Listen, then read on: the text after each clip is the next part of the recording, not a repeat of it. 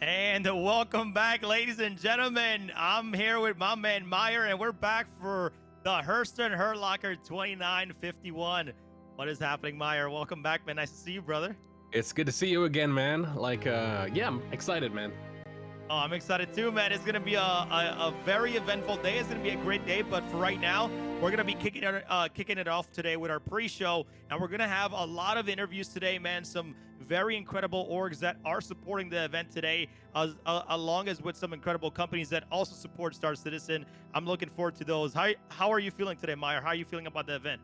I'm feeling good. I'm feeling good. This is gonna be a whole different ball game to the Stanton 7. But I'm really excited to be here, man.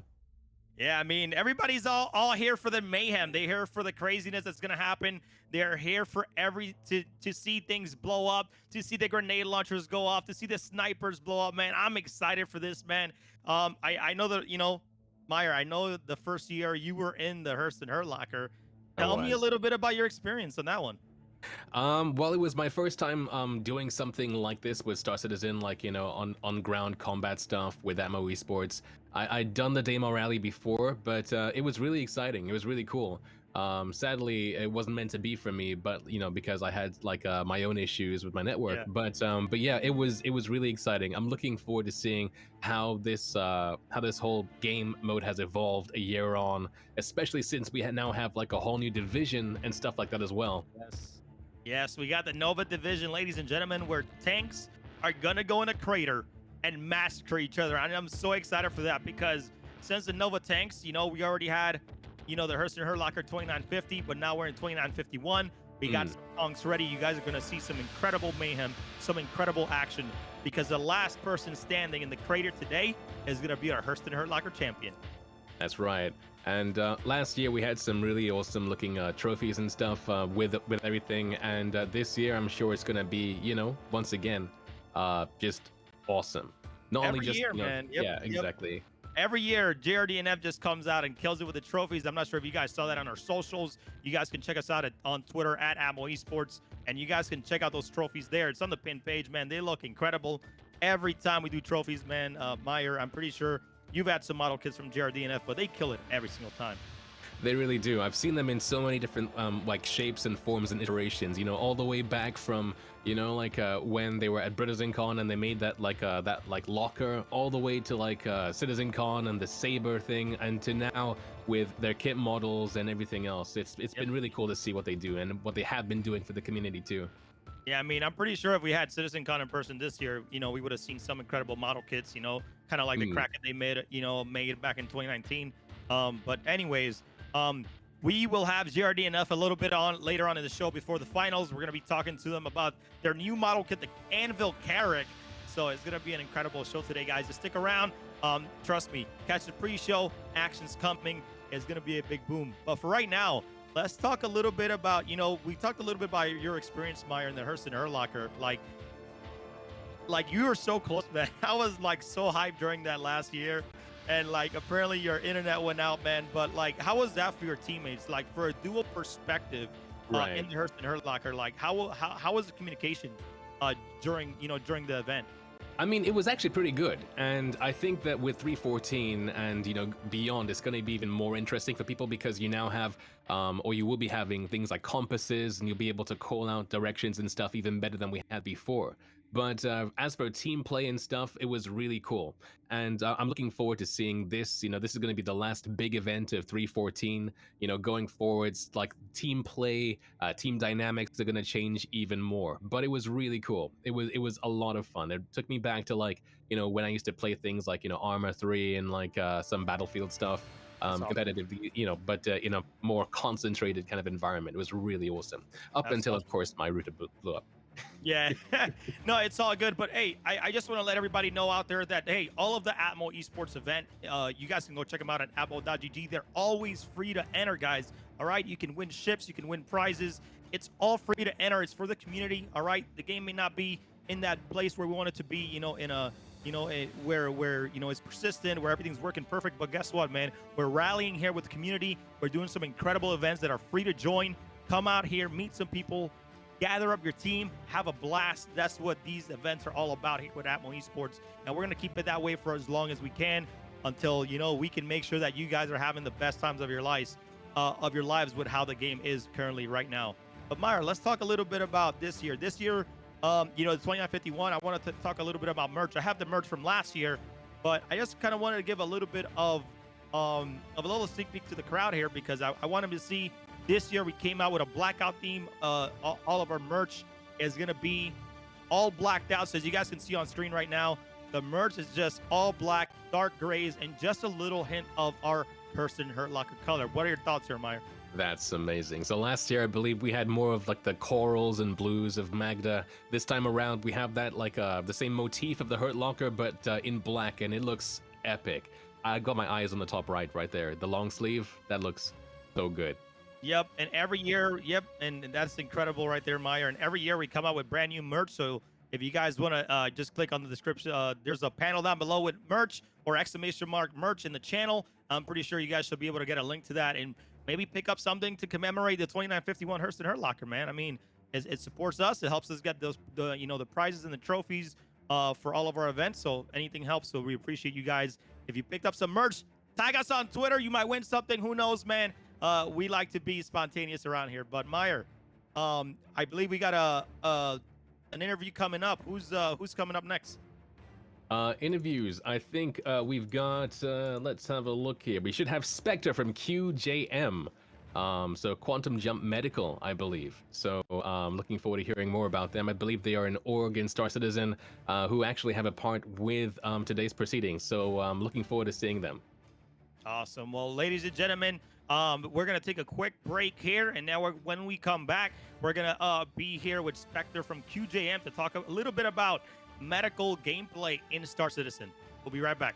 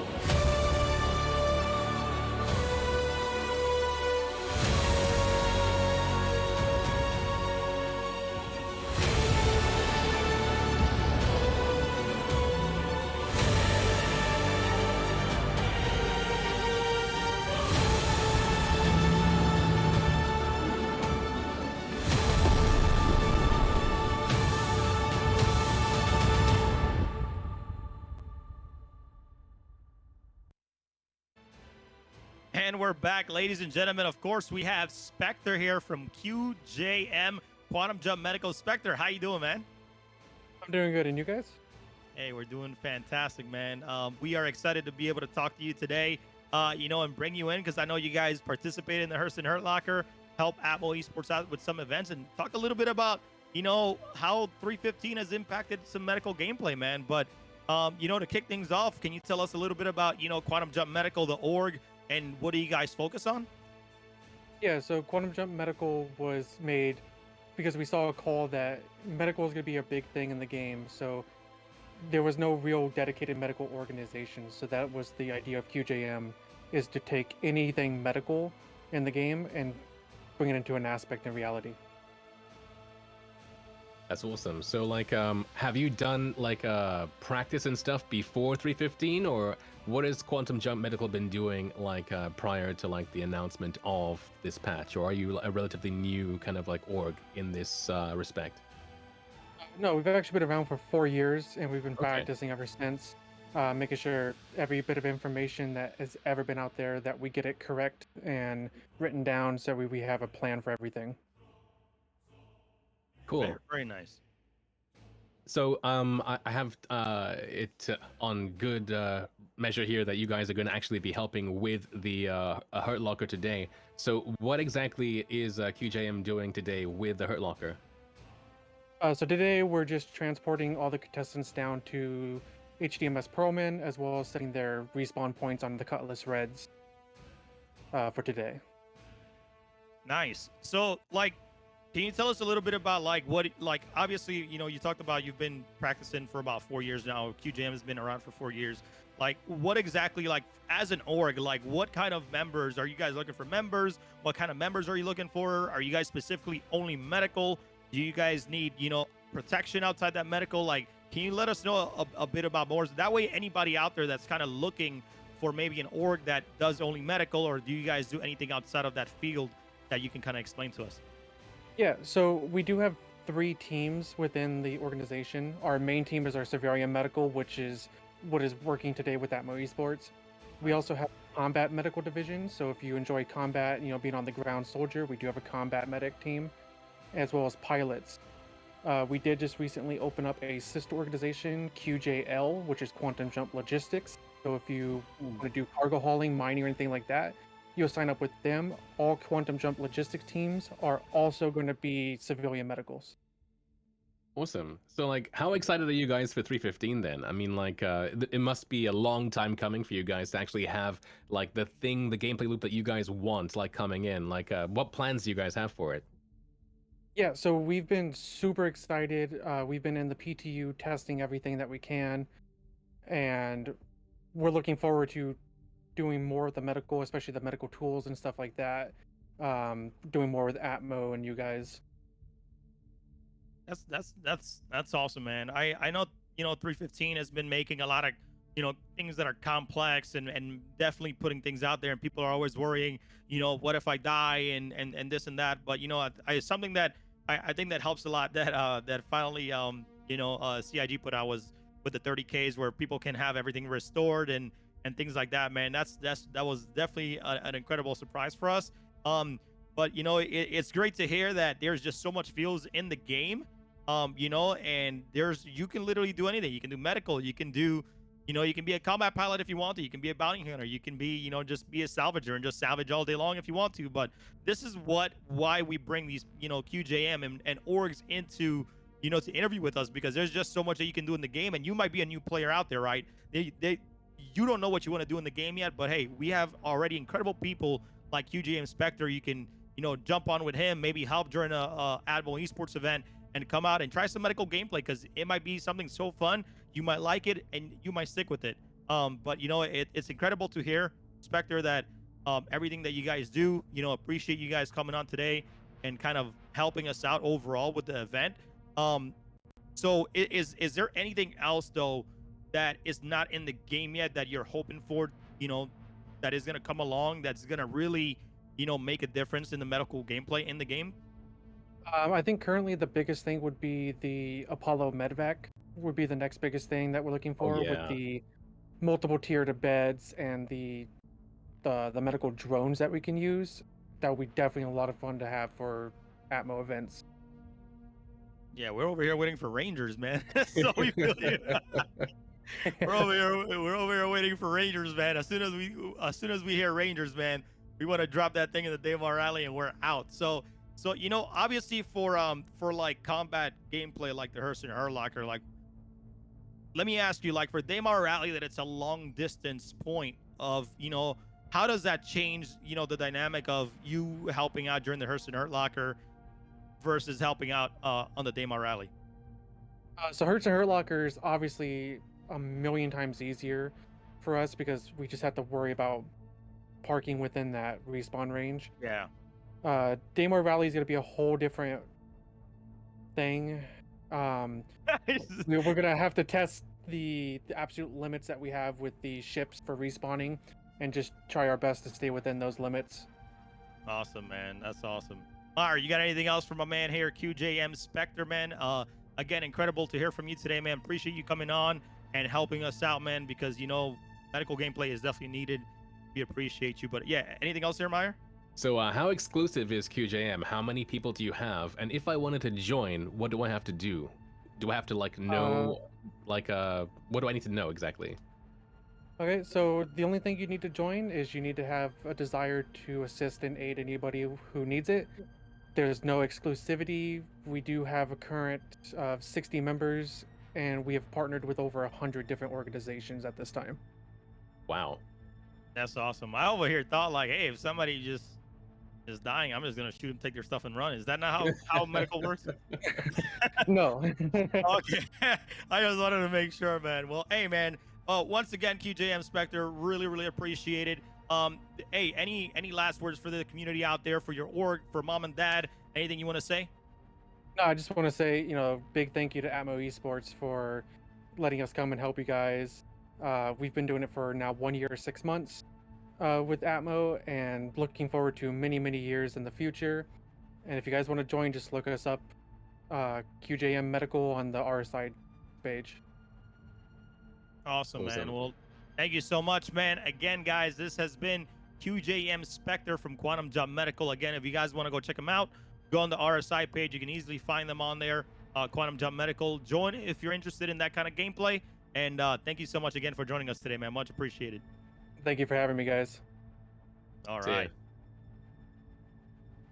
All right, man. That was Meyer. That was a great interview so far, man. That was definitely a lot of fun here. I love hearing about the different types of gameplay that that orgs bring, and like since 315, this has been like very like needed, especially for like for the Hurston Hurt Locker, for people to not lose their stuff, to kind of time Yeah. when they're on their desks and things like that. But I'm very very excited to have Quantum Jump Medical here with us today during the Hurston Hurt Locker, man, being our official medical team. That sounds incredible. It sounds like real life, man. It does. It does. Yeah, they mentioned like QJL, the logistics thing. I believe that because like we're doing the Hurt Locker at the very end of 314, it's going to be more logistics for them. But when 315 rolls around, things are going to be a bit different. I really look forward to seeing how the rules evolve with medical gameplay being a thing, being able to res your friends, being able to have like QJM around, making sure things are like working properly.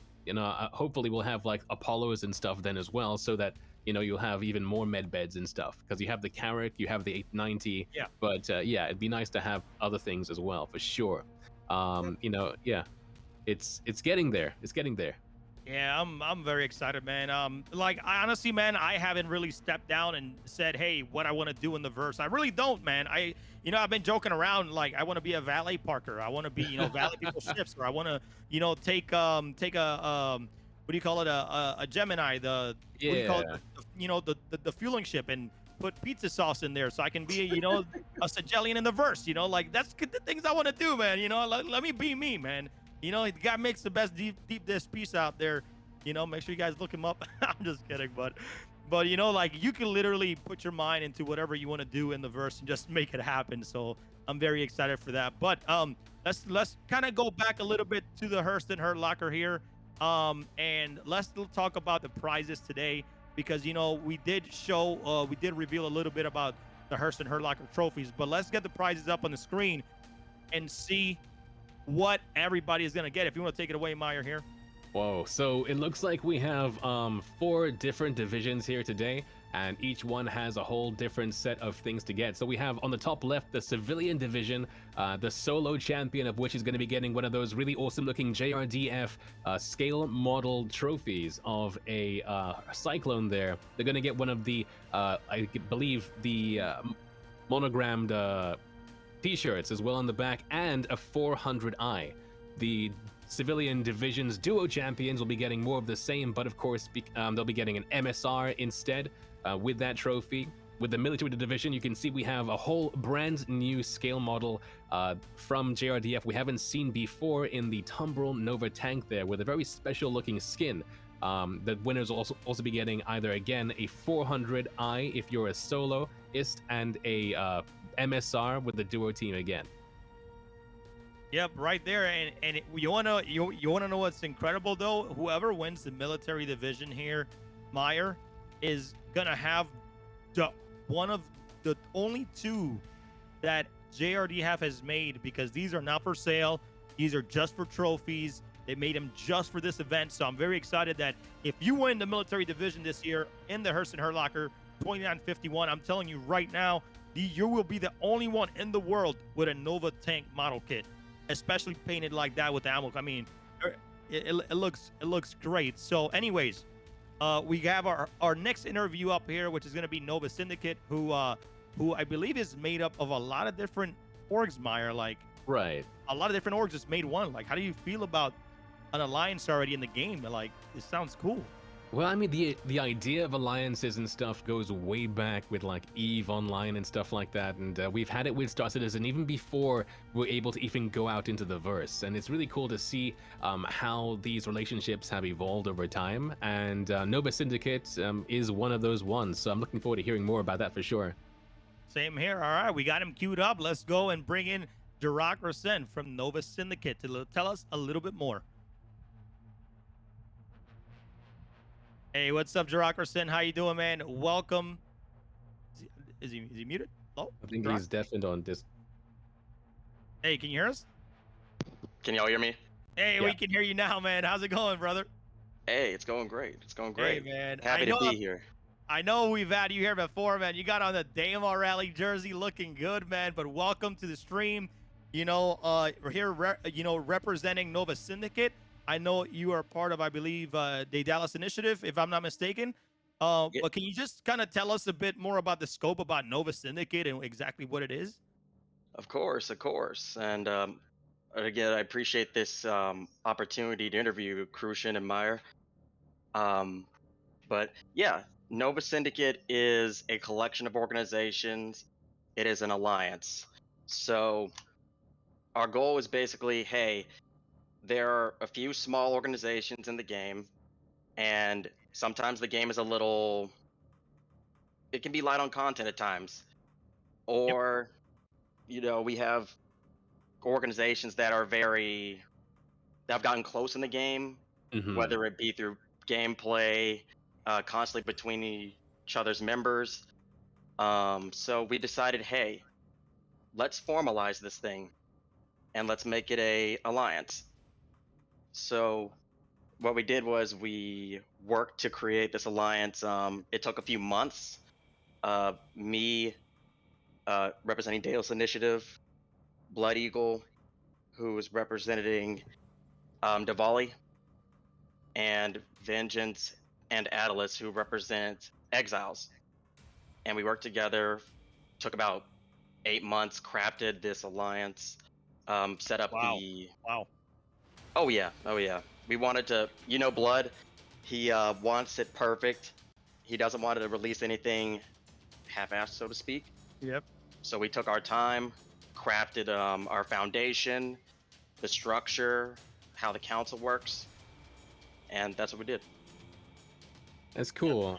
Awesome. I mean, in Star Citizen, because you have these really big orgs that kind of like take in all these members and stuff like that, it's really nice to see that if you are in a smaller org that has like, maybe more like a laser focus what you want to do, you have things like Nova Syndicate, so you can still branch out and you can still, be stronger as a unit when things like that happen. I look forward to seeing how Friend or 4 works in the future for the future of of Nova Syndicate. Definitely, Meyer. Like you said, there are a lot of big orgs in the verse. Some may not be friendly. So we want to make sure that we bring the little guys in, and we all share values. Yep. And work together. I was gonna say, we also have expanded to a 4th member, Mortem Solus. Oh, wow. Yeah, that took a little bit of time. That was more, hey, we have to see if we work together. We have to see how your members interact with ours. And so it took about 2 months, 3 months of observation, playing in each other's events. Mm-hmm. And eventually the council came together and decided, hey, this org fits our values. They have the same vision as us. We need to bring them in. That is so cool, man. Let me jump in right there because like all I'm saying is like you guys keep making these alliances. All I can think of is like, yo, you mess with me, I'm gonna call my friends. You know what I'm saying? Like, Yeah, exactly. I love this, man. A lot of people think that this game is just like is just like it's a game that's not done. Look, man, we have so much connections here and so much like relationships in this game outside of the game. Because I know when people look for an org, they definitely stay with that org. And you guys are not only, I mean, not to sway outside of Star Citizen, but you guys not only play Star Citizen together, you guys play other games and you create a bond and you guys just have a good time, and whenever you guys have more content, you come back to Star Citizen, you play together, and you guys just make that a fun time. And I think that regardless if that's what an MMO is all about, right? You play with people you want to have a good time with. You guys have all the same values to make the game fun. Because I feel like Star Citizen, yes, we're gonna have NPCs, yes, we're gonna have a lot of different things, but dude, you gotta mesh in with the community. That's what the game is gonna be all about, and that's what I'm excited for. Exactly, exactly. I agree completely, Crucian.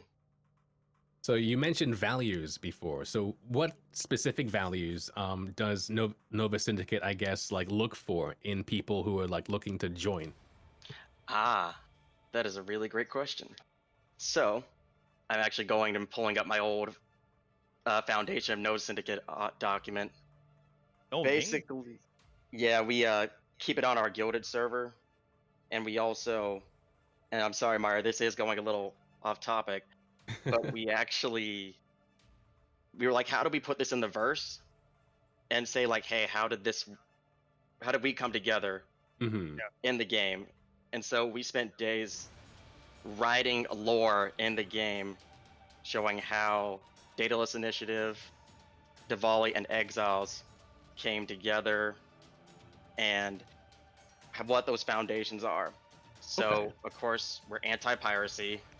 That doesn't mean people might do some things under the table, truth be told, but you can't just go around and beat up on people, take their stuff, unless, of course, you're getting attacked, then we'll swarm them and take them down.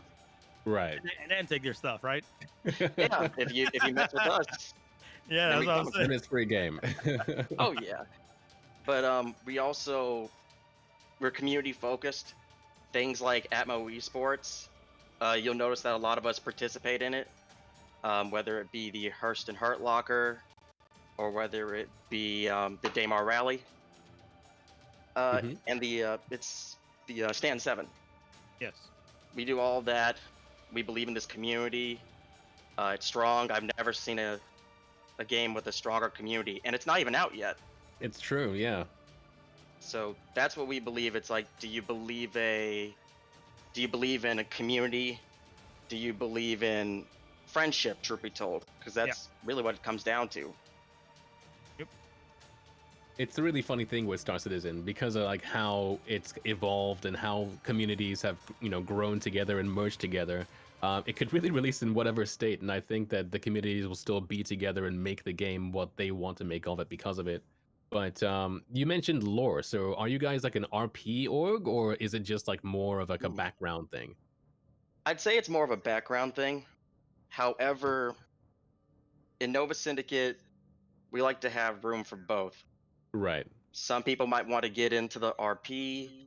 They write deep lore, engaging lore, like Jade Starwater. She wrote a very deep lore for Exiles, and that's something that I really appreciate. Mhm. And if y'all ever go read through it, it's very deep. It's like, I don't know, over 100 pages. Oh, gotcha. That's Yeah. that's That's that's crazy. that's awesome. Oh Well, yes. man. Well, Jirok, we appreciate you coming in, man. And always a pleasure to talk to you, man. I love the vibe that we have this alliance, in this game, and it's just like I just like seeing the community aspect in general, right? And you guys just keep building and bringing in more people, and you guys, participate in all these Atmo Esports events, just creating your own legacy. And I tell people, hey, man, these events are free. Join in. We've had incredible stories where a father and son were racing in the last day rally, and that's how they bond. Like, and they were literally going at it for about 8 hours, which to me is like incredible. And just to keep hearing things like this, the whole community coming together for these events, man, is absolutely incredible. But before we head out, of course, I gotta leave you the floor, man. Anything you want to say to your org, friends, family out there? First, Atmo Esports, we appreciate everything you've done, the events you do, bringing the community together, keeping the game alive and strong. It's fantastic, and I know it's a lot of work, and I know it's a lot of time. So just appreciate that. And in terms of Nova Syndicate, I'll say that we are still expanding.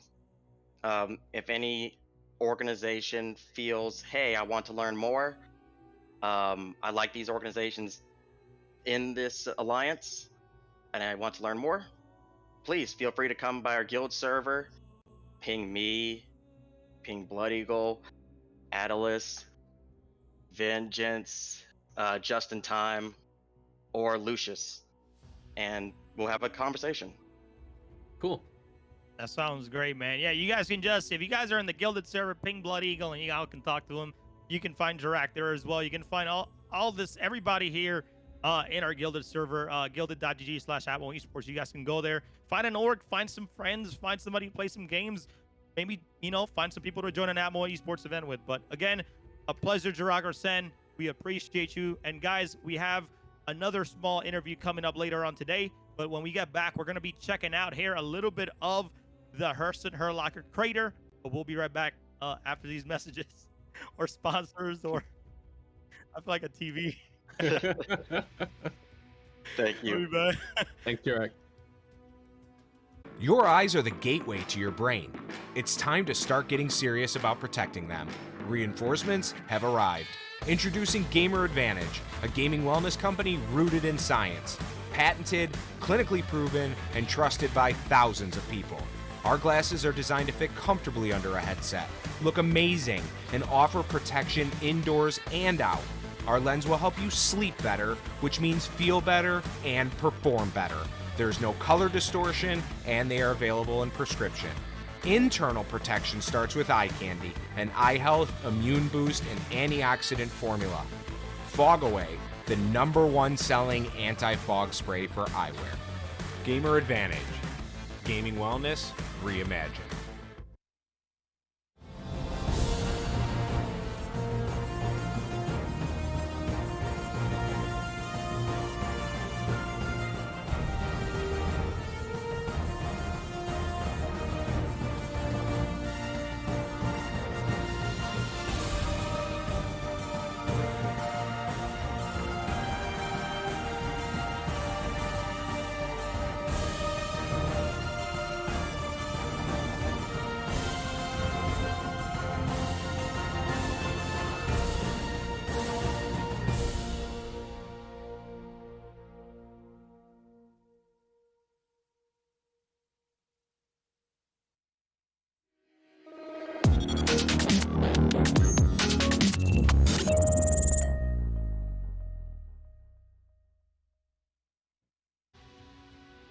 All right, and we're back here, and man, great interview there with Jirak Arsen from Nova Syndicate. But guys, let's get back here to the HURSTON Hurt Locker. I know you guys are like, man, why is there so many people interviewing? Look, man, we love it. Think about it this way, right, Meyer? Like, we had CitizenCon. They did an incredible job putting a lot of incredible trailers throughout there, and we want to make sure that we're doing the same job, right? We want to make sure that we are also giving the spotlight to the community, because without the community, there wouldn't be an Atmo Esports around here. So, just to kind of give a little perspective on why we got, all these incredible orgs coming out to interview. They help support us. QJM with medical, like the whole Nova Syndicate is actually behind the scenes helping us with transport, helping us as server leaders. Man, there's so much that goes on behind the scenes that, like, if you were helping us, then you would kind of see the bigger picture of like how many people are actually helping us put all these servers together, just so we can bring you this insane event that's going to happen today. But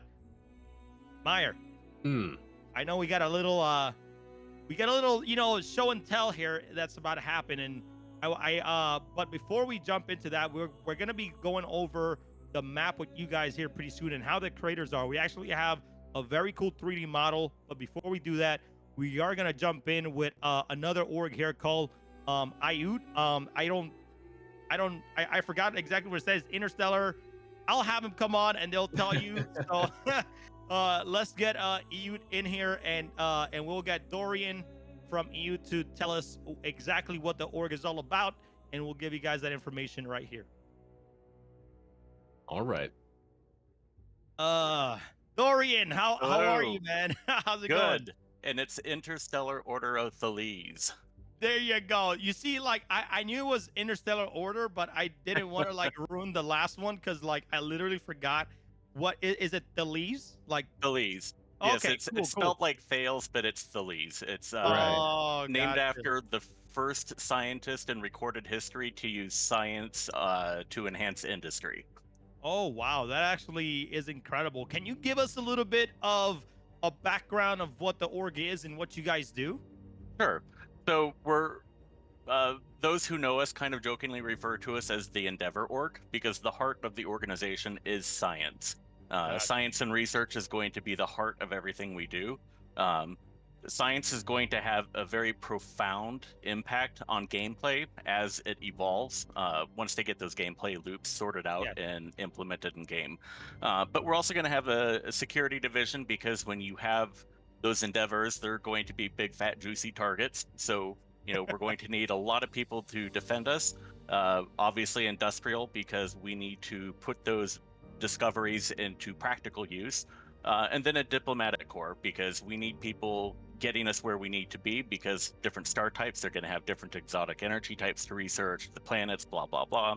Mhm. And then, of course, a little within our diplomacy, we're going to have our media group and our intelligence, just so, our hair is going to be full of secrets. Wow, that sounds incredible. So with science, and exploration being, kind of like a more high concept gameplay loops to come in the future, what Mhm. has the Order been doing in the meantime? How old is the Order, and what do you guys do in Star Citizen now? We were founded in 2019. Okay. We tend to do a lot of. We're affiliated with the Yacht Club. Okay. If you guys are familiar with Joran and the Yacht Club, Yeah. so we tend to do a lot of shenanigans with them. Just because with science being the last thing to come out and the Endeavor probably coming out after launch, Right. so we're just having fun in the game until then, building relationships. As everybody who's been paying attention understands, community is the heart and soul of Star Citizen. So working on developing and evolving that community, recruiting people who are going to be a good fit for what we're trying to do, and just having fun. Right. I love that aspect. Is there any other games that the Order likes to kind of jump in and dabble in other than Star Citizen, or is that the main focus right now? Some of us are also playing Conan Exiles and Oh, New okay. World, Okay. which is pretty new on the scene. But we've got a group that plays New World, and it's ridiculous fun. So Yes. about other games, like with Thales being this scientific org, I'm sure you've heard about, with Elite Dangerous, for instance, there's a lot of deep stuff when it goes to exploration and science, where every trailer that comes out, people are decoding the audio and that kind of thing. Are we Yes. going to expect the Order to be that kind of group within Absolutely. Star Citizen? Oh, Okay, We're going all to right, have our hands in every cookie jar of every aspect of science and research. That's going to be right. medical. Obviously, we have a massive fleet of endeavors. I think right now we're sitting at 28, and we have 56 members. So, Oh, okay. and more to come. It's a bit understaffed. Yeah, we're good. We're good. We obviously have a huge need for talent, so we're going to need people who are willing to come in and crew those ships. Hmm. But we're going to be doing everything from science, research, exploration. I mean, there are dozens of fields of science. I'm actually going to be doing a YouTube series probably in the next month or two. I'll start putting those up, talking Very about the real world fields of science, what they do, and how they could translate in the game, and what those gameplay loops could potentially look like. Because Okay. as I understand it, CIG is not. They haven't really gotten too far into that because it's just they have so much else going on that they need to focus Yeah, on. yeah. So part of the hope is that we might be able to influence a little of how they're thinking about it by presenting some ideas from people in the game already, and what those gameplay loops could look like. Right. So should I be calling you like the Elon Musk of Star Citizen then? Like, No, because Elon tends to take other people's ideas and market them as his oh, own. So ours will be original. all right, that's what I'm talking about, man. We're going to be that's the gas we scientists, not needed. publicity. Hey, man, it's good to be both though. But anyways, man, that's awesome to whatever hear. gets it done. That's awesome to hear, man. I love. That's a curveball. I'm sorry, but no, that actually sounds incredible, man. Like we heard a little bit about medical today, but now we're hearing about science and everything that's going on in Yes. exploration.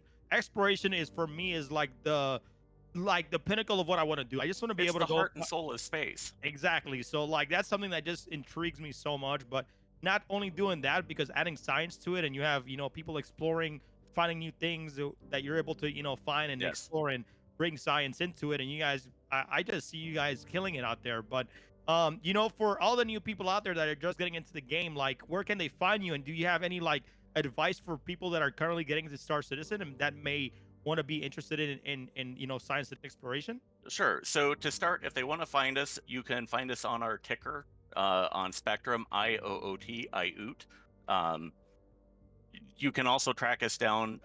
You can get a hold of me directly on Spectrum if people have questions about the org. So far as people who are new to the game, talk to people. Community is the heart and soul of the game. Make friends. Network. It's no different than any other MMO. If you're not coming into it with an already developed group of friends that you plan on doing things with, make friends. One of the things that I think is brilliant is that they're letting us be in up to 10 organizations. You can have one as your primary and then 9 affiliates. So don't be shy, be an org slut, get around. You're not going to know what you want to be when you grow up until you grow up. So, Yeah. explore, entertain new ideas, talk to people. The only thing, honestly, that we're probably not going to do is piracy and griefing, just because, nobody likes dealing with dicks. So, Yep. that's Okay, really though. going to be the only thing we're not doing in our org. But we're already affiliated with groups that are going to be working on medical gameplay. Uh, as I said, we're affiliated with Yacht Club. And I've got my hands in a lot of other cookie jars that I can't really talk about right now, but we're expecting to have more things as the game develops. Because we're so many years out, nobody's in a Yeah. rush to get all these things cemented, because who knows what's going to still be standing by the time the game launches. Yep. That's So fair, yeah. just be flexible, have fun, make friends. No, man. Well, hey, Dorian, thank you so much for explaining everything in such great detail and just passion for the game in general. So thank you so much. I really, really appreciate it. Any last words for the community? Any last words for your org? Any last words for just the people watching at home? Can you? Yeah. So my last thought is I want to do a quick call out. A very dear friend of mine. She's in a group called Star Jump. Her name is Starlet. She has created an app for those of us who play the CCU game. You type in Oh, the ship wow. you have and your end goal ship, and it creates the entire chain of CCUs for you. So you Oh, know wow. exactly what to buy to make this happen, and it's absolutely brilliant. I just found out how close she is to having this ready for prime time, so it's ready for IAE. So I just wanted to take a quick moment to call out because she's a very dear friend and a huge part of the community. Wow, definitely great shout out there because I didn't even know that app was out, but you can put in Yeah. a starting ship, so you can put in Aurora and you want to build to a Carrack and it shows you that Exactly. chain. That's insane. Love that. Exactly. This And is what it's yeah, that that's crazy. hanger.link, HANGAR.LINK. And she's affiliated with Star Jump, who, if you're familiar with that community, they have made some amazing videos for games. Yeah, I've seen those. They're So, really cool. And they're an org that I'm very delighted to be working with. They're dear friends, so I just wanted to make sure that the community at large is aware of this amazing thing they have. Awesome, man. Well, Dorian, thank you again so much, man. We really My pleasure. appreciate Delighted to be a part of this. coming on, and thank you so much for supporting the Hurston Hurt Locker and just Atmo Esports in general. And thank you so much for just sharing all that incredible information with us, man. We'll see you around, and thank you again so much. Take care. Man, dude, that was some wild, like I mean, Dorian is a pleasure to have, man. That was a great interview. What are your thoughts on like science and exploration? Well, I mean, the like, game?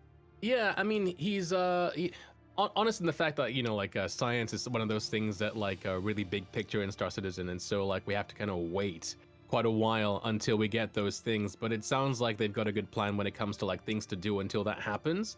And of course, they've looked at other games like Elite Dangerous, where like their devs have put in like things like science in a good way. So I'm looking forward to seeing what they do once science comes out. But yeah, like I was looking at chat. A few, I guess, less than moral individuals in chat were like a bit called out there for a second. You know, a bit like Man, a it's all yeah. right. Yeah.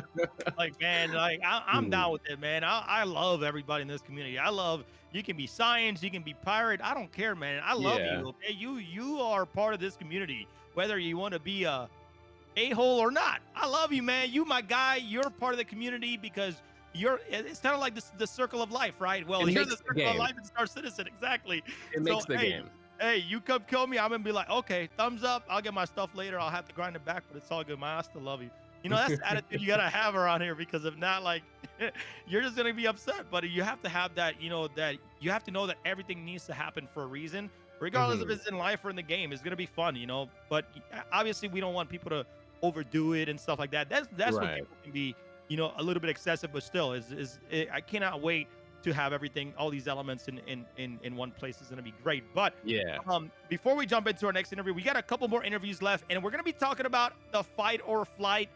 We got some incredible information coming to you guys because I know we've been, Maya, we've been really just teasing fight or flight for a long time, and I know a lot of people are here to see what's coming up next for fight or flight, and we're gonna be announcing that, later on before the match starts, and we're gonna announce something incredible. So don't go anywhere. But like Meyer, when you think about fight or flight, right? 20 Mhm. versus 20 org battles. Right. Tell me your thoughts on that. Like, how do you feel about that right now? I have 30K reasons to be excited. Hey man, we can come back now. Okay, there's no 30Ks in my book anymore. They canceled it. They canceled it, man. I But mean, hey, like, yeah, real talk. I mean, it sounds really cool. Honestly, I mean, when we think 20 versus 20 and the future of Star Citizen, like with sharding and stuff like that, we may not, like realistically have, 200 player battles or 500 player battles. It's going to be yeah, within these kind of like little, 50 player kind of like battlefields. But if you're a huge org, then it could be like little like shards of 50, 20 versus 20 or like 25 versus 25. So like for Atmo to host something like this actually is pretty close to what I feel fleet gameplay is going to be like in right. Star Citizen. Yeah, exactly. So it's going to be really cool. I look forward to seeing exactly how it all works and how it comes together for sure. I want to mention one thing because a lot of people don't understand like about these servers and shards, and people kind of put it down because look, I've played World of Warcraft, and I got to talk about this real quick because World of Warcraft is one of the most optimized games in my opinion, right? Right. For a MMO. And when I would literally go into a server that has, like when you go to like, let's say like Orgrimmar, right? You lag because there's like thousands of people in there. Can you imagine with graphics like Star Citizen with 1,000 people in just one place like Orgrimmar, bro? Like your shit's Well, gonna blow up. I mean, Your I can computer's gonna dream. fry. I can dream, but Like, yeah, I mean, know? that's why I think the shard stuff is going to actually, work out okay, and the fact Exactly. that like all these servers are going to be connected to each other, it means that even if like within a small area we're constrained to like a certain amount of people, it doesn't mean that like what you do isn't going to be able to contribute towards a greater thing. Like imagine if you have like 25 versus 25, but like let's say that you have like a 500 man strong org against the 500 man strong org in the same location. Yep. As people start getting blown up, maybe through server meshing, you'll start to see more people from More that people. until you actually get whittled down to like, only 10 people in a capital ship per team. Yep. But yeah, I'm looking forward to this fight or flight thing a lot. It sounds cool. And like, when I think about it in my head, I think of these like, big Star Wars kind of like battlescapes, or even like EVE Online. You see those like massive EVE Online events and stuff like that. You see like pictures and stuff of that. I just want to see, like an epic space battle in Star Citizen, and I'm looking forward to seeing that in an organized fashion. It's gonna be cool. All right. Well, let's get to the next thing here. We're gonna show you guys right now, really quick here before we jump into our next interview. One of the creators that we're gonna be doing, we're gonna be going into the civilian creator where we're gonna be doing our solos and duos, and we're gonna have our director put it up there. It's gonna be cool because it's a very cool 3D model that you guys are gonna see right now, and he can move it around. And you're gonna see the top of the crater right now. So that's what we're seeing right now. And this is the crater. Now we're going to be battling it out and checking out who's going to be the last person standing. And Meyer, what do you think about these rocks all in the middle, man? This is the crater that I like. So this is ridiculous what we're seeing right here. So this is like a composite of like, just different pictures put together in a 3D model to show us this division's crater. And yeah, as you can see from what we have here, like within the center, we have some like small micro craters here you can hide behind. There's a lot of cover with the rocks in the center. There's some big rocks in the back too, which I believe are within bounds. So like, I bet you we're gonna see some people up there with sniper rifles. It's gonna be a really, really interesting map to spectate today for sure, Crucian. Yeah, so if for those of you guys that don't know, right, I'll go over the quick rules while we have the crater up still, because right now, at everybody in the HURSTON Her Locker, we're gonna have singles or duos. They're gonna be pretty much in the edge of the crater. So while they're in the edge of the crater, they're gonna get a countdown. In that countdown, everybody's gonna at the same time, they're gonna jump into the crater and the battle begins. And we're gonna be able to capture that for you guys via all of our incredible cameras out there are gonna be in each server, just capturing these moments and just catching all the action so you guys can see all the explosions. So big shout out here to Bowphone for just giving us a great 3D model of the crater mire, because that thing looks insane. I love it. It does. I can't even like begin to wrap my head around how it was captured, but yeah, I'm really excited for this. It reminds me of last year, and now I'm sad, but like it also reminds me of just how cool and how tight like a map like this can be. Yep. It doesn't have to be huge, because again, with the relief and stuff on the map, you can literally like go prone in a defilade of like a small crater, and then you can be hidden from somebody else. And I'm just looking forward to the action. I really wish I was participating. Can I play? Can I leave now? No, you gotta stay with me, man. Last year I casted it by myself, and I was winded after. Like as soon as I hit stop live, I just like.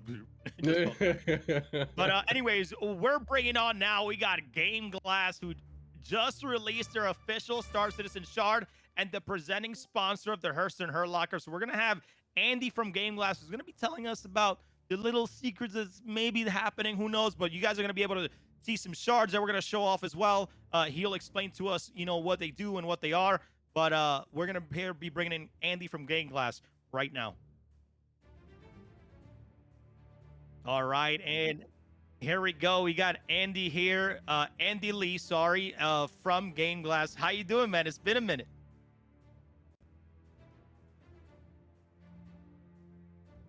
Oh, Andy's deaf. Andy lost. There we are. Hey, Andy. There we go. Hey, welcome back, man. Nice to see you. Oh, I think your push to talk might be your deafen button too. There we go. Yeah. Hey. Welcome, Hey, Andy. I'm good. man. How is everyone over there? Great to be here. It's an exciting day. Hey, I think we missed you, man. It's been way too long. It's been a few months since the Stand to 7, but always a pleasure to have you back, Andy. In the GameGlass team, you guys have been killing it with all the shards and everything that's going on. But you know what? I guess to kick it off, for people that may not know what GameGlass is or how it may improve their gameplay, can you kind of explain a little bit about what GameGlass does? Yeah, sure. So basically, we're a touchscreen control product for every game, basically. But we began with Star Citizen. We had our origins with Star Citizen. Everyone on the team played the game. We all came together because we love the game.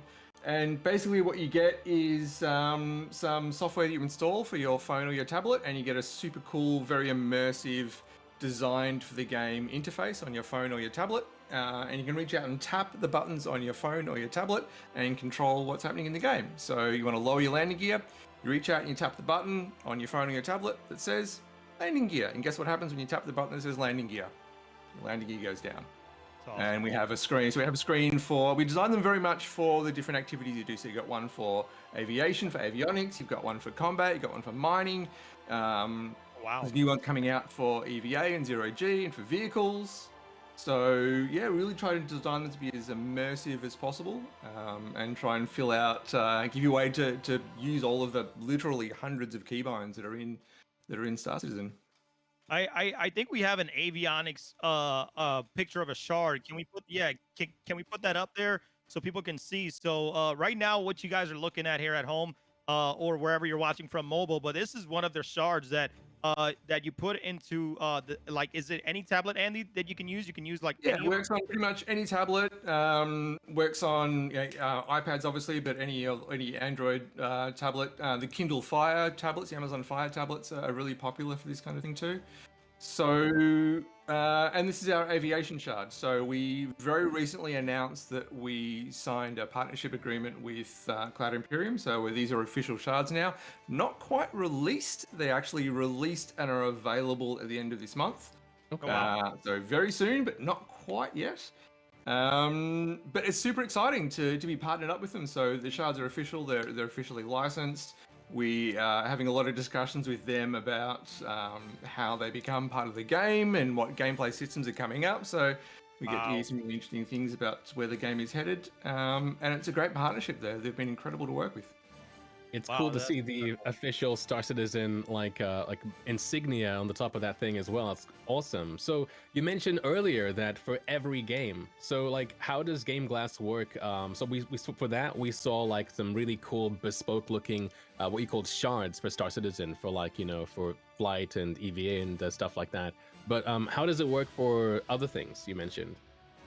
Yeah, it's a great question. So we've got a part of our platform called the Forge, and basically Okay. what it lets you do is build your own shards. So you can jump into that tool. It's like a drag and drop tool. You don't need to be able to code anything at all, and you can put buttons on your little canvas that you have for your device. You can set that canvas size to suit whatever device you have.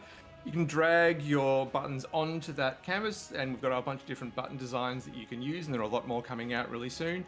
And then you give each button an action. It can be a keybind, it can be a sound, it can be a macro, it can be a mouse event, it could be anything you like, basically. So you can set up and build yourself a shard for a flight sim or for an RPG. We've got some really interesting shards coming out for some MMOs.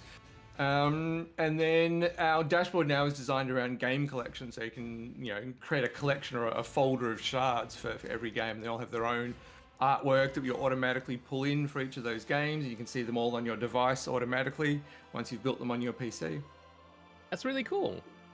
Dude, And, I'm so amazed because like it just makes it easier. I know it's like Star Citizen has so many like inputs and macros and different things, and just having something that is visual that you can see and can we put up the combat shard up so people can see like like you can put like missiles on here and you can decouple and safe, and you can like target missile. Like this stuff that you guys are making, Andy, is really incredible because like it just as a fingertips, right? Like instead of me trying to go on my screen on my ship and and go in my cockpit in the game and change my shields, I can do it on the tablet, and that's just mind blowing for me. Yeah, thanks, man. It's as I said, the whole project, the whole product came about because we wanted something like this when we were playing the game, because it's such an immersive game, it's such an immersive universe, and being able to reach out and tap it and touch it in a really tactile, intuitive way, it just feels like it really adds something to playing it that way. You can reach out and tap and drag the capacitor triangle around, and that combination of a digital display screen that is also your controls lets us do some really interesting things with, as you say, things like the operator modes for missiles and turrets, and the way toggles and switches work, and that combination of displaying information with controls at the same time on the same object lets us Yeah. do some pretty cool stuff. And in the future, hopefully as the shards become more integrated with the game itself, they're not still right now. They're just sort of the game and the shards are separate things, but hopefully in the future they'll be more tightly integrated together. That combination again of displays and controls is only going to be more and more interesting. And I'm Love sure it. that Love it. partnership with CIG is going to help too, because like that way, as the game evolves, so will these shards. It's not like okay, I have GameGlass now, and it's going to work for 3.14 or 3.15. It's going to work for as long as you guys are partnered with CIG, or even like beyond and all that stuff, right? It's just going to be well, I guess modular, right? Yeah, yep, and that's a good point. And we've always kept the shards up to date as the game's evolved. I remember when we added VTOL, and we add all the new landing controls. There's a lot of new docking functions, and as they add new small things, we update our shards to include those small things, and we always update the keybinds every time they have a new patch. But absolutely, as they release, new entire gameplay systems, they get their own shards. So medical, salvage, Medic shard, water resistant shards coming up Yes. for that kind of gameplay. Drones, and then our own. We've got a lot of plans for things like ship command and fleet command shards as well that will help with those experiences that we can kind of build outside the game. So.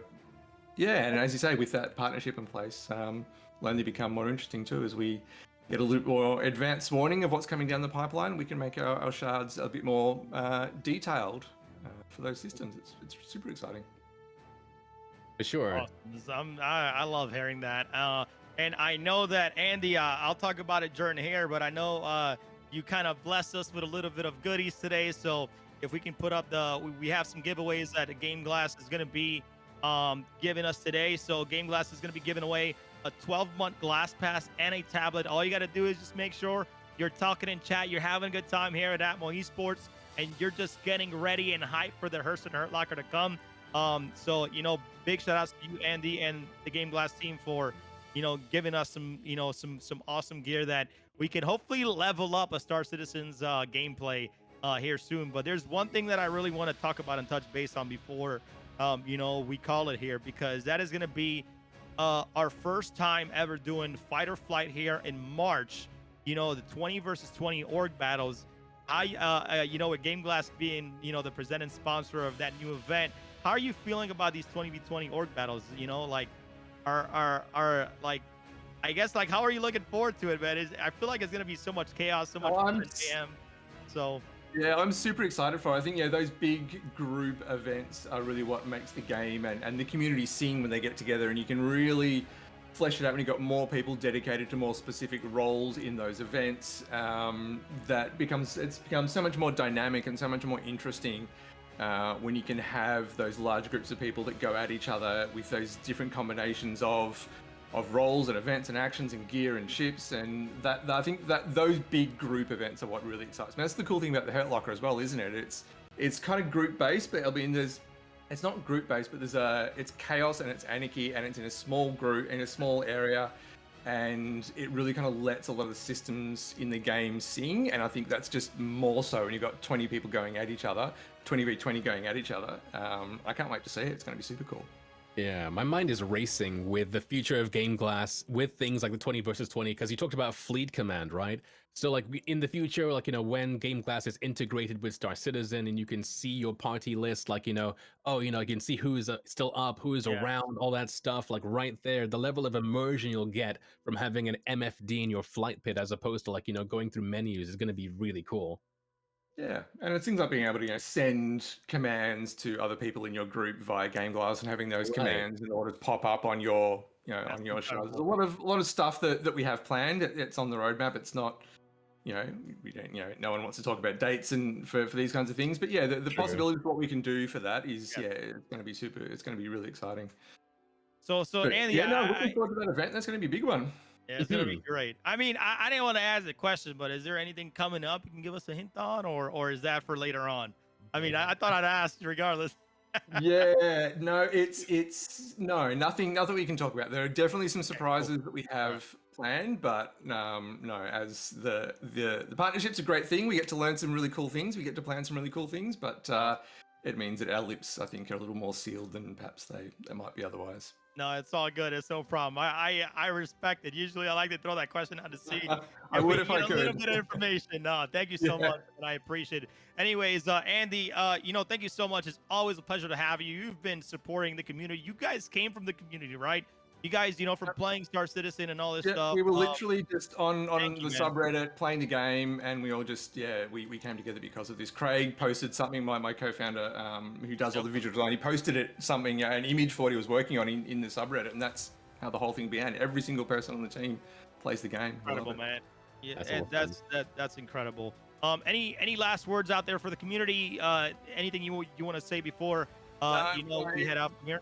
The community is amazing. The level of creativity and passion and excitement for the game, and the way they come together and apply that to these amazing events like this, which is such a huge thing for the community. You guys do such an incredible job giving them such a a great place to express their love for the game, but also engage with the game and each other in really interesting ways. So all these events that you guys run are such a pillar for the community. So it's always exciting to be here. It's always exciting to see them. Thank you so much, Andy. I appreciate it. Well, guys, ladies and gentlemen, it has been a pleasure to talk to Andy from GameGlass here, just giving us all the updates and all the good stuff here, for Star Citizen. Remember, you guys can check out GameGlass at gameglass.gg. Go get your shards, man. Get ready, because when the official Star Citizen shards come out, it's going to definitely elevate your gameplay. So we'll be right back with, some more information in the Hurston Hurt Locker. And get ready, because time is getting closer for us to jump into the crater on Magda for the mayhem to start. We'll be right back, guys. Thank you.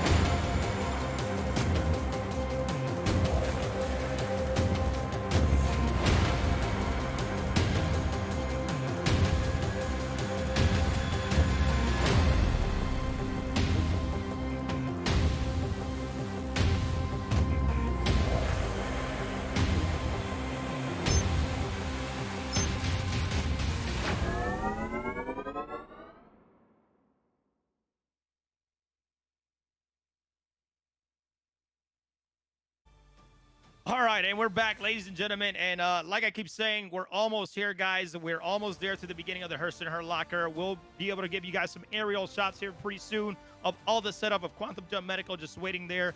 Meyer, I mean, it's been a great day so far. It's been a great pre-show. How you feeling so far, man?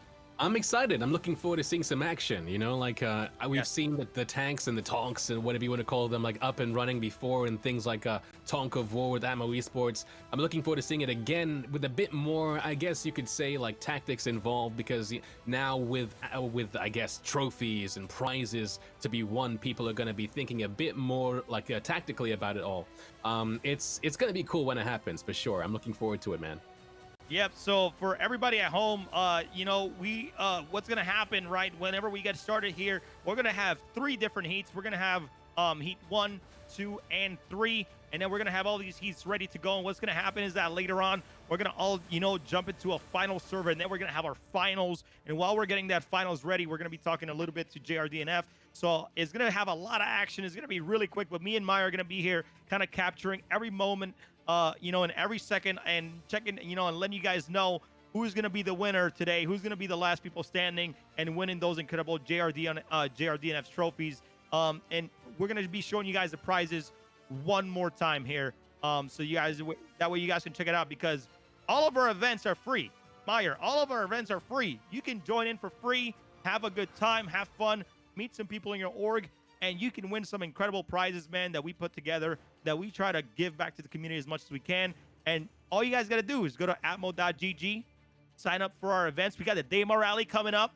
All right. If you want to sign up your org for the Fight or Flight coming up, if you want to sign up, your org for the next Stanton 7, which is an incredible racing ground. And let me tell you, Meyer, this year, we got a Ryson.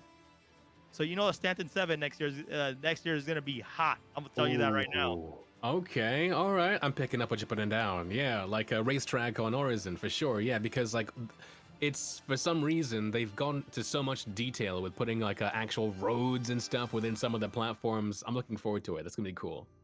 Yeah, man. I'm very excited, because I know I actually, for the first time, because I've been moving, I've been busy doing a lot, setting up the new studio, right? Like, I went to Horizon. I don't know how people say it, sorry. But, it was beautiful, man. Like, first time I went there, I went to Crusader. I was actually blown away by, I think it's my favorite place to land, but apparently it's hard to leave or hard to get out. But still, it takes a while. It is cinematic. Yeah, but still, it's literally my favorite thing. The first thing I had to do, I explored, and then I just jumped down into the gas giant. I was just free falling into a gas giant of beauty. That's what I'm gonna call it, because it was definitely incredible. So I'm gonna say CIG Star Citizen, great job on Horizon. That was absolutely incredible. But who we got coming up here, Meyer? Next, I believe we've got Toby Gaming.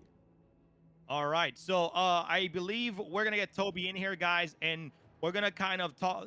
Toby has been in Star Citizen for quite some time here now, but really helping us kind of move away from having anything on, but where their eye tracker has been great. I've seen the eye tracker used in different games, especially FPS games, but actually bringing that here into Star Citizen now, that eye tracker has been wonders, where you can turn your head and it just track your eyes, and you'll be able to move left on your ship or right. And I think that stuff is so cool, man. And I love the technology that's coming into Star Citizen, and that we're able to do things hands free without hitting another keybind, because I'm telling you right now, there's a million keybinds, man, and I can't keep up with them, Meyer. I can't. Well, that's the beauty of things like the Tobii Eye Tracker and GameGlass, is that like not only does it like make things just a bit easier to use, but it also adds to the level of immersion as well. Yep. Like instead of having to think about key bindings, it's also, oh, this is just the thing I'm doing, and now it's working. It's really cool. Yep. All right, so guys, we'll be right back after we show you guys a little bit video for Toby. We'll get Toby in here, and after Toby, we're gonna be doing our announcement here for what's coming up for Fight or Flight, and then getting into the action for the Hurston Hurt Locker 2951. We'll be right back, guys. All right.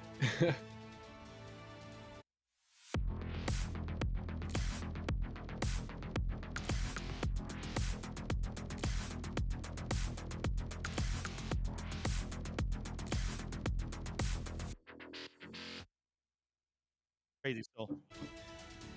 All right, and welcome back. We got Michael from Toby. Welcome to the show, man. How you doing? Thank you. It's good to be here. Awesome. Oh man, it's a pleasure. Hopefully, you don't have any stage fright. It's only us here, and don't worry about everybody else on the screen. No worries, no worries. We'll get through this. All right, no problem, man. So, I mean, Toby, it's a pleasure to have you guys here. Like, thank you guys so much for helping support Admiral Esports in all our events. But for all the new people out there that may not know what Toby is, can you give us a little bit about the history behind Toby and what got him into Star Citizen? Sure. I mean, we've been working with eye tracking for 20 years. It's 20 wow. years to today. So we started in the research and the assistive business, and in 2015 we started to engage with the gaming community, and because we're seeing this awesome possibility of making the games even better with more immersion, and it was kind of a hen and an egg problem, because there was no games supporting eye tracking, and there was no eye trackers in the consumer environment to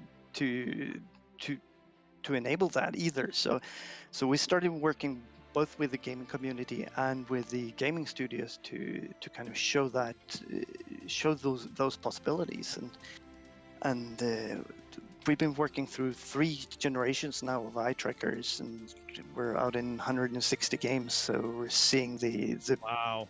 breakthrough now. Wow, that's a lot. So like, what are the technologies, like, you talked about eye tracking behind the Track IR 5? Like, how does it work? Well, in theory, it's a very simple thing. It's this little thing. You put it under your monitor, and it's a camera. It's an infrared camera taking pictures of your eyes while it's also shooting infrared light at you. So then inside that little thing, there's a lot of math going on to calculate what those images mean in terms of what you're looking at, and that's what you get out from the little stick. So that's essentially it. It's a lot of math, and it's all happening on the stick. So you said infrared, so it easily works with like you having glasses on and everything, right? Yes. Okay. And that's the beauty of the infrared, because it doesn't matter if you have reflections from visual light from windows, or if you're in the dark, it still works. And you Yeah. Not mentioned interfering with what you're trying to look at. right. And, you mentioned like the math was taking place on the stick, right? So you mean that like when you plug it in and you want to play a game, it's not going to like eat into like your resources, right? Like when you're playing games. Yes. Exactly. Mm. That was kind of the first things we realized when we started to entering That's the awesome. gaming community and work with gaming, that hey, games need that CPU for other stuff. So Right. the the 4C, the previous generation, that was the first one that had the computation happening on the eye tracker just to offload the games. That was actually one of the main drivers for That's cool. that technology. That's really awesome, actually. Yeah.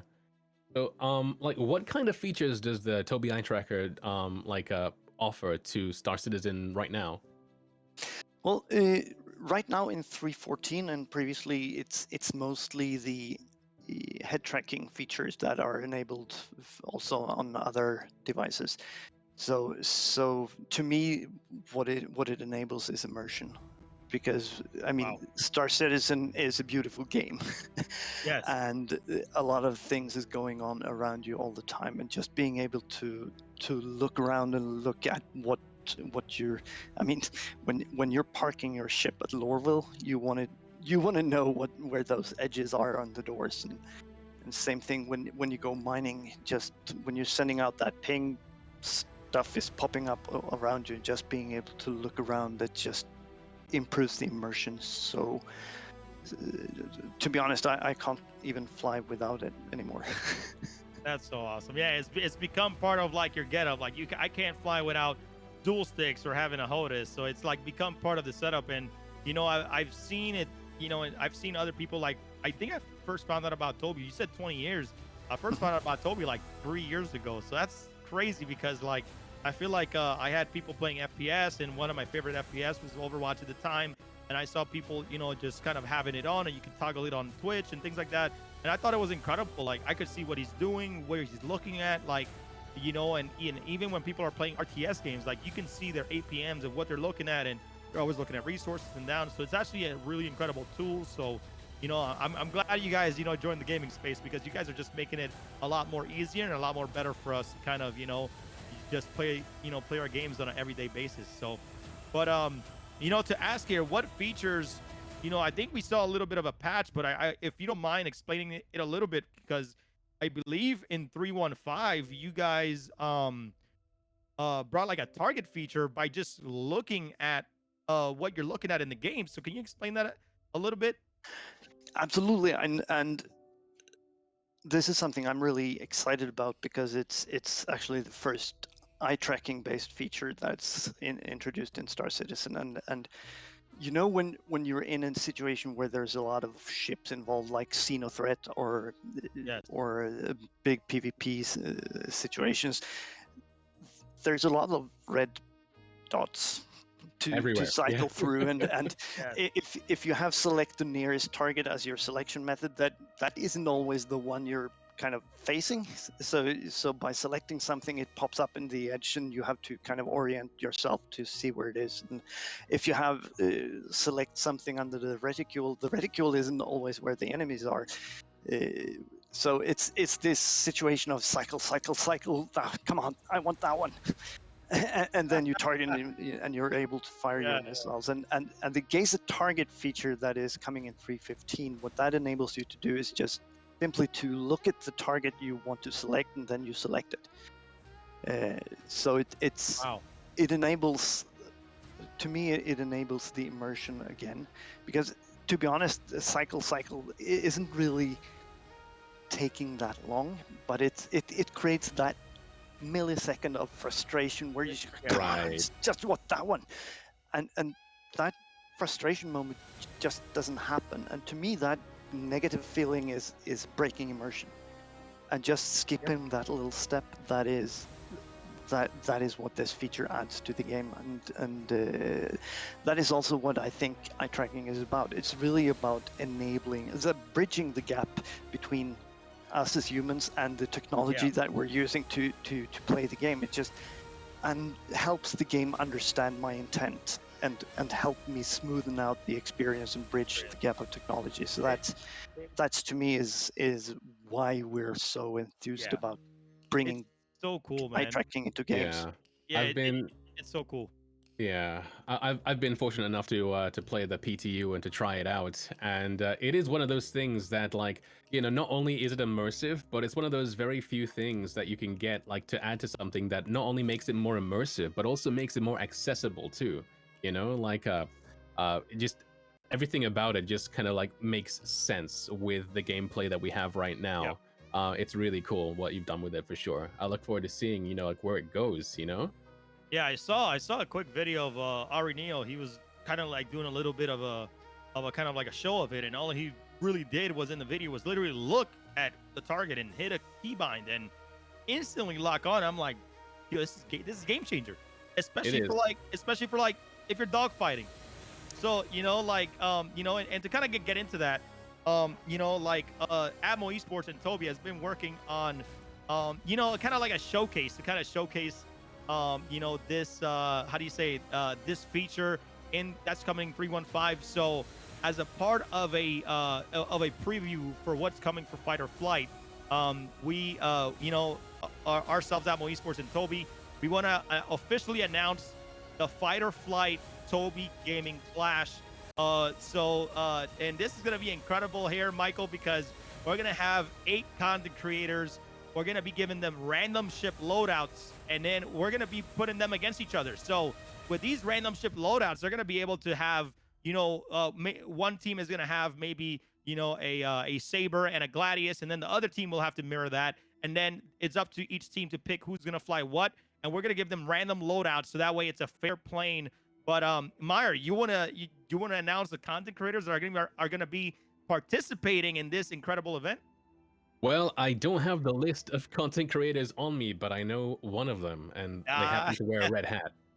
So. All right, so check this out, guys. We have 8 content creators. We're gonna have the Astro Pub, who is an incredible historian of the verse and just an incredible guy overall. We got the Dark Law, one of the best low flyers in the verse. We got my man Meyer, who's gonna be participating as well as a content creator. We got Tarada, who is an absolute killer of flyer as well. We got the only one, of course, one of the biggest influences in Star Citizen. We got my man Salty Mike, who is probably going to be salty throughout the whole tournament, but it's all good, man. We love him no matter what. We're going to have the deadly Captain Burks as well participating, and of course, we got to get our female representation here. We got the incredible, also a great low flyer Water Potate, and then last but not least, we got Zero State Live, who and these 8 content creators. Here's what they're going to do.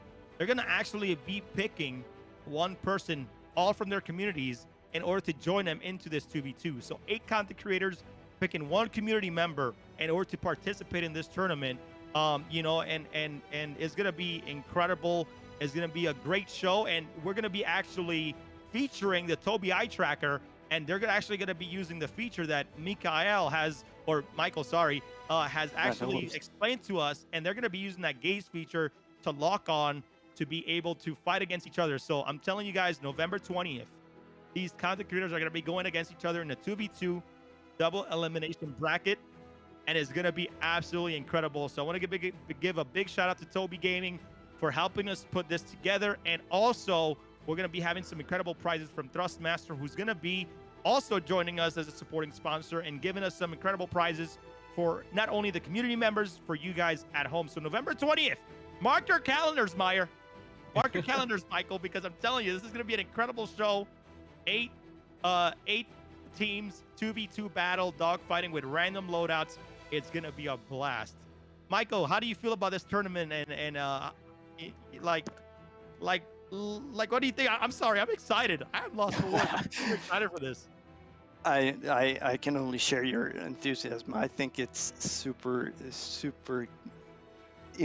I'm really excited to see the community stuff that happens around Star Citizen, because I think the state of the game, yes, kind of enables the community to do things together, and I think this is just a super interesting example on that happening. So I'm super excited to see how this ends. It's gonna be great, and what I love about this, Michael, as well, they're gonna actually be we're gonna have featured matches where these content creators are gonna be using Toby Ghost. So while they're dogfighting, we're actually gonna have cameras, and you're gonna be able to see, the viewers at home are gonna be able to see where the content creator is looking at and where they're shooting and where they're targeting. And that's the fun part of just having Toby in general, or especially for Star Citizen. So super excited for this, Michael, and I appreciate you coming with us here today to kind of help us announce this incredible tournament. But I know these 8 content creators are gonna have a lot of fun with their Toby eye tracker. But I also want to give a shout out because I'm gonna be casting it, but we're also gonna have my man Detox, who is a specialist out there in dogfighting and in org battles. He's gonna be casting alongside me on November 28th, while of course Meyer is competing and hopefully practicing after today. I'll be hosting tryouts to see who's gonna carry me.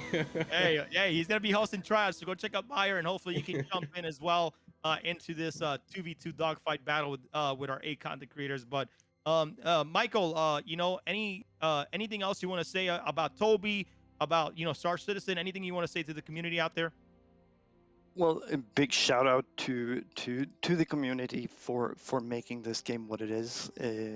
The idea, of course, has their hand in it as well, but I think the community is making the game as much as CIG. So big shout out there, and of course a big shout out to Atmo for hosting this event and events like it. It's a virtual event, but looking behind the scenes, I see all the kinds of logistic challenges that would be with the real life events. So big shout out to making this happen. So thank you for that. No problem, man. Meyer, any last words here for Michael before we take off? No last words. No, just thank you so much for coming here today, and it's been really cool using the Toby and seeing what's been coming with it with 315 and stuff, and I look forward to the future of it too, and for taking home maybe second place with this tournament.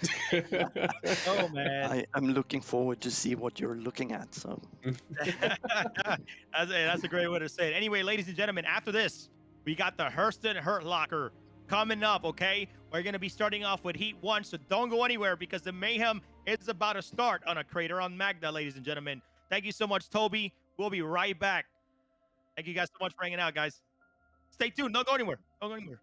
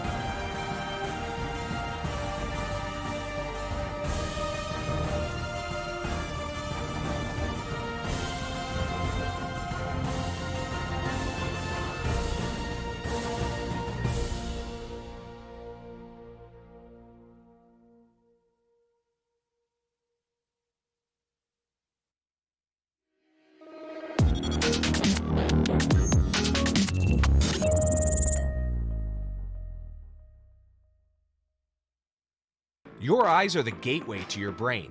It's time to start getting serious about protecting them. Reinforcements have arrived. Introducing Gamer Advantage, a gaming wellness company rooted in science. Patented, clinically proven, and trusted by thousands of people. Our glasses are designed to fit comfortably under a headset, look amazing, and offer protection indoors and out. Our lens will help you sleep better, which means feel better and perform better. There's no color distortion, and they are available in prescription. Internal protection starts with eye candy, an eye health, immune boost, and antioxidant formula. Fog Away, the #1 selling anti-fog spray for eyewear. Gamer Advantage. Gaming wellness reimagined.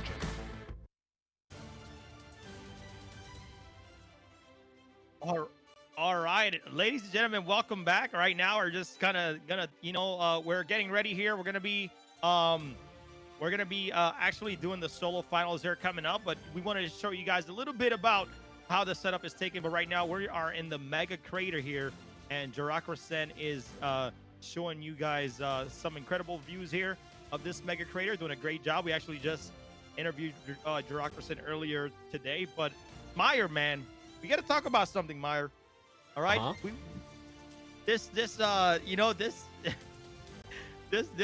Fight or Flight Toby Gaming Clash, man. I'm just saying, there's some heavy hitters, man. How do you feel about it, and what are you gonna do to prepare for November 20th, man? Well, get carried probably. Or I guess I'm gonna do some practice. Real talk, I'm gonna practice. Yeah, like it's gonna be really cool. I'm looking forward to it. Obviously, you know, we have some heavy hitters there. We have some combat mains who are gonna be playing and stuff, and who, you know, people are gonna be looking forward. But yeah, it's gonna be a team effort, right? So like, it's all gonna be about like positioning and stuff like that, and I'm looking forward to it a lot. Right, and Dark Law, if you're out there, if I win, I want you to tie. But if I lose, you don't get my hat. It's not fair. It's not fair. Call on already, man. This Toby Gaming Class is getting hyped already, ladies and gentlemen. I'm telling you, man, guys. November 20th, mark your calendars. This is gonna be a preview of what Fight or Flight is gonna become, but it's gonna be straight up 2v2, bracket style, double elimination, dogfighting tournament. Is gonna be a blast, man. And again, I'm gonna just go over the content creators really quick. We got Astropub, we got Dark Law, we got Meyer, Tarada, Salty Mike, Captain Burks, Water Potato, and Zero State. Is going to be absolute mayhem, guys. Make sure you guys are here November 20th here on Atmo Esports channel here on Twitch, because it's going to be a blast. So, Meyer, I believe we are about ready here for the first heat of the HURSTON Hurt Locker. We have, I believe, solo finals about ready to go here pretty soon. Pretty much solos is only going to be one wave, and then we have a few other servers that's going to have the full heat going here. So can we take a look here where the solo finals are at? All right, so you mean military solo finals, right? Oh no, you mean civilian solo finals. Civilian solo finals, yes. Okay, so we're not going to be in the mega crater for the civilian solo finals, right? We're going to be in the one that we showed the 3D map of. Is that correct? Yes, correct. So right now we're looking at it right now. So kind of, you guys saw the 3D model earlier today, but right now you're looking at everybody's getting ready. You see people on the edge. This is a massive crater. So we're going to see a lot of mayhem, and myself and Meyer are going to be able to hopefully get every single play-by-play in here, but it's going to be great. Yeah, I'm looking forward to it. So with the solos, we have 10 teams, I believe. We've got teams all the way from the UK, from the Netherlands, Australia, Spain, France, the USA, and Austria. It's going to be a really interesting one. We have a couple of returning players as well. In fact, of the solos, Crucian, only 2 contestants have never actually been in the HURSTON Hurt Locker. Everybody is a returning player. Yeah, that's actually very incredible, because, like, again, our events are free, guys. Atmo.gg, go there whenever, you know, the event is up. We also, you know, do a lot of not marketing, but like saying our register for our events on Twitter. Like, we want people to come into events. Like, it's free to enter, have some fun, have a great time, meet some great people, and maybe even win a ship and a trophy for bragging rights for a whole next year. Because I'm telling you, if I would win in the Nova division, Meyer, I would be bragging all day long. That's right. Yeah. Like, you know? I mean, yeah, it's free, as you say. The only thing you're paying really is your time, and yeah, like it's really cool. It's really fun, and just to be part of like a community event like this is just always really awesome.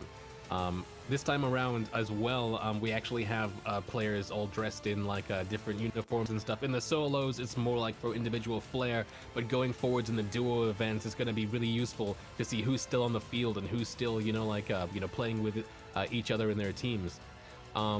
As far as the players involved and the teams, Crucian, do any players stand out to you? So I mean, I just love that we have, just people from all around the world right now. Obviously, you got, I believe in, this is going to be for the solos. We got Diplomat here who, who won the Standard 7. This guy keeps coming back for more, especially for, he wants to take over all of our events, but this guy is seriously dedicated, coming up with strategies, not only for racing, but also for combat. And we're about to see what's going to happen. I'm telling you, anything could happen in this crater, ladies and gentlemen. So without a strategy of you knowing what this crater has and where you can hide, it's going to be tough for you to survive. So I'm telling you, I know he has something up his sleeve. We're looking at Diplomat. Maybe the whole server wants to take him out first because he's dangerous. Who knows what's going to happen? But this is going to be an all-out war. It's going to be incredible, Meyer. That's true. And we also have RP and Salem Frost, all members from, I suppose, not members of the same group, but all people who participated in the Stanton 7. RP, who is really close to, to the finish line and to, I guess, the podium within the Stanton 7, and Salem Frost, who, even though they didn't participate within the Stanton 7, were one of the fastest racers in the trials as well. So I know this is going to be a combat event, mostly, on foot, but also on vehicles too. Yeah. So it's going to be interesting to see how these players, how their skills kind of transfer from the Daymar Rally to the Stanton 7 to out here in the HURSTON Hurt Locker, Crucian. Well, Meyer, guess what time it is? It is time to start the first heat of the HURSTON Hurt Locker 2951. Guys, I just want to say one thing real quick. Make sure you guys go grab some merch, exclamation mark merch in the chat. We have our new HURSTON Hurt Locker 2951 blackout edition stuff, guys. Our new jerseys are in there, man. Go check them out. Trust me, I know a lot of people like black, so go help us, support us out so we can keep doing these tournaments and making these incredible trophies. Go make sure you guys cop some merch. I got the one from last year. I'm waiting for my shipment from the new one from this year because it didn't come on time, but I wanted to show it off, but I couldn't. But anyways, Meyer, I think the countdown is ready, man. I'm gonna leave it up to you. Take it away. All right, let's see. Okay, contestants of the civilian finals. On go. Make sure you say solo because civilian solo finals. On go. 5, 4. I don't think you're broadcasting, by the way. I don't think you're broadcasting. Oh, sorry. Yeah, I can't see it. My bad. I was, but okay, civilians, go! They flared. They panicked. It's all right. It's all good. It's not a problem here. Well, ladies and gentlemen, we got the solo final started here. I believe we're looking at Shipwreck right now, and we got some mayhem down in the middle. We got teams right now, solos, and some dragonflies, and we got some cyclones as well. Meyer, how are you in here with a cyclone? How can you damage people? Well, I mean, the Cyclone RC is fast, so I think what they're doing right here is that they're kind of benching on the fact that, because they're so fast, people aren't going to be able to hit them. They'd rather, focus their efforts on somebody else who's slower and maybe a Dragonfly, and then because you're in a fast vehicle like a Cyclone RC, whose HP has been moved around and stuff like that, you can try ramming people, or ramming vehicles, even knocking them over, or because, this is solos as well, but if people get out of their vehicles, maybe to try and bring out, a railgun or something, in the RC, you can spot them easily and then just run them over. So I think they're just playing the waiting game, really, with the fastest ground vehicle in the verse right now. Well, as you can see, we actually have a ROC, a mining vehicle, actually lasering people, and this is an insane strategy down in the middle, trying to go after the Dragonfly, but the Dragonfly is certainly just massive in there. There goes the Dragonfly there, but this rock is staying alive. First explosion, who was that right there? The Cyclone is still alive, though, and we got Princessa Foxy just staying on this rock right now, and he is just chasing people down. Obviously, the ROC has a limited laser, so it can only go so far, but he's trying to do the damage where he can, Meyer. That's right. The ROC is bringing a bit of robot wars into the HURSTON Hurtlocker right here. But the thing is, nobody's really attacking them. They're actually staying ahead here. And it looks like there are only like maybe 4 or so contestants left out of 10. So they're doing good here. That explosion from before seems to have been the RC as well. It's just sitting there, and that's not what an RC does. Yeah, right now it seems like we got 1 rock and about 4 dragonflies left. I've seen 1 dragonfly went out of the crater. So, ladies and gentlemen, if you don't know this, once you enter the crater and you go out of the crater, you are automatically disqualified from there. So once you're out of the crater, that's it. That's GG's over for you. But we also have I believe a rover is stationed in the back corner right there. I believe they killed off the person in the black dragonfly, and the rock is still trying to come. So a lot of contestants still in this match right now, Meyer. It's going crazy. I want to see the rock take it. I'm just saying, he's the only one out there with the challenge with the rock, man. He's gonna laser people as much as they can. I mean, it's adorable, right? Because, like, again, with the rock, if somebody comes too close, then it's going to be eating that laser regardless. But you remember that rock, not the ROC, but the actual, like, rock outpost that we saw before in the big 3D thing there?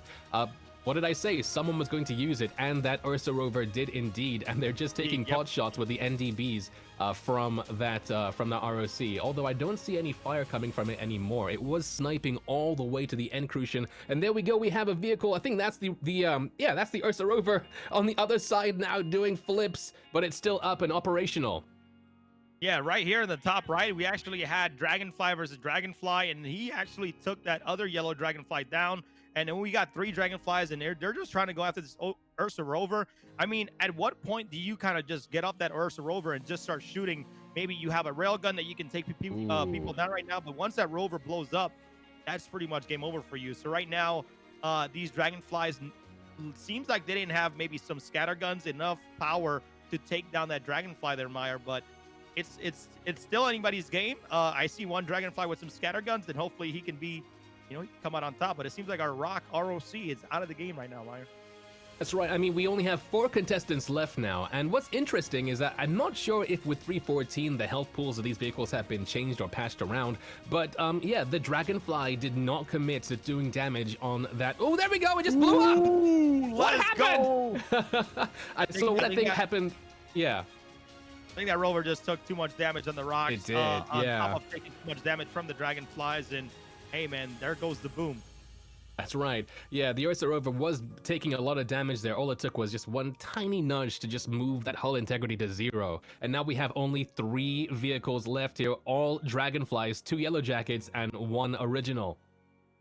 Yeah, right now, Meyer, I feel like it's so hard right now to kind of try to navigate and shoot in this Dragonfly so much. You see a lot of people drifting right now, but I'm not sure if you know what happened last year. What happened last year is that 2 Dragonflies blew up at the exact same time, and we had to go into a fist fight. And that was the best finals I've ever seen, because that fist fight was absolutely incredible. But right now, we're trying to see, it seems like the yellow Dragonfly, the guns might be, I believe he doesn't have any guns. So right now is only, the Yellow Jacket and the Black Dragonfly currently, who are the only ones that have guns, and the Dragonfly is just trying to dash. But what do you do at this point? I would get off and try to hopefully, knock them down if I have no weapons.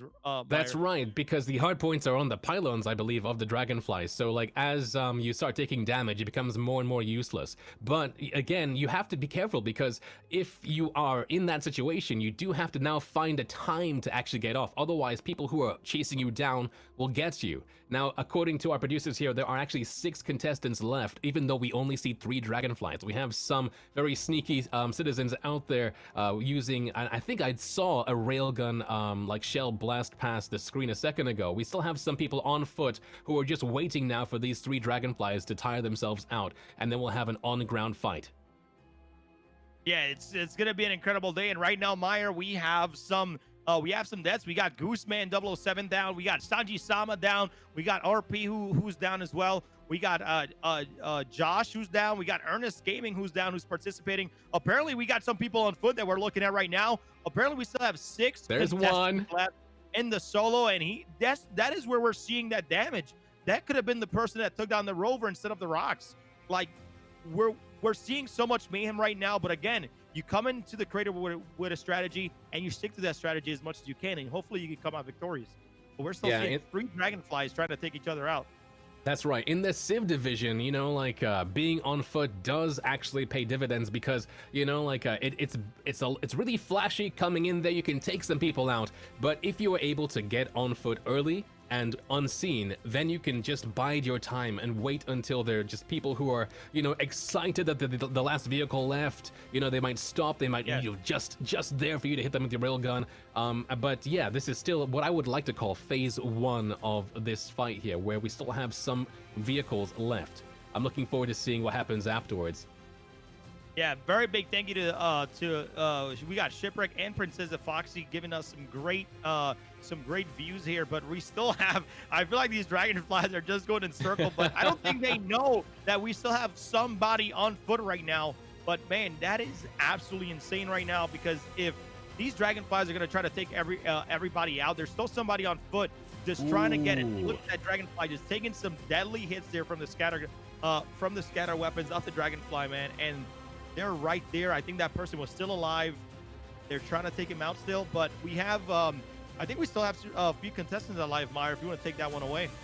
Yeah, we have a bunch of contestants still left, and if, as you were watching those dragonflies, you might have also noticed some of those smoke plumes rising up mysteriously. Those aren't coming from nowhere. Those are actually railguns going at each other, and I believed in the background there was a railgun sniper battle, and I'm not sure who came out on top of that. But yeah, we still have quite a few still alive. We've got Neojet, Space Zebra, Scoria, Adelis, Diplomat, and Nezrithil all still alive and kicking. You can see these dragonflies here doing circle strafes as they take damage, as their coolers get destroyed. You know, it's going to take a lot longer for them to get their weapons back up and operational, which is why you can see them still moving around. But they can't just stop because there are railguns around as well. But look at that, this guy's being chased. It's getting crazy now.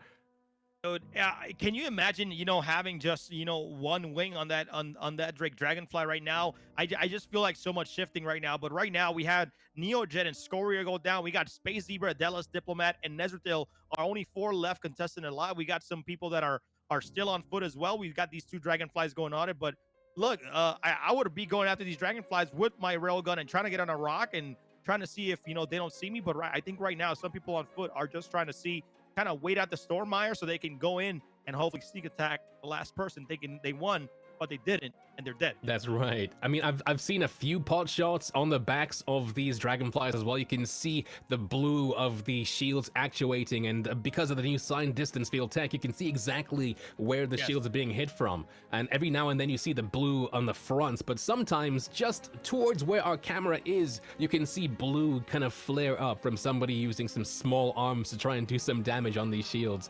But right now we have 2 contestants right here in center field, even though we still have about 6 left, just waiting for this to play out now.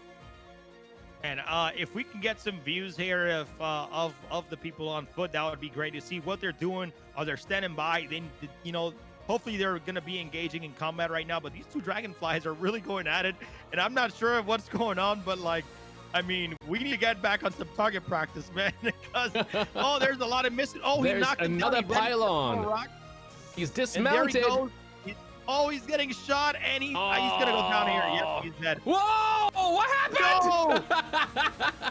So what happened was that the one dragonfly was just about done. They had to get out. They had to move fast. No. So the other dragonfly came in and was like, "Okay, I'm gonna take this easy." And as they were doing so, everybody else who was on foot with their guns just claimed it. So now all we have are people on foot.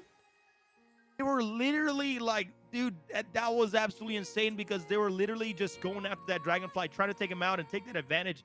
And I believe because the dragonfly wasn't moving too much and just trying to concentrate, he probably got hit with a railgun here. Exactly.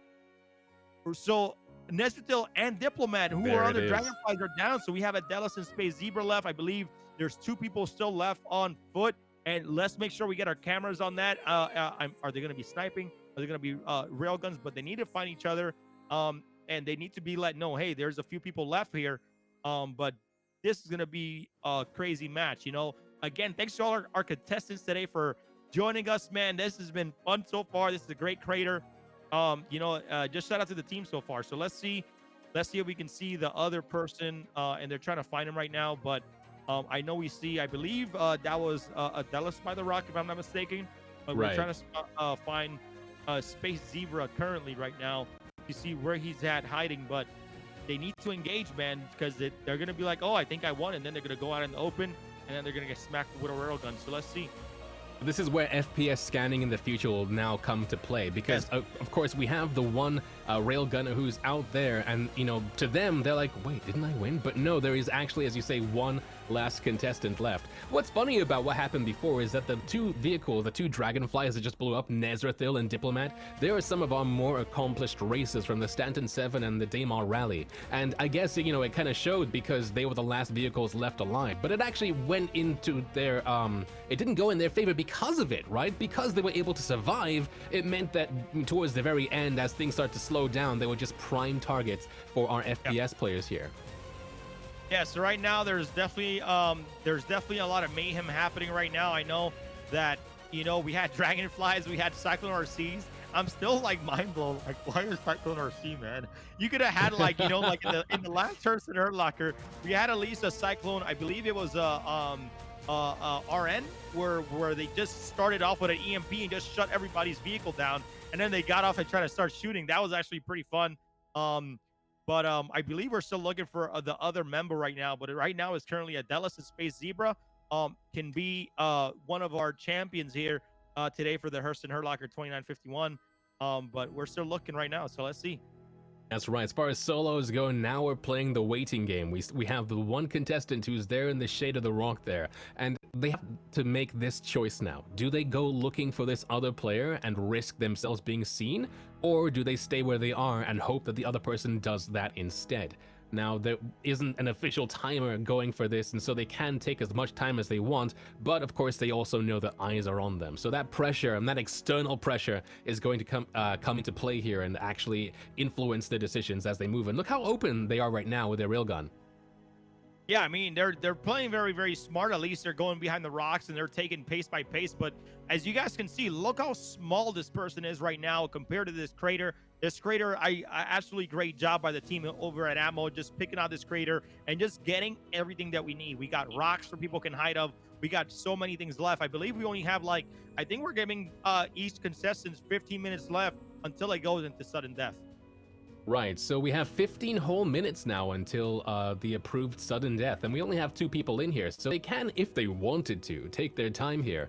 But I'm sure, like, they know eyes are on, so they're going to try and want to find where the other players are. Obviously, we have our viewing craft up in the air looking for each other, so they have a general idea of where each other are as well. So it's not that they are 100% hidden and unknown entities to each other.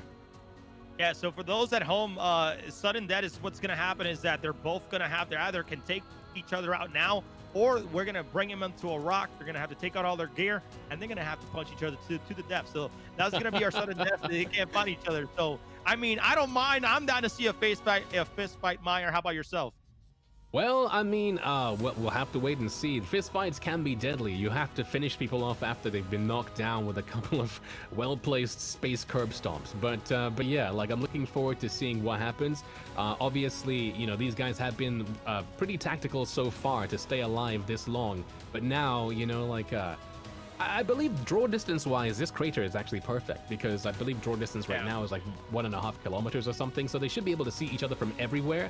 But yeah, I do hope that our camera crew aren't going to make it easy for these people to hide too well.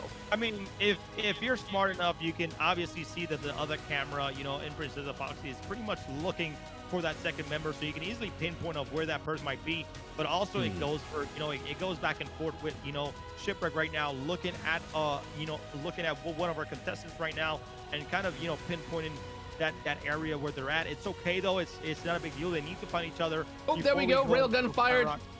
Oh. And it looks like the other player was by the Cyclone RC. Oh man, can we switch to does Princessa have a locked in on? Oh, he could be in a vehicle. He could be in the rover. He could be in a vehicle. Right, so we have no idea, to be fair. I mean, did they see somebody? Did they think they saw somebody? Were they trying to double tap the Cyclone? Or what exactly was happening there? I remember, Maya, I remember last year where you were getting out of the rover and I believe somebody was shooting like a lot of like the newer grenade launcher, but We all Yeah. thought that you end up dying, and all of a sudden you just disappear. Yeah, that But was hey, that was. I was so hyped, man. Like, if you look back at that VOD, I was so hyped. Like, Meyer won, and then Meyer just disappeared. Meyer's gone.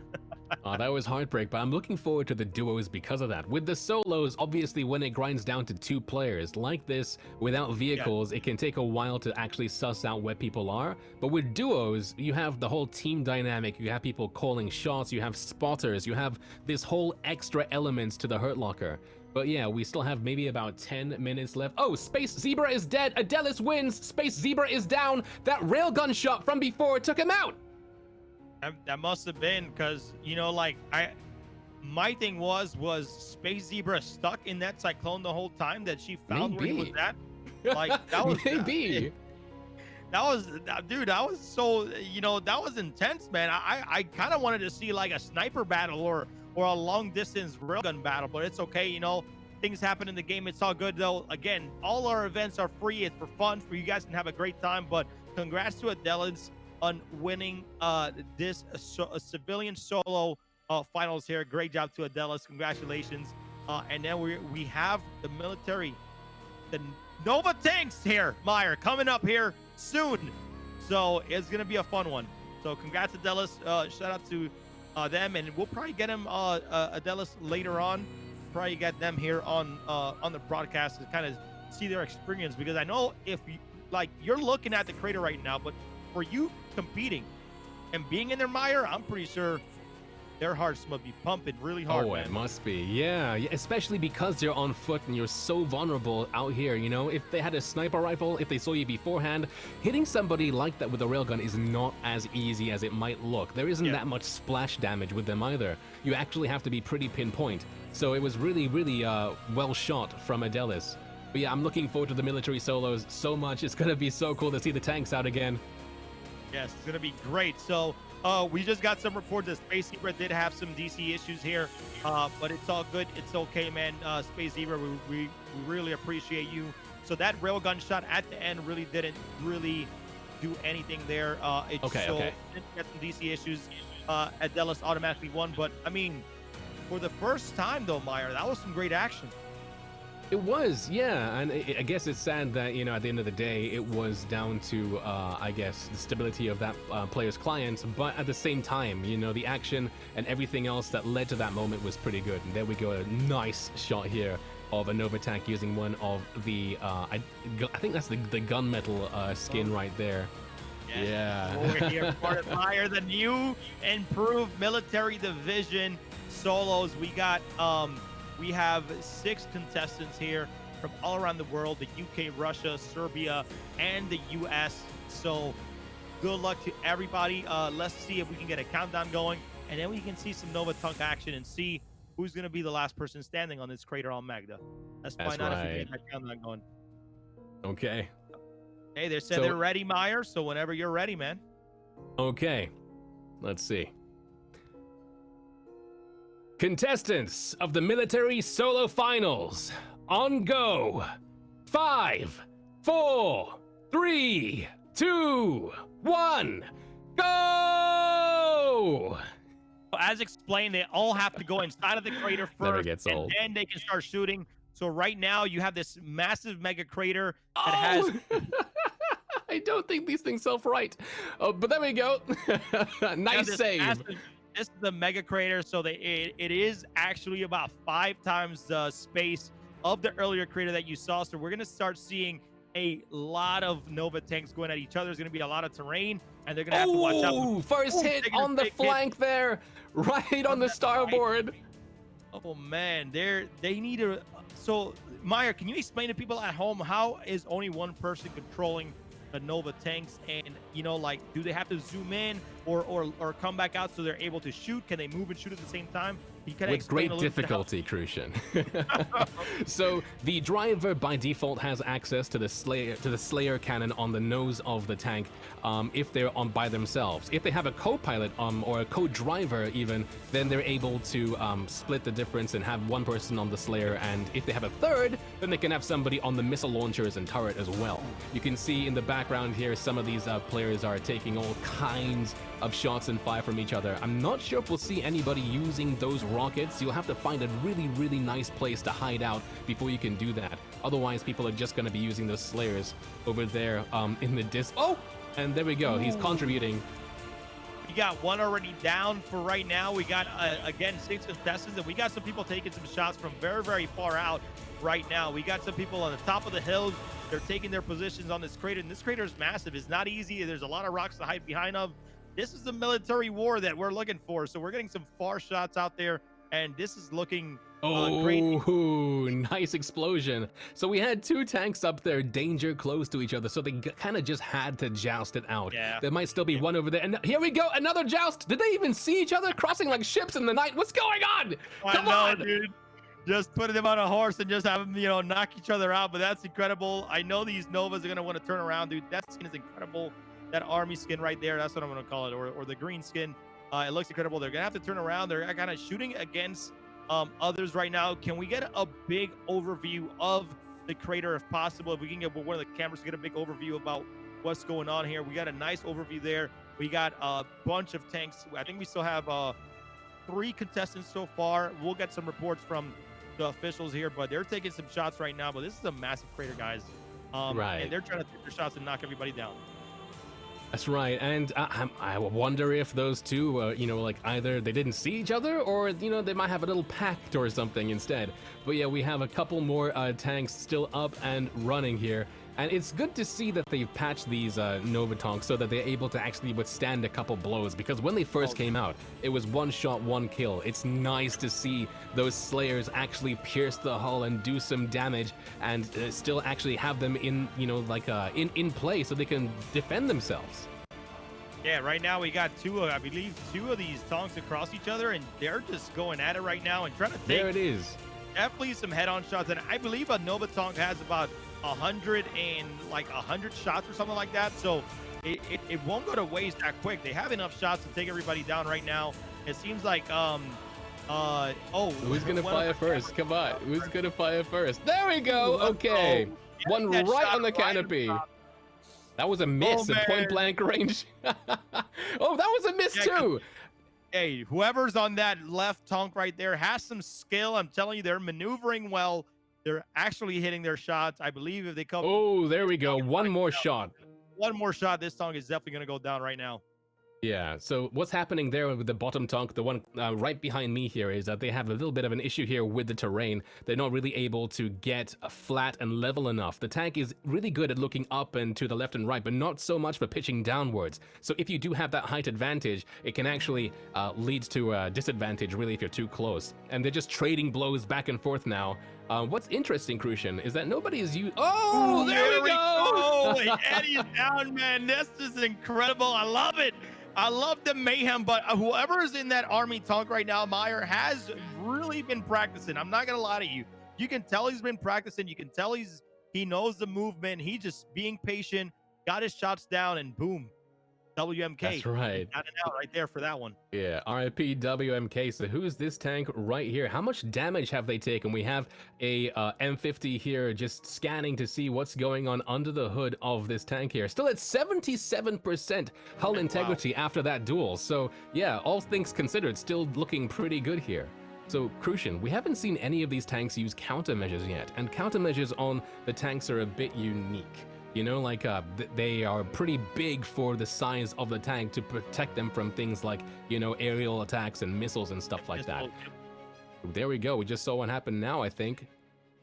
All right, and this is Elsender from the UK. Yeah, Elsender, I don't know what kind of movement this guy has, man, but he is actually on point with his tank. Still 77% battle after going on a big one-on-one there, and we're going to see what's going to be going on. I think they're looking for each other right now. He's like parking on the rocks. I'm just gonna chill here for a second. That's really good use of cover as well. It's going to protect them from everything behind, allowing them to scan in front of them. And when I say scan, I do believe that the tanks do have a scan feature, and that's going to help them out here because, you know, like unlike the previous match that we had before, where people were, oh no, Elsender gets sniped the second they come out of cover, because they can be seen. What?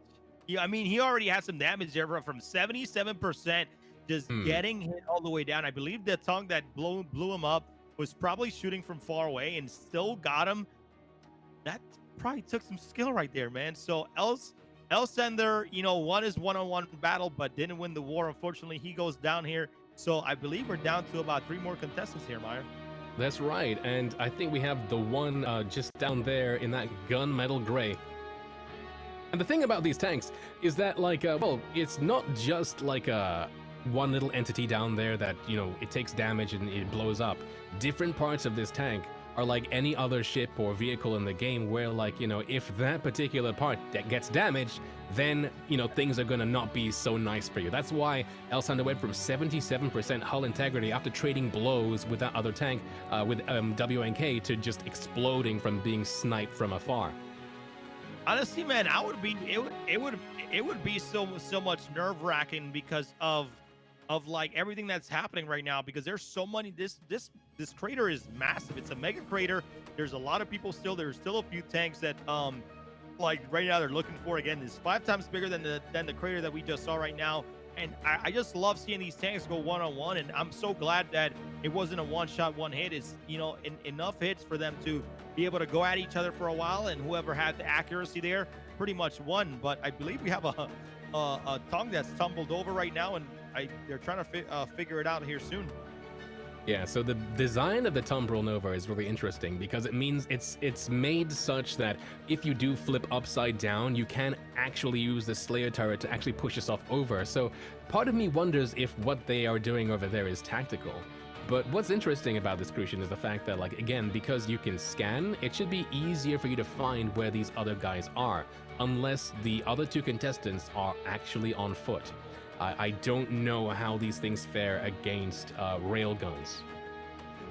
Yeah, I'm not sure either. I haven't tried me going with with a railgun towards the tongue, but hopefully it can take him out. But from what I'm hearing right now is that we actually have 1 person on foot and we got 2 people in the tongue. So if they do have some railguns and may take a few shots, maybe hitting the tongue in the right spots, maybe they could take him out. But if I was on foot, I would probably be super scared.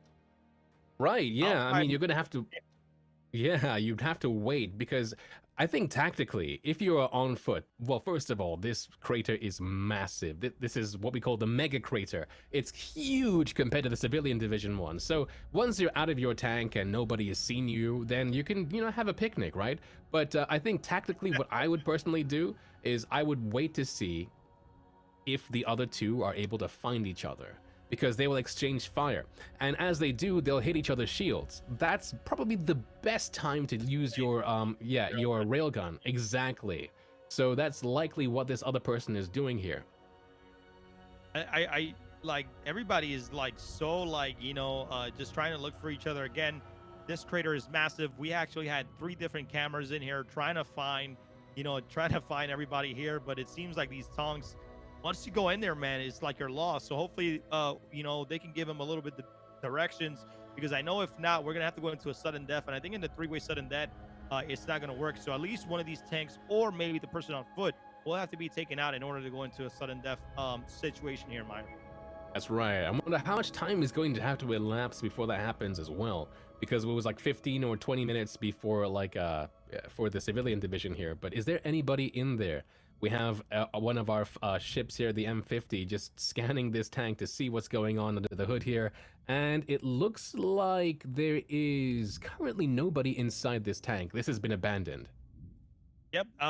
It says legal owner Judge Chaos. I believe he did get out of the vehicle and he is on foot and he's just trying to see what he can do. But I mean, I don't think hiding is going to be able to kind of do anything, because I mean, if you still have your tongue and you're on foot, I don't think a sudden death's gonna be, the call here. So, oh, here we go. We got some combat. Somebody here with a railgun firing at a tank. What's gonna happen here? I love that he's trying to use gravity here to hit, and we got the Nova tongue just trying to go after him. He's trying to jump, use gravity to hit the railgun, but I'm not sure that blast area on that Nova tank could take out the person on foot. But let's see what happens, Meyer. It's gonna be a tricky one. So we have Judge Chaos here behind this rock firing that railgun. Lucky for them that there is no splash damage with it. Otherwise, I think they might have taken themselves out with that shot before. But now, Crucian, we have the big question. This tank, obviously, if it hits this guy, can kill him straight away. will that Yes. tank get out to fight this guy on foot, or are they going to try and play the long game? Because what would you do? I would honestly jump on top of the rock and try to stay away from him, not knowing where I'm at. Right, he can go into third person mode and probably see where I'm at, but I would try to go on top of the rock, hit him with some railgun shots, and see if I can take him out, or see if I can take out his weapon that he won't be able to use. And if he gets out, I've already lined up a shot for him to take him out. But look, he's right there. He's so close. Did he get squashed? He got squashed, but is he dead? Reverse! Reverse! Oh! He's still alive! He's okay, folks! He got ran Always over. reverse! Dude, run him over, get him right now. He's good. We got the over and over tongue shooting right at him from far away right now. Dude, this is some action right here. He got ran over. How didn't he die, Myra? What's happening? Well, I mean, yo, whoa, there we go. He blew it up. Wow, man. I think that was somebody else who just took him out from yeah, so we have 2 people on foot now. All right, so now we have our 2 last contestants, one up on that mountain and one who's now looking to see who took that shot out. They're just there, both with rail guns. And yeah, I believe the other tank should have just gotten out, honestly. I mean, like, at that kind of situation. Exactly. How do you survive getting ran over by a tank, though? Heavy armor. I mean, like, you're wearing, CDF gear here, like, you're gonna be protected. They had to reverse, Oh, there we go, right on target, but it's not enough. They're not charging the railgun. If railgun's not charged, it's just a big piece of lead hitting you in the chest. You need to charge it. Oh, there we go. Dude, he got hit point blank with a railgun, taking him out right now. Point blank with a custodian. Vato, man, taking that, just shooting him straight with the SMG, and just said, you know what, I'm not gonna go with the railgun. Wow, dude. Vato, man, that was some ruthless stuff right there, dude. But they teamed up, they took out the guy in the Nova Tonk, and then they just got out, and Ruthless Vato coming out on top there for this military solo tournament today. Dude, what did we just see, Meyer? Well, I think we saw that the tank, I mean, like, when you start off, yeah, it's powerful, but hey, I think we've just seen that the railgun is pretty mighty too, like, in these situations, you might actually be beneficial here, not inside what that I thing. got from all this, Meyer, is that I can go under a tank and survive. In heavy armor. Yes, don't try that at home. Don't try to go under a tank at home thinking you're going to survive. Only if you have heavy armor, okay? I do feel like if the tank reversed over onto them, it might have been enough to finish the job. But yeah, they got completely flattened. On top of him the whole time. I would have stayed on top of him the whole time. I wouldn't have kept going. I would have made sure that when he got back up, he's technically still under me, and it just squeezes him and just kills him. But man, like, he literally got ran over in heavy armor, and still, it's okay. So you see what I mean by, like, when you're on foot, railgun versus railgun isn't really that useful. You have to charge it all the way so it goes really fast so that the actual shell hits properly. Otherwise, you're just chucking a heavy block at somebody. And as you saw, the guy flinched and that was about it. Yeah, and he had that direct too. You had an explosion, you had everything like that. If it was me, I would have probably switched guns. Probably got a sniper, maybe, hit the body as much as I could, because I know snipers are powerful. But in all honesty though, like guys, like, the game is still in development. We understand that, but this is all about fun, having good entertainment, and just bringing the community together. But obviously, getting ran over by a Nova Tonk, he should have probably not came back. Obviously, getting hit by a railgun at point blank, maybe. But guess what? Hey, congrats to Ruthless Vato, but that was some great action right there, Maya. I was super happy. Yeah. This action not sponsored by whatever armor they were wearing. By the way, that was the crater right there, Meyer. Look at that massive crater that we literally put everybody in to kind of go at it. That's crazy, man. It's a really nice find.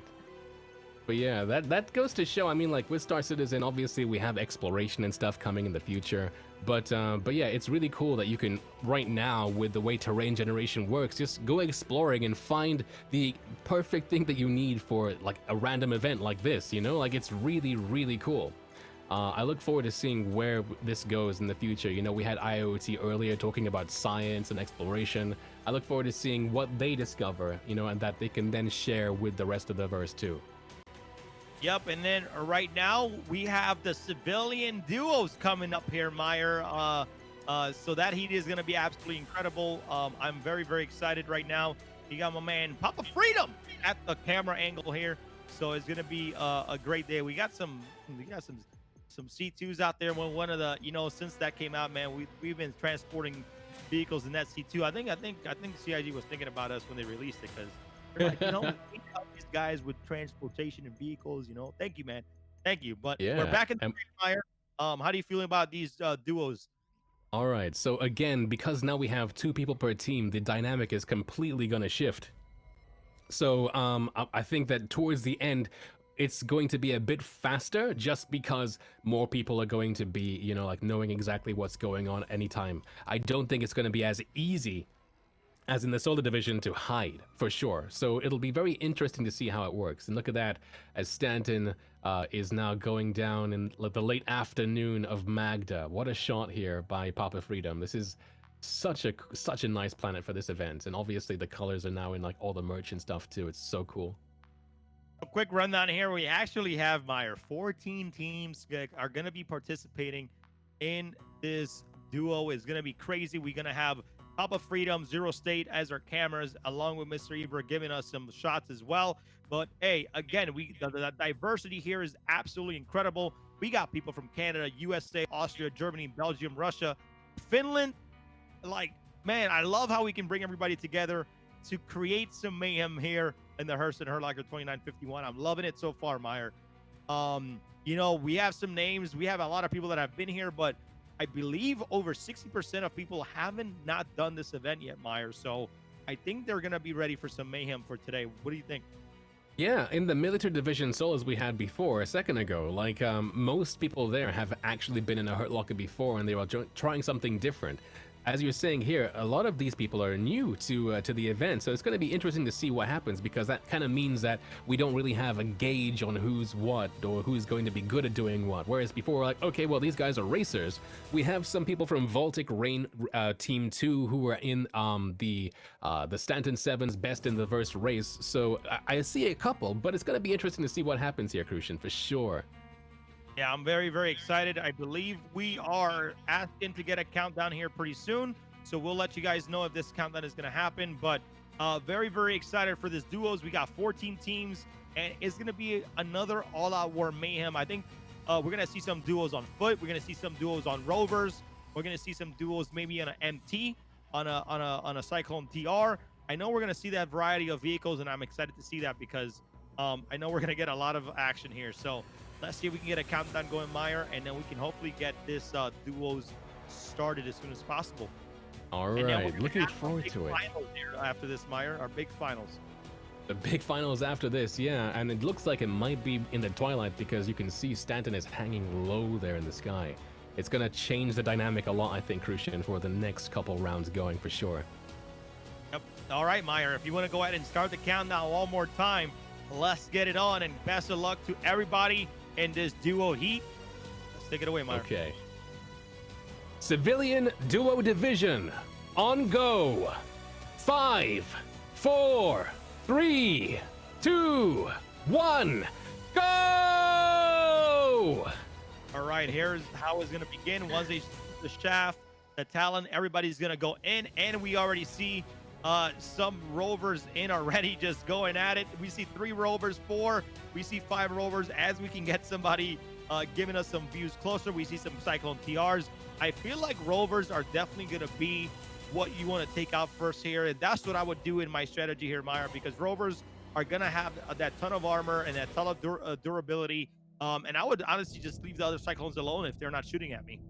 That's right, unless you can bring something like a Cyclone MT, in which case your gunner is going to be at risk of being shot. The rover is probably your best shot. It's what we used, or what I used last year in the Hurt Locker's first debut. And that's because you can have somebody just focusing on driving, and then you have the turret gunner who has a 360-degree view of what's going on, and I think that's what people are using here, to be sure.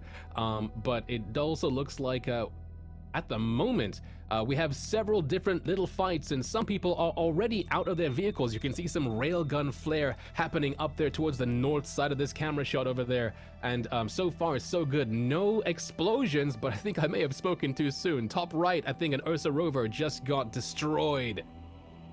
Yep, Ursa rover got destroyed. You see the Cyclone just flying across the screen here. I believe they're on a TR right now, and we're getting some good views here because, you know, the Cyclone being taken out. Again, I feel like that's what you need to do. It even if you're on a rock, you know, like maybe you're on foot, you're just kind of waiting it out a little bit, because right now, if whatever you see move, if you're in a rover, that's where you're gonna go after. If you're in a rock, just taking some railgun shots, man, I think it's safe to say in a crater this big, maybe people won't buy you till the last minute. But I'm very impressed right now, Meyer, how much the Cyclone is kind of holding on, and you know, hasn't gone out yet, but I know we're gonna get some good action here. We see 1, 2, 3, 4, 5 Cyclones right now, and 3 rovers currently going at it.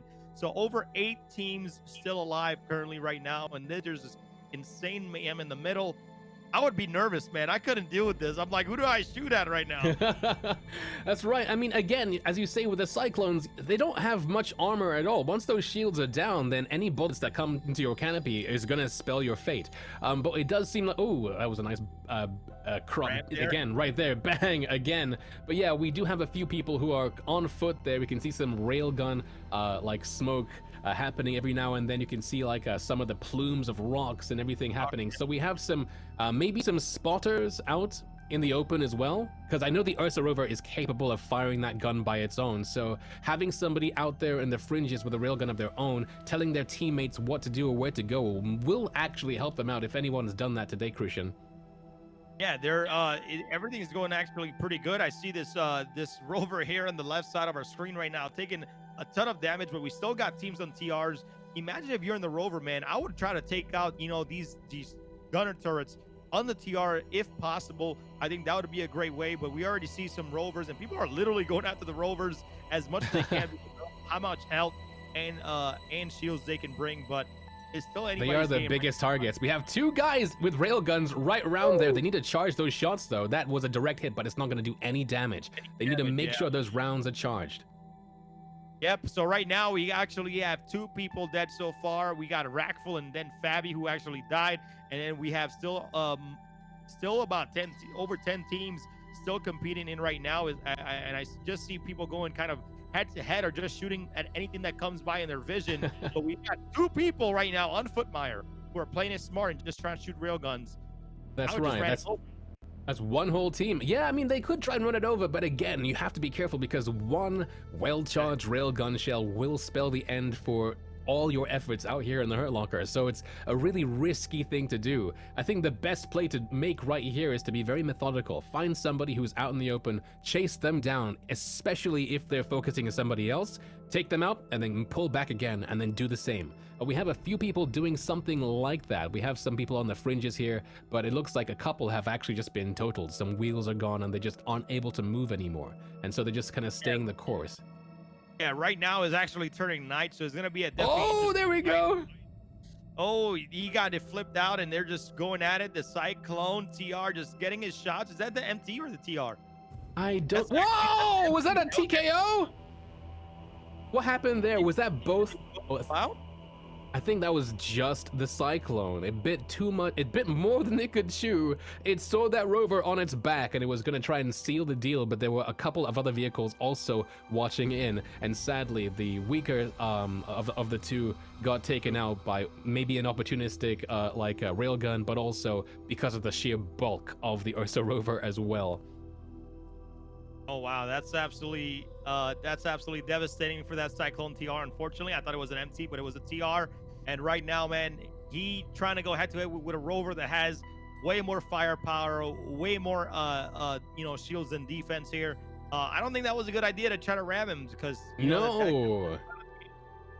Well, again, those contestants, we have like over half the contestants are new, so they may not be used to just how I suppose weak the Cyclones can be in certain situations. Any of our racers would know that that would not be the thing to do. But yo, I guess, you know, it comes with experience. You can see some of those fully charged railgun shells just zipping past the screen there. We have quite a few people still on foot. The rover literally just ejected the player out of the rover and literally like 30 feet away from the rover, man. That was crazy.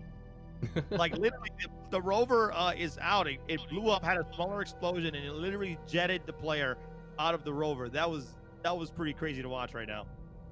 Yeah, oh man, it's gonna get... Oh, so we have one person on foot there. You can see that there's that same team of railgunners over there as well. Hopefully they have some small arms to combat anybody else on foot. That other person further out doesn't seem to know they're there or doesn't want to risk going out, but they're so in the open. I don't think they've been noticed yet. I don't think so as well. But right now we have a couple teams that are down. We got Vandal Swarm is dead.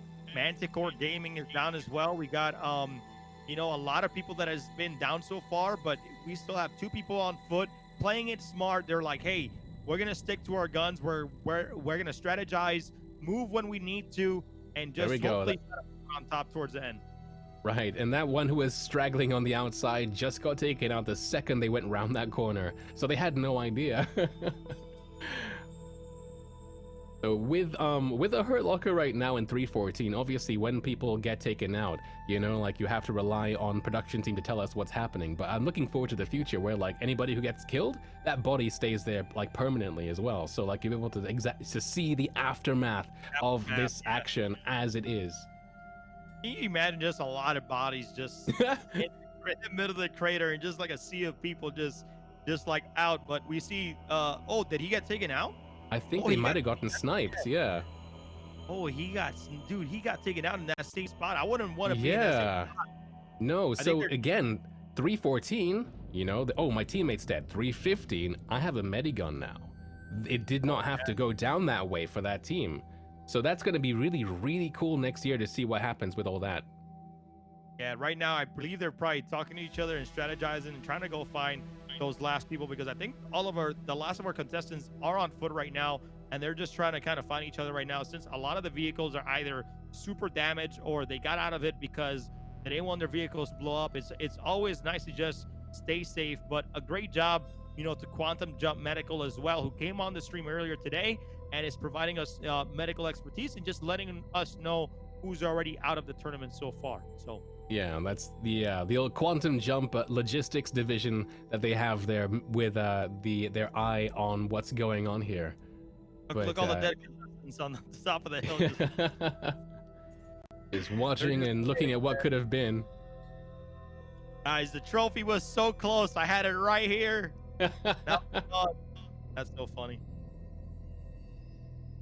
All right, let's see where we're at. Oh, so now they spotted each other right here. We got a great view here from Papa Freedom. Some railgun shots on foot here. They're charging that thing all the way up.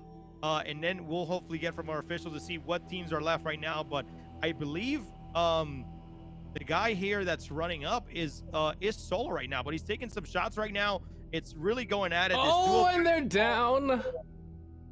He's down, they got taken from behind. You see, so that railgun shell, Crucian, like when you fire it, it's, you know, everybody can see it. So not only have they painted those two, that pair over there, as, you know, like people who are in that area, but at the same time, they also forfeit their own position too. So it looked like there was some SMG rounds, some ballistic rounds that hit him from behind as he was attacking too.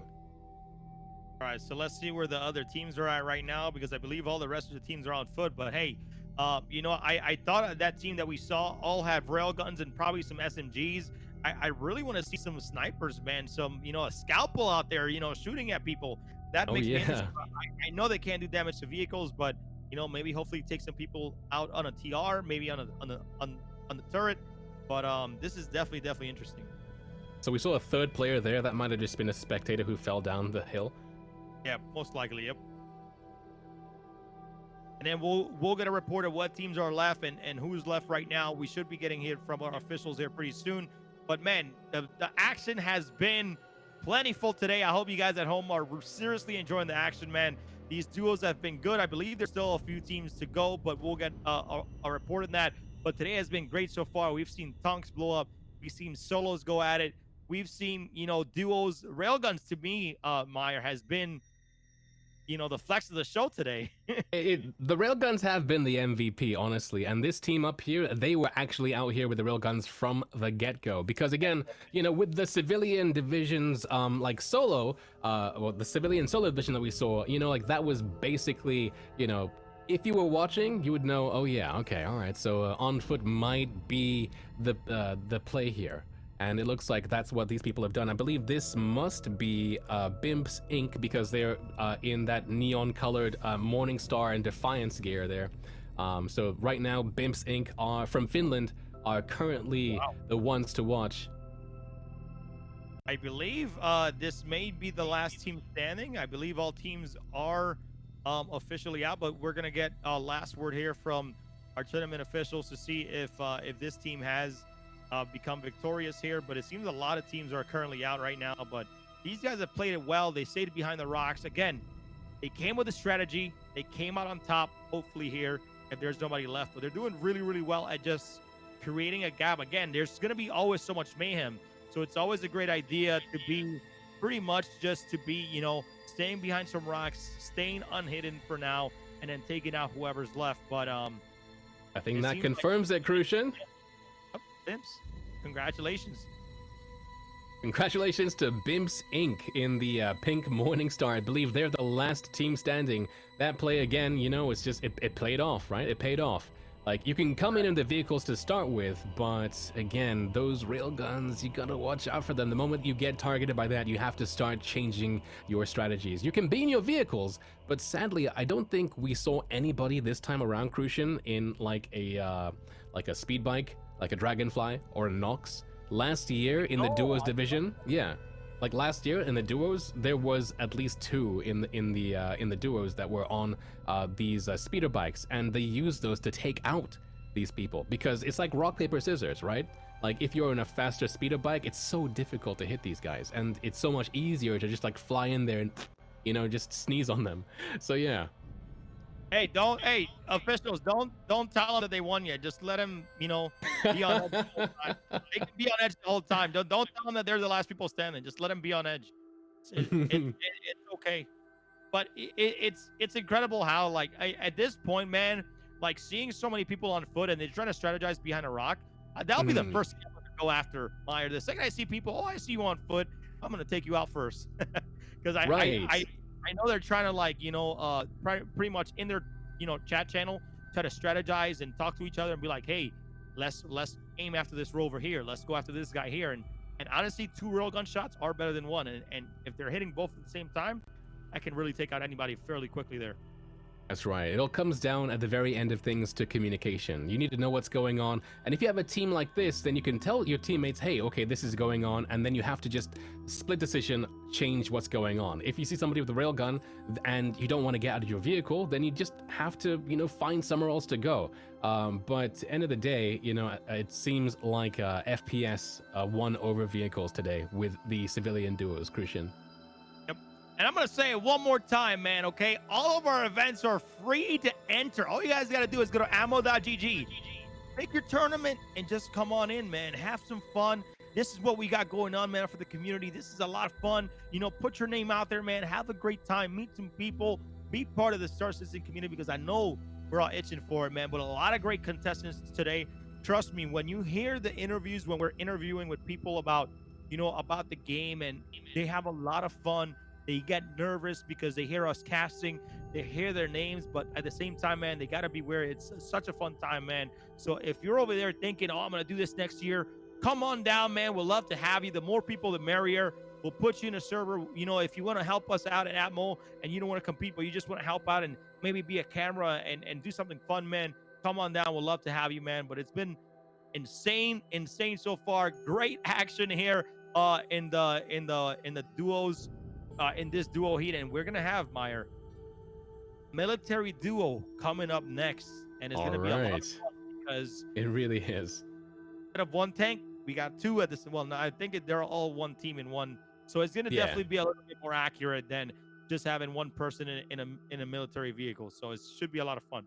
We'll have to see if the railgun meta will be king again, but again, because you are two people in a tank, you'll be able to have one person actually using the Slayer and another person on, I believe there is a cannon on board as well. Had they been using the cannon in the previous military solos, they might have taken out that person who was just there taking pot shots instead of them having to use the Slayer against them instead. So I'm looking forward to seeing how it plays out, if it's going to be railgun meta for this.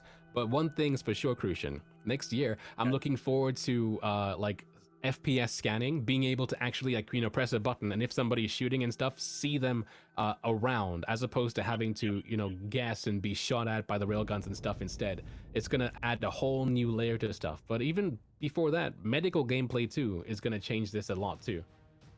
Yep, especially trying to get bringing those people back and hopefully even reviving. But I'm gonna say this, and I haven't said this whole event yet, Meyer, and I say this a lot sometimes, but as the game progresses, get better, our event is just gonna be insanely better. It's gonna be a lot more fun. It's gonna have a lot more dynamic, a lot more rules. That's why every single year, we have our team at Atmo Esports redoing the rules and redoing everything, because we want things to be aligned with how the game is progressing as well. And it's just incredibly fun. But anyways, that's right. We have right now the military duel finals coming up next. But hey, guys, we'll be right back after some sponsors and stuff like that. But thank you guys so much for joining us today, man. We really appreciate it, guys. Don't go anywhere. We still got some more action for you guys. I hope you guys have been having a great time, and thank you for coming and joining us for the Hurston Hurt Locker 2951.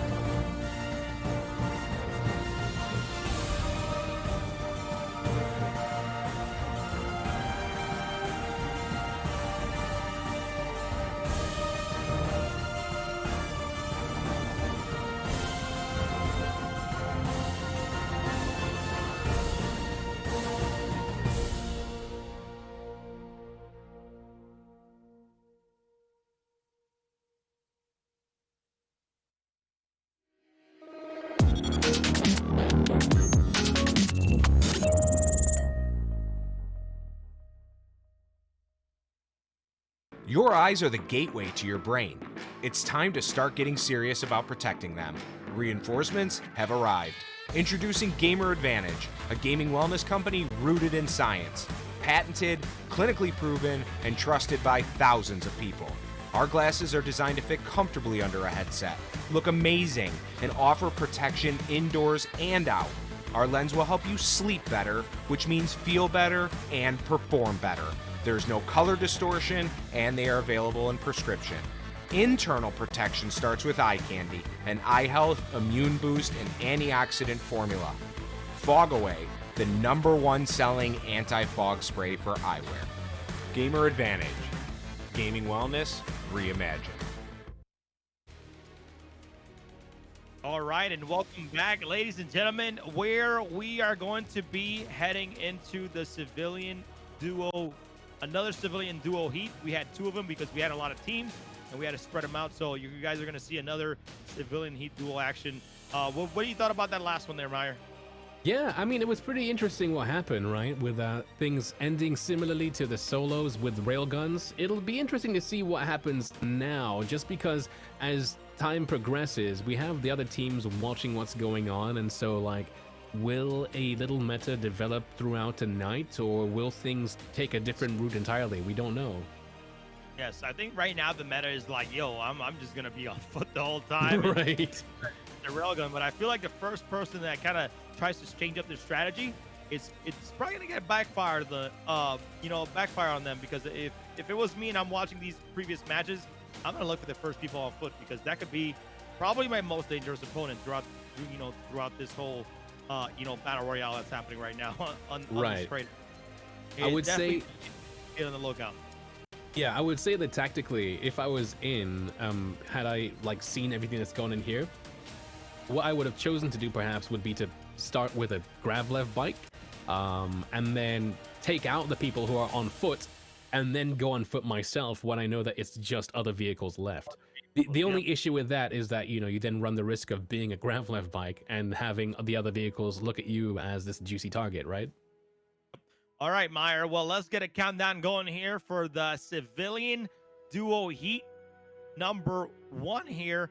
Okay. We actually did duo heat #2, and then the winner of those are going to go all together into a final server where the finals of duos are going to happen. So take it away, Meyer, and let's get this countdown rolling. Okay. Civilian Duo Heat Server 1 on go. 5, 4, 3, 2, 1, go! Shaft is about to go off. The shaft is ready. We're going to have everybody go in. We already seen a lot of rovers. We see 1, 2, 3, 4 rovers. We see, I believe there's going to be a Cyclone TR going down to the middle here. And dude, there is a lot of, there's your Gravlev vehicle right there. Look at the RC. Oh man, dude, everybody's going on. The RC is, dude, what happened to the RC, man? That RC might be from the previous match. It's exactly where it was before, I think. It must be like a long-lasting corpse or something, yeah. Why don't we see 2 rock vehicles out there with a mining laser on people, man? We need to see 2 of them. That would be what we need around here, man. Create some creativity here. But we see the Drake Dragonfly. We got 2 of them in this duo heat. We got 4 rovers, and then we have a Cyclone TR. This is looking pretty interesting. That's right. We already see some railgun action there flaring. There is somebody on a Dragonfly, so they might be actually out there trying to pick out these railgunners, as we said before. So that's interesting. That might change how things go today, but we'll see. Right now, those 2 Dragonflies are just trying to pick out the Ursers, so maybe perhaps they don't have the long game in mind just yet. They just want to whittle down those bigger targets, Crucian. Apparently somebody on foot was kind of taken down, so it already down on the floor. But I'm actually very impressed with these Dragonflies. They're taking those hits from those rovers, and you're seeing the shields pop up, and these Dragonflies are taking some very good damage here. But you see that rover gone down, the Dragonfly chasing him down, hitting him with those scatter shotguns, because at close range is going to do some damage. Oh, that was beautiful. You see that rover right next to me over here? They were hidden and nestled in those rocks there. As that other Dragonfly chased the rover, that guy down here did so much damage and basically took both of them out. But they're stuck. They can't move. They're just soaking up damage now as this other... Oh, did you see that Dragonfly crash? As that other rover is now just... Rover versus Rover right now. Oh, again! What is happening? That Rover in that corner is just really going at it. We got so many people down right now. We got Sanji Sama down. We got Rixius down. Savage is down. Vertical down. RP He's down. gonna do it. Look at it again. He's gonna take it man. out. He's gonna take him out. He did it. He took him out. He took out the Dragonfly again. Who is that Rover? On point with his vehicles and his weapons right now. He's absolutely just got that aim down. Doing a great job. Who is that They are. Rover? We need to know. Hey, that team is really going at it right now. Let's see if they can take down that Cyclone. I believe they're trying to get some views here. We got the Cyclone TR. Are they going to get down right now, though? That's the question. I think that Cyclone TR is, I believe they're getting on foot. This Rover is still there in that corner, but they have gotten out on foot. I think they got stuck here, Meyer. I think Yeah, they got stuck. They must have gotten stuck. They Austin powered themselves, but like I wonder if it's one or if they actually have a teammate somewhere else. If I were them, I'd still have somebody on that gun and I'd have somebody, you know, like as they are behind there, just biding their time. But I don't think I saw a second one. I think the gun was deactivated. Wow, so right now there's still 8 teams up, and that Railgun just took that Rover down. And I'm telling you, Railguns is the MVP of the HHL 2951. But what is going on? We got a few people on foot. The Cyclone TR is still going around, still trying to find those people. But is there somebody even on that turret right now, Meyer? I don't think so. I have no idea. I don't think so. But yeah, we just saw the person right in front of us here. We saw their teammate get wiped by a railgun shell here. Now they're by themselves. I think they shot some SMG. They might have some railgun on them, but you are limited to your rounds, so they might have run out. Yeah, you need to come prepared to these tournaments, have a strategy, find a way to get on top. I mean, I know the Dragonflies were doing pretty good, but all these Dragonflies literally got taken down by that Rover that was just on point, shooting accurately wherever the Dragonfly went. He was stuck on him like glue. So oh, and there's that corner Rover blown up, but I don't think there was anybody inside. But it looks like they took it out just to make sure. and he's actually right behind that Rover, trying to use it as as a wall so nobody can shoot at him and see where he's at right now. So that's where he got off. So that's where they keep shooting towards that back wall right now. So Corner Rover was alive. They just got blown up the second they pulled out of their cover. oh man, that was rough. Is he still in that corner trying to? No, Corner Rover is gone now, but maybe the driver is there somewhere. You can see some railgun shells just hitting the ground there. Yeah, so right now I think what's happening is that I believe the Cyclone and the and the person who's shooting the railgun are probably teammates, and he's just pretty much just trying to look for people and telling him, hey, these guys are here behind this rock where I'm at, or he's scanning and trying to find these people that are on the ground for his teammates so they can get those railgun shots out. But that Cyclone looks like it's taking a lot of damage. Is not going to survive for any much longer. Yeah, I wonder if does that Cyclone have a gunner on it, Crucian? Because we have that guy in the center field. He's scanning and looking for people. I think that's what he's doing. Right. He's driving around looking for people for his partner to then go out and just start taking everybody out with a railgun. I think it's genius. That makes sense. And we have somebody over there, and I think that is that a sniper of some sort? It might be an arrowhead, perhaps, with a red castic, like lasers and stuff in the corner. They're so close to the rim there. It looks like that Cyclone just went out of bounds, though. Oh yeah, by being out of bounds again, guys. If that Cyclone is out of bounds, I mean he's gonna be out and disqualified for going out of bounds, because the second that shafts go out and everybody goes inside the crater, there's no getting out until the last person standing. So, so let's see what kind of strategy they can bring. Let's see if they can find each other and see where they're at. But if you're down to the last two, we're gonna end up in a sudden death, and they're gonna have to fight it out. That's right, and we got a very familiar looking display right here with somebody on the same rock I believe the winners of the last division were at here, just biding their time with their railgun right on the edge of the map. So right now I believe the person that went out of the crater edge was, I believe, Skyer. I believe they couldn't just control their themselves, but we do have right now Red Eye Interstellar is out. Vaultic Rain Team 1 is out. Team Kuroda is down. So a lot of known people and known orgs that participate in the Ammo Esports tournaments are just really out right now. And these are the veterans, Meyer. You know, we got That's some new right. blood out here and taking people out, which is incredible. You love to see the new blood for sure, and we have somebody just getting out of their vehicle. I do believe they must be in a team for that guy to be so confident getting out of their rover like that, Crucian. But we know that there is somebody also hiding on the other side with a railgun. So what they're doing here is pretty risky. Are they trying to bait out a shot? I wonder. Somebody else now in the midfield coming in. But I don't think they have each other in their sights there. There's so much defilade, there's so many levels to this one crater that you could be standing 50 meters away from somebody and not know. But there they go, around the corner. Are they going to open fire? If they can see him. I mean, Meyer, right now, like, we're seeing a pattern. I think he has his sights. He's charging up. He's shooting his, as you can see, just shooting with his SMG because he doesn't want him to know where he's at. So I think that's actually pretty smart. I mean, and he's down. Oh, got him down. Very good job. Nice. But yeah, it's unfortunate for Team Sire, but I guess again, as you know, the blood starts pumping, you start to lose kind of your bearings within this crater, and they went too far. Maybe they tried to go and run somebody over. They oversped, and then they just went over the ridge without realizing just how close to bounds they were. I would be so nervous right now because like we still have about 4 teams left right now in the crater. I believe a lot of these guys are still on foot.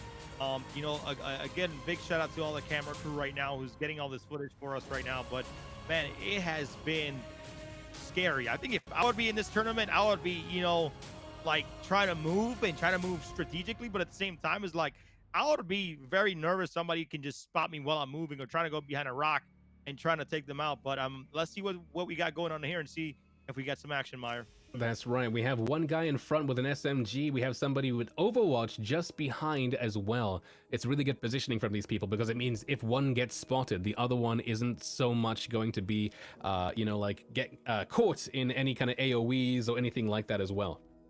Really good for whoever these guys are in the corner. And I feel like the vehicles, man, like vehicles right now, like just getting those corners and being behind rocks like that and strategizing of what the creator can do and how it can, you know, kind of keep you in and alive, man. I mean, it just takes a couple of shots to just kill the guy that's just shooting at you. I mean, you can tell by the railgun, but yeah, I mean, he has like a sniper or trying to see where the teams are, but 4 teams on foot, that's a lot of teams so far, Meyer.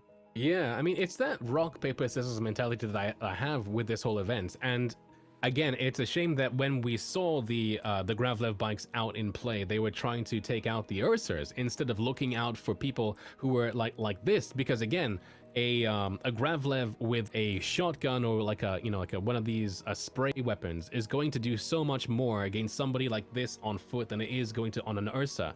And I don't even think that we saw any of these Gravlevs succeed in any of the chases. We saw that one try and chase the Ursa, and then we had another Ursa in a corner take out the other Ursa, and then the Gravlev. But end of the day, you know, like you only have the one round to play, and you only have so much time to learn with this. But yeah, it's really interesting to see what's been happening so far, Crucian. Yeah, it's right now it's a tight battle. If we can get another view and if the officials can let us know, you know, what teams are left right now. I know we got 4 teams currently. I think they're trying to eye for each other. Everybody's going to be very, very stable and trying to get no movement right now. And they're being like very, very still.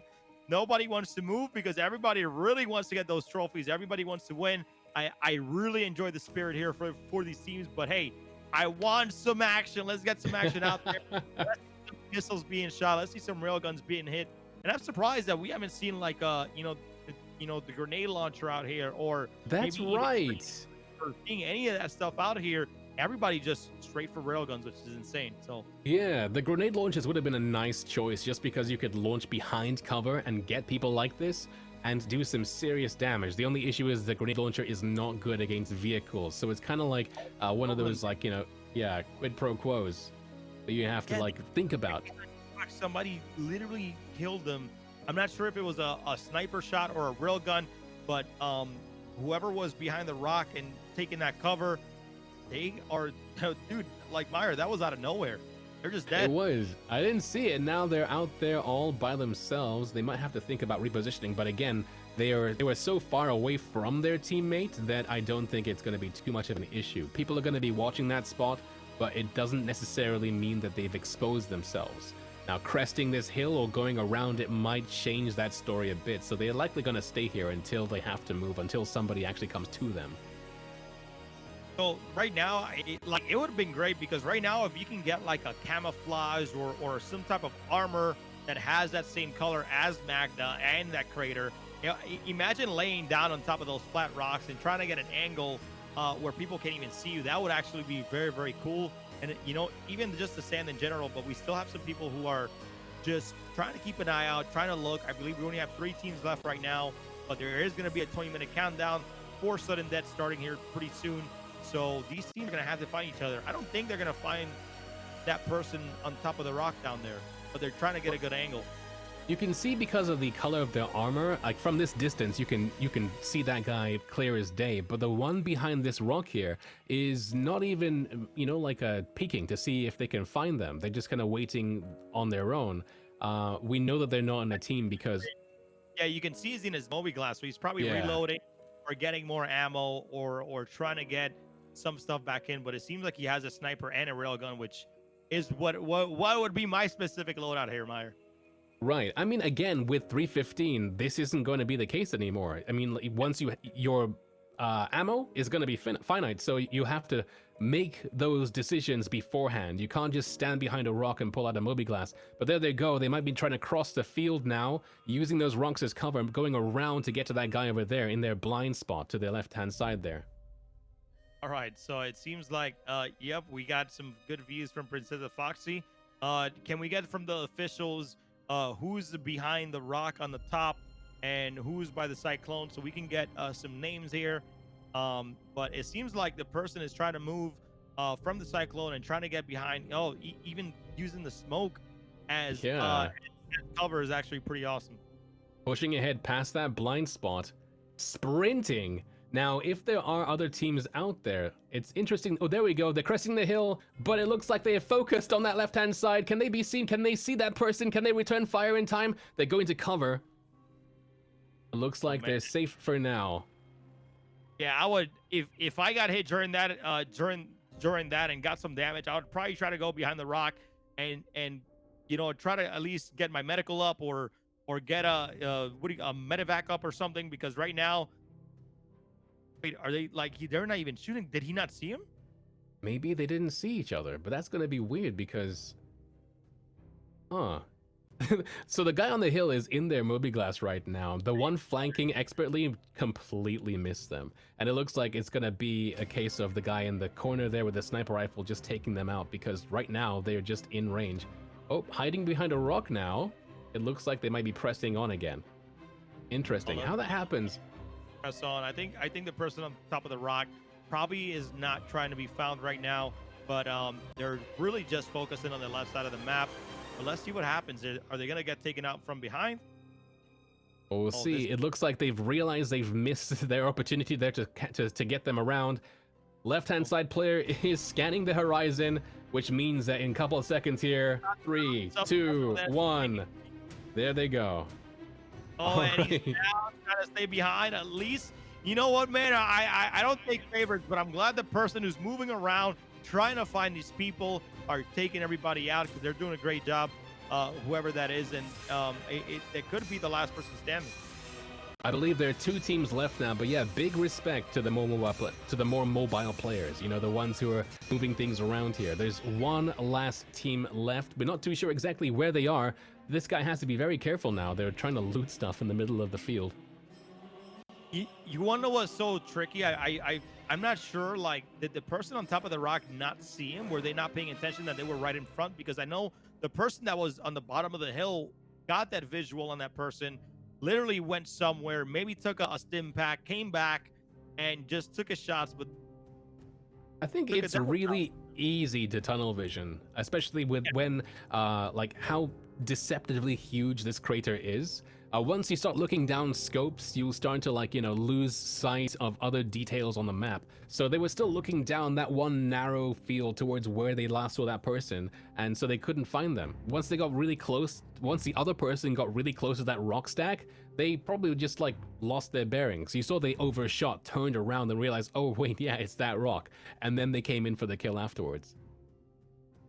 All right, so we just got some word that that Adelis was the last person that got taken out, and we got AAWA Police Academy that has won this dual heat number 1. So great job to AAWA for coming out on top of that one.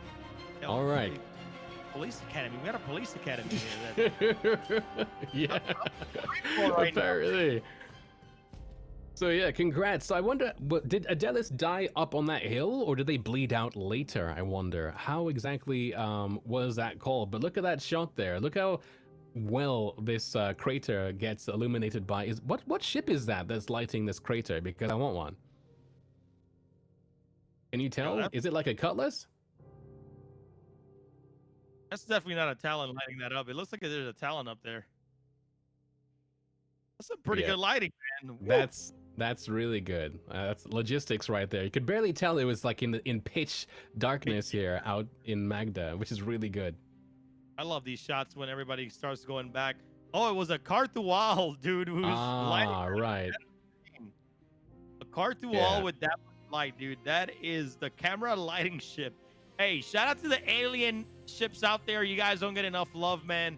We go Alien Week, but hey, Cartual, dude, look at that light. It's insane. Their portable sun. Portable sun.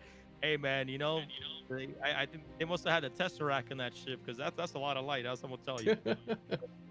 All right. So, anyways, hey, let's go over real quick, Meyer. We haven't shown the people the military crater real quick. I think that should be something while we wait for the military duos to come online real quick. We do have a couple minutes. Let's go and show everybody the military crater. The mega crater. Yes, that we're gonna be going in next, and we can pop that up there. Yeah, so I believe here it is right here on screen, the mega crater, again using that really awesome photogrammetry to get like every single nook and cranny of this player's crucian. Dude, it's insane how much we can get, but this model here of this mega crater, you can see how big it was, but when you're in it, you don't feel like you're in a crater. You're just at like all. In a massive land. But we're using this this mega crater for the Nova Tonks to have enough space to spread out and get those long shots in, and hopefully take some people off from a distance before they can even meet up or be close to each other. So great job here on putting this insane 3D model of this mega crater on. But I'm excited to see the next dual military here that's going to be coming up. And again, Meyer, these guys are fighting for some incredible prizes. If we want to go over the prizes one more time for all the new folks that are jumping into the event, again, you guys can catch us here at Mo Esports. But some incredible prizes here, Meyer, if you want to take that away.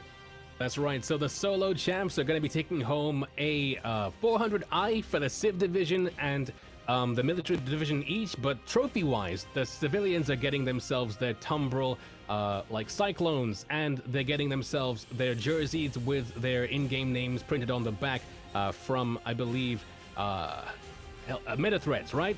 With the brand new Blackout HURSTON Hurt Locker design.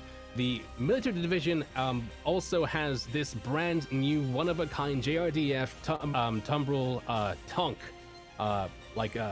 trophy, which I believe you can't actually buy on the store. It's completely made just for this event, not on sale, which is really, really cool. A really unique prize to take home for those who are competing for the military division.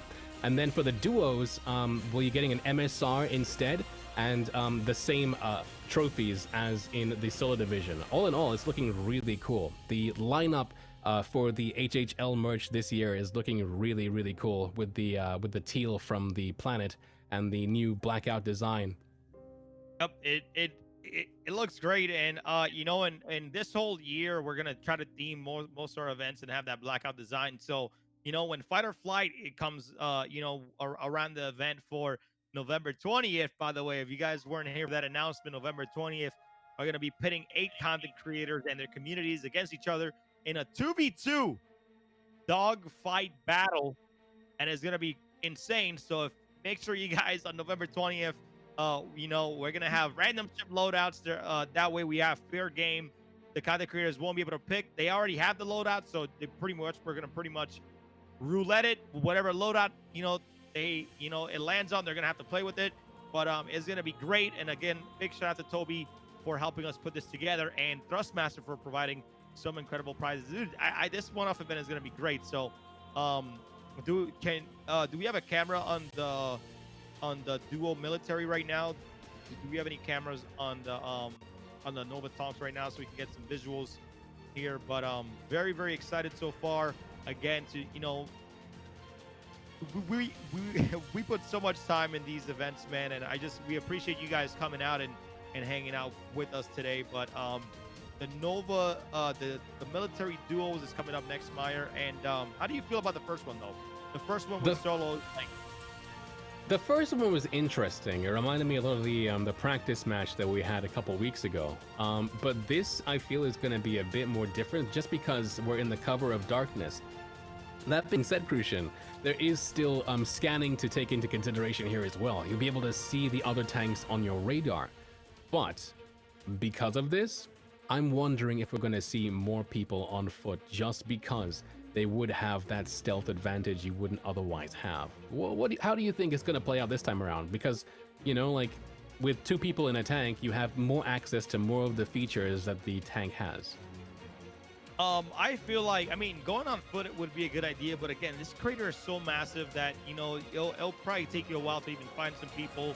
You want to make sure you have at least, especially with your teammate, double railguns could be super effective here, especially for the, against Tonks. But at the same time, if they find out where you're at, I believe that blast range from the Nova Tonk should be able to take you out on foot. But we've seen people get run over by the Tonk, Meyer, and guess what?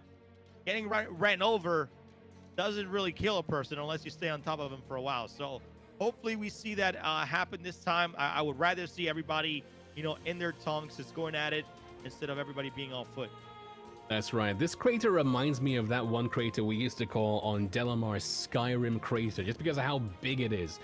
From the 3D model we saw here and from these establishing shots, you don't really get to the grasp of how big this crater is. I'm not sure if it's the same 37 kilometers squared as Skyrim, but it's still huge, it's gonna be a long one if they choose to go out on foot to begin with. But yeah, I'm looking forward to it. Looking forward to seeing those Slayer cannons in the night sky there. I want to see some rocket launches this time around, Crucian, as well. I want to see the rocket pods, the missiles do something, because they are deadly. All right, Meyer. Well, guess what? We are ready here for our military duo division who is about to go. We have 7 teams who are about to get ready to get pitted against each other and just be in an all-out mayhem here in the Mega Crater. So, Meyer, whenever you're ready, count it down, and let's get this started. All right. Military duos, on go. 5, 4, 3, 2, 1, go! All right, as you can see, we're going to get these shafts down, and then very, very slowly, all the Nova Tonks is going to start going down in the crater, hopefully spotting their first opponent and trying to get those hits in. This is super, super tough, Meyer, because we have to transport these Nova Tonks into this crater because there's no way where we can, have medical or have people around during this. We have to be out of the way because this crater won't let us kind of, land anything next to each other. So right now, we're already some fires from far away. Direct hit. Yep, the wreck hit right there. What do you think about these skins, though, man? I think CIG's doing a great job with bringing out some cool skins out there and giving us some, I guess some swag in the game. That's right. The skins are really awesome, and you saw there a second ago. And again here, somebody is already on that mountain face there with a railgun, but they're not charging, so they're not going to do any damage whatsoever up there. They're just giving away the position. But right now we have these 2 tanks duking it out and dueling. One with that gunmetal gray, and we have that other one with that one you like so much, the Timberline, I believe it's called. Oh, and it's okay. They're charging their railguns now, But yeah. Ooh, did you see that, Crucian? Out, dude. It bounced. It bounced. Wow. And there it goes. Dude, I saw that railgun completely bounce out of the way. But yeah. both songs taking each other out of the game. Dude, like, how did that railgun looked like it did damage, but it just bounced right off of the shield. So the railgun shells do bounce, and I don't know if they do damage if they do bounce. There's a story I have. Oh, that was another good shot right there. Another tank out of the game. There's a story like I have where I was inside a C2 Hercules, and somebody had like tried to steal it, and so my team were outside the bridge, and they'd locked the bridge, so we couldn't get inside. So somebody tried to breach the bulkhead with a railgun, but they didn't charge the railgun enough, so it bounced off the bulkhead door and into this like the chest of one of my my team, and they killed him instantly. So yeah, like depending on the angle at which the railgun hits, it will deflect. All right, so we already got a couple. One team that's fully down. We got a couple teams that still has one player left on on their duo side right now, but. The military division, man, this thing is scary, man. I see Tonks running around, but I'm so glad that they're taking those hits and trying to, hit as much as they can to capacity. But I'm very impressed how, railguns are still taking out Tonks in some way or form, charging it up all the way, getting those hits and being able to take out and kind of help his partner. That's actually pretty cool. So right now they're kind of just trying to scan here and see where these guys are at. And we got some people on foot, man. So that's right. We got a team of 2 already on foot with their railguns out. Again, because of how big this crater is, it's going to take a while for them to actually get back into the action, depending on where they are.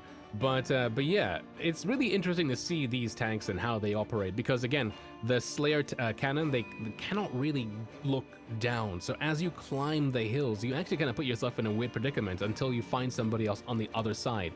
If somebody is kind of chasing you, it's the opposite of Star Wars, with the high ground and stuff like that. It's a bit weird. But yeah.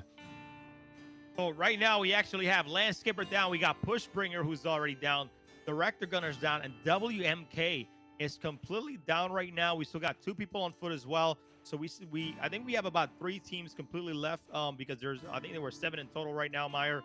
But I wonder if this team was their initial plan to kind of stay on foot the whole time. Like it's very interesting to see the crater this big, and are they gonna be able to find this tank? I mean, yeah, the tank is a big target, but still, yeah, man. I mean, probably just because, if you're not feeling confident in the tank, because again, if the tank gets spotted, we have 7 contestants here. If you are seen by several people at the same time, okay, they actually have a good shot of this tank here just ahead, just coming down from the hill there. But like, if you're not confident with the tank, then playing this way will keep you in the game for longer. If survivability and getting that trophy is what you want, but like, kudos to everybody else who's like, going in there for the mayhem, like doing it in the tank, like the way Chris intended. But like, yeah, it's it's really cool to see different playstyles out here today, Crucian, for sure. Yeah, so right now, as you can see, they got a good vision on the Tonk right now, and I want to see if they're going to get those shots and maybe give away their positions right now, because I believe that they give away their positions, then the Tonk is going to be able to hopefully shoot at their target and maybe get some splash damage in and maybe take down these guys who are currently on foot. I think, I'm not sure if these 2 teams are currently left, but we got Team Pooch. Team Patooch. I'm not sure about that right, but then there's 1 other single player on foot. So let's see if they're going to take these shots and see if these railguns can actually take these Nova tanks. I feel like the railguns are doing more damage than the Nova tanks themselves, man. But it kind of seems that way. So like when you're on foot like this, especially in the Hurt Locker, just because we have camera teams and stuff like this, it kind of does put you in a bit of a predicament, because like people can see people looking at you even if they can't see you. But we have that tank over there. Those guys haven't opened fire yet, because once you do, then everybody knows where you are. You lose that advantage. So they're waiting, it seems. They're just waiting for that tank down there to attack the one which is closer up there. You can see that they're... Yeah, so right now, Myers, so what's going on is that we have one team on foot, that's only 1 person, is not 2. Then we have another team that they're both on foot right now, and then we have a full Nova Tonk right now. And honestly, I would want to stay in the tank the whole time, but I mean, if I could pick up a tank as a solo player, I think that would give me the best chances until I take enough damage to hopefully get out of time. But right, so there he is. Yeah, so yeah, that's that one soloist there with a railgun. So yeah, I think if I still had my team with me, what I would probably do here myself is I would stay in the tank, as you said, especially if I had one that still had some health, and then I would probably try and like use that to bait somebody else out with a railgun, because I don't think the railgun can kill a tank in one shot, especially when people, you know, like they blow their load too fast. What happened there? They just died. Did they bleed out? No, I think the other team that was on top of the rocks probably found out. Oh. And if you saw them a little bit closer, they did have a sniper. Took him out because he was They staying did. very still, because I think he has one of the snipers out. So as you can see, oh they're both in there. Right, so it looks like we now have just 2 teams left now after that one on foot got killed. This tank here destroying their way out there with their tank here. Oh, falling over. Oh, just be careful here. If you roll upside down, you are really close to these guys right here. Oh, that was an uncharged shot. That's going to just give away their position here, but it looks like that tank is struggling at the moment. Direct hit there. 2 direct hits on the tank there. You saw the shields almost go down. They're red, below 25%. I love how that extra railgun is going out. It seems like they're just trying to, but dude, there's a lot of missing right there. If the tank can do a great job and give that turret his position to where he can be able to take. Oh, there it goes. So I don't understand why that tank didn't return fire. Did it not have a teammate inside? I thought they did. I don't think they knew where these guys were at. I mean, I would have thought, you know, from our perspective at the very least, that they were painting the skyline there with their railguns, but sadly it looks like they weren't lucky enough there. It didn't seem like any tanks today actually used their countermeasures too. With a good chaff, they could have hidden inside that smoke, and these guys could not have seen them either. But again, it comes down to experience. Yeah, I mean, there's so much capabilities that we can, you know, kind of use with the Nova, and I don't know. I feel like the railgun's overpowered, man. We're gonna, like, hey, CIG, man, we got railguns on deck just shooting everybody. What's going on with this, man? Well, you see, we do have railguns, and they are overpowered, but look at that guy on the right. They're in their Mobi-Glass. 315 is going to change this meta, I promise you, because they'll only have so many rounds to use.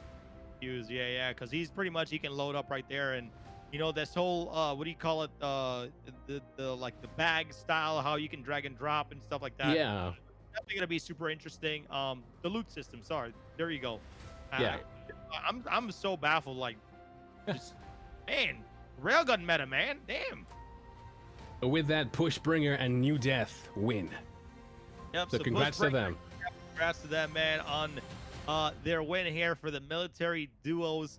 That was actually a lot of fun to watch, man, to see him up there. But I wish the Tong had some time to kind of find a way to shoot back in some way or form, man. I thought they had more time to kind of get those shots back, but it's okay, though. It seems like the people on foot are just being smarter overall. I gotta lie to you, Meyer. Yeah. Oh, and there is a Hammerhead coming through with an Idris overhead as well.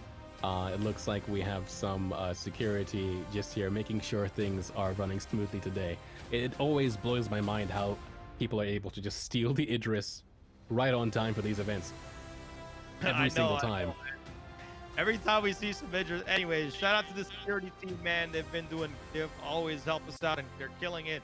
But hey, when the security team brings the firepower, man. So, you know, we got to keep the bad guys away somehow. So if they see an Idris, you just turn around and go back home. So these guys at all. But anyways, guys, we're gonna take a quick break here.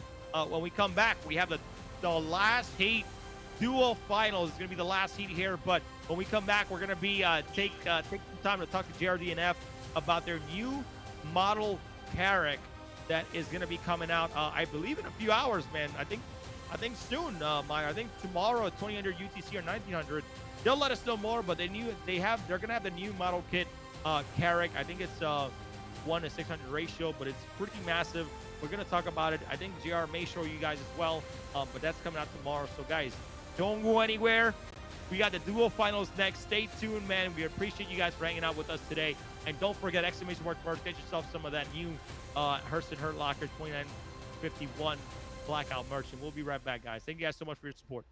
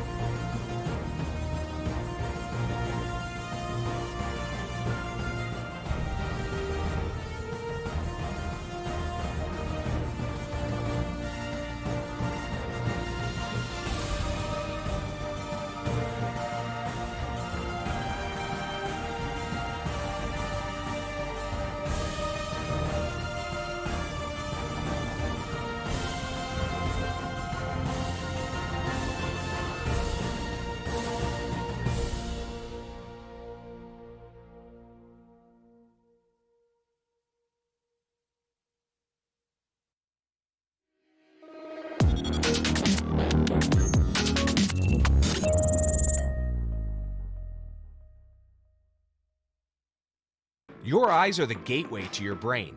It's time to start getting serious about protecting them. Reinforcements have arrived. Introducing Gamer Advantage, a gaming wellness company rooted in science. Patented, clinically proven, and trusted by thousands of people.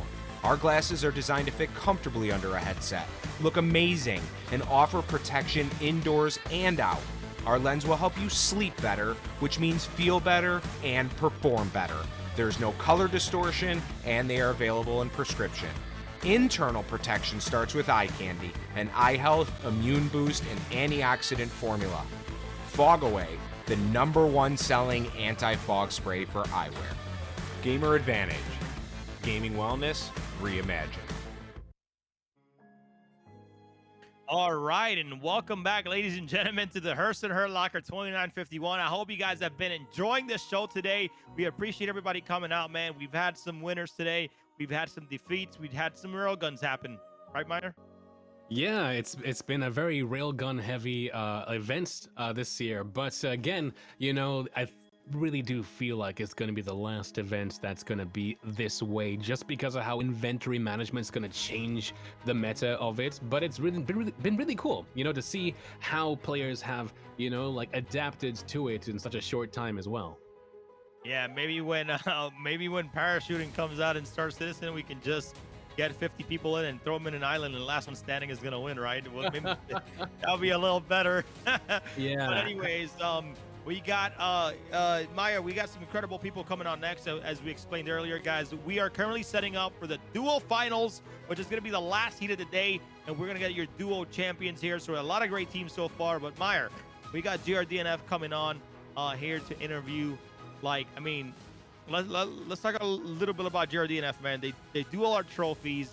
They've been coming up with some top quality model kits, man. Like they've done a lot of stuff, like, you know, for CitizenCon. And I'm telling you guys, if you guys haven't been to CitizenCon, you need to go, because like they make like life-size dragonflies that you can sit on, Meyer. Take a photo on. They really are OGs of the SC community. They've been around for almost as long as I have, at least within like the space of like what they do. I remember meeting them at BrizzCon and speaking to John, who was like standing next to this thing. I was like, "This is from in-game." He's like, "Yes, I made it." I'm like, "Oh." And we've gone from there, you know, like to making the Saber the year after that, to making the Dragonfly scale model, to making the Kraken. It's yeah, like they're a huge part of the SC community, and now with their scale models as well that you can purchase and build and all that stuff, like yeah, it's just been really cool. And obviously with the trophies that they provided with these events too, you know, like they've really made sure that they have been a big presence here within the SC community. Well, I mean, you know, we're gonna get him on, and you know, again, they made the Nova model kit here. You know, the Tumbrel Nova for everybody here that is gonna be, you know, champions of the military division. So, you know, congratulations to those guys who came out on top. They're gonna be super stoked to get it. But you know, let's go ahead and get JR from GRDNF to talk to us a little bit more about what's coming up and just how the process of all this stuff. And you got a countdown going on? What's going on, Jim? I've got a countdown. I've got a countdown to the Carrack. It's been a little bit of time coming, Crucian. You've got no fucking idea. We have been at this model for, I think, longer than I've been alive. That's how it feels to me right now.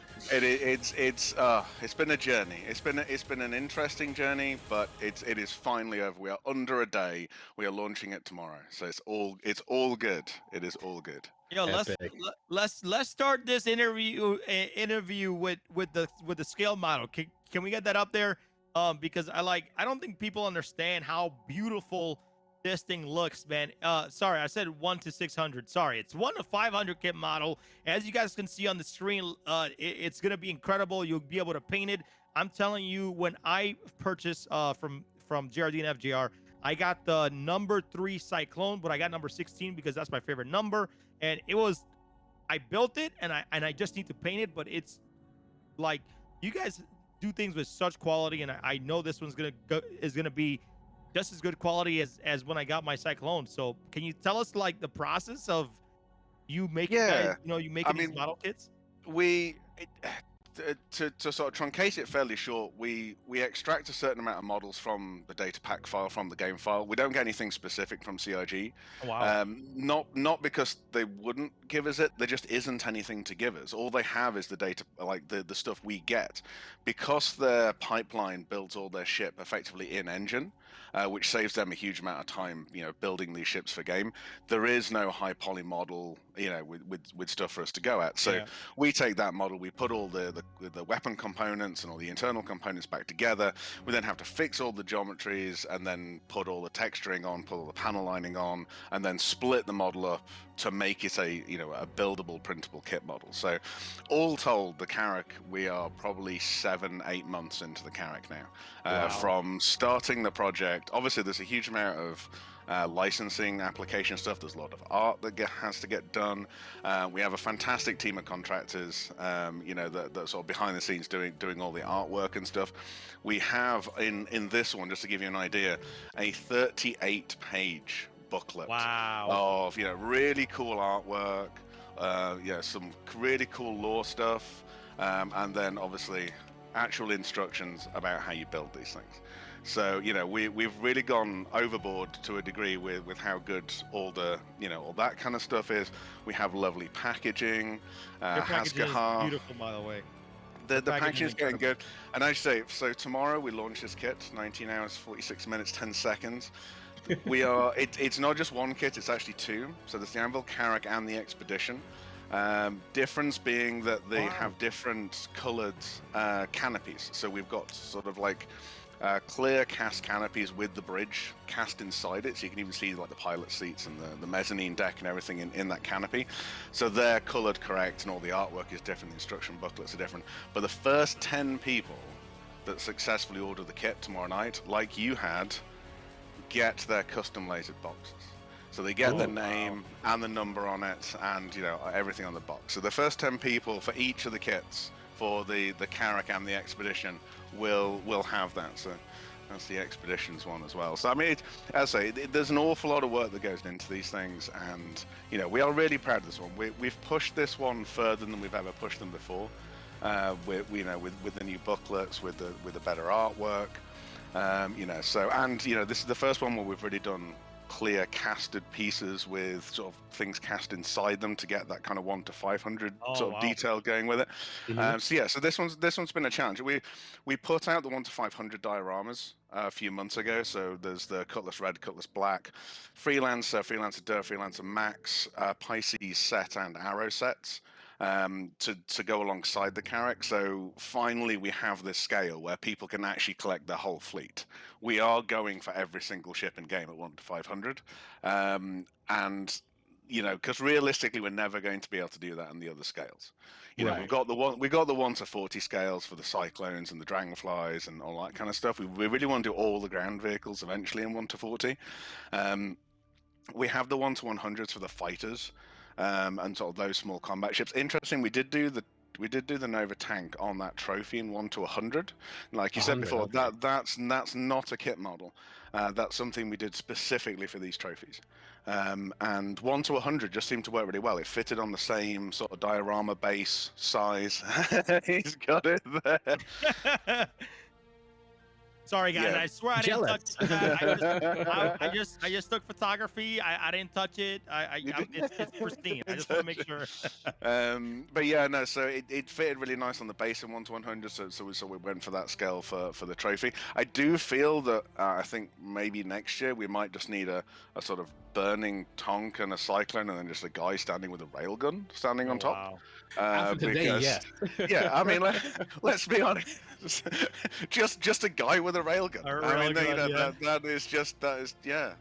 It's been fun to watch though. It has been really fun to watch. It's been a good year.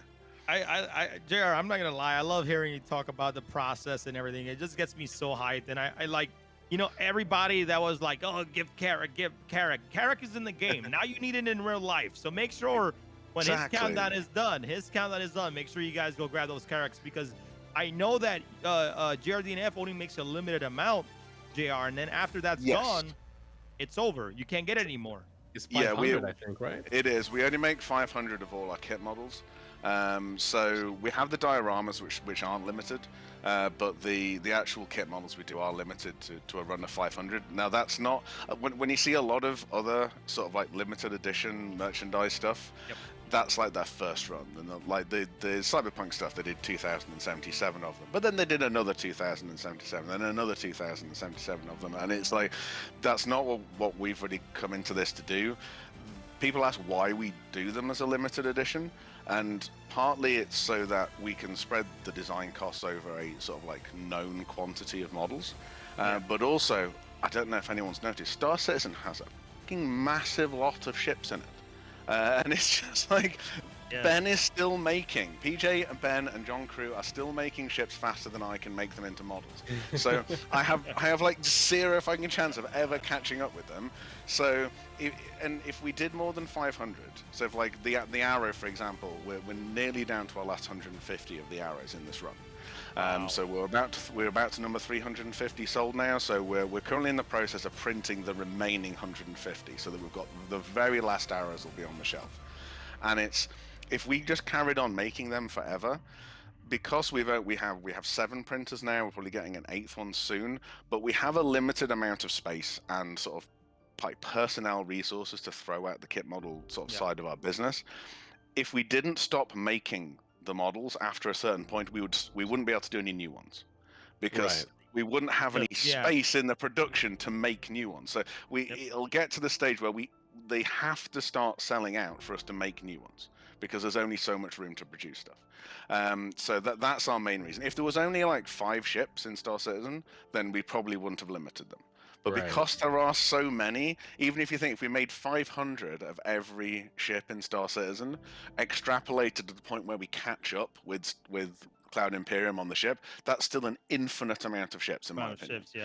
It's just like I don't think I'll ever catch up with them. So it's I don't feel that it's a limited thing. It's just a case of this is the amount of time you have to get this one particular ship, and then I'm not doing it again because I've moved on to the next 20 of them. So that's what. And realistically, going forward, we will be doing less kit models probably in the sort of like in the years to come, because we've had effectively 2 years off because of COVID, sitting in our workshop just making models. Events have started. We've already done our first live event stuff, so we will inherently have less time to put into these kits now going forward. So they will become even a little bit more and more exclusive going forward. Get your kid before you can't get any more. Indeed, and I'm really looking forward to Fight or Flight. I'm looking forward to doing yet another trophy for you guys. Yes. I'm looking. I'll Send to you. Absolutely. Well, it's not as far to post it, so that's fine. Exactly. I still think. Well, I know my favorite trophy is still the Daymar Rally trophy. Yes.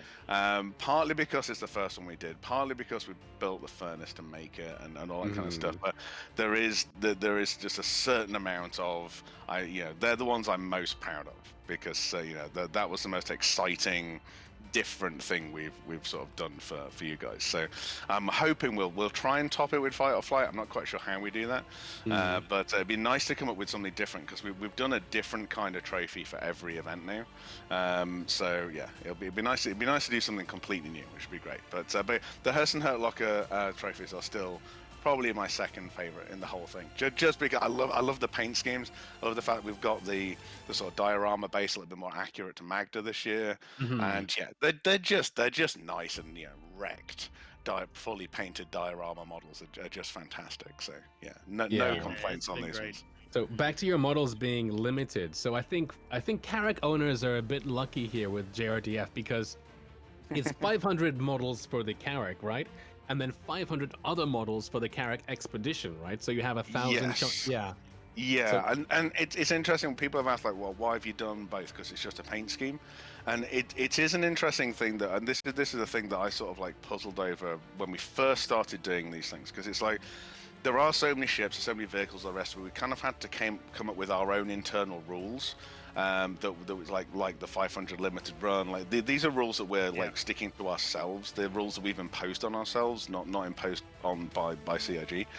And one of the things we said, right? Okay, we will do a separate kit model for every SKU in game, rather than doing something like the Cyclone, for example, which has like a very much a core part to that model, the way it's built in game with modules. We could have done a Cyclone, and then you would buy like the extra bits to go on it, or it would come as like the stock Cyclone, as like the transport pickup truck Cyclone, and then you'd buy those extra things on top.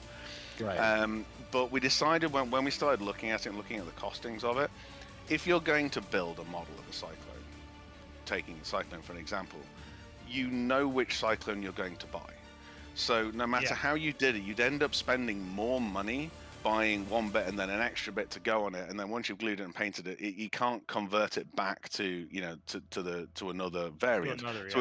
Exactly. So it's just like, no, we're going to do a separate kit model for every SKU in game. So when it came to things like the Carrack Expedition and the Carrack are different SKUs in game. It's not just a paint scheme in game. So we have done them as two separate models. Now it turns out that in this case, the only difference is basically we have a glass element. If I can get it on camera, we have a glass element that's basically all the windows of the Carrack, so people can light the inside, and all the windows will light up, and obviously the canopy at the front. Now they have a tint to them, so the standard Carrack has a very slight blue tint, and the Expedition has the more pronounced red tint to it. So, like, genuinely, that is the only difference in the kit models themselves. Those two pieces are the only difference, because that's the only difference you see at 1 to 500. Now, the internals of it and things like that, I think currently are identical in game, but we don't know. When we get the gold pass, those innards may change on the two ships.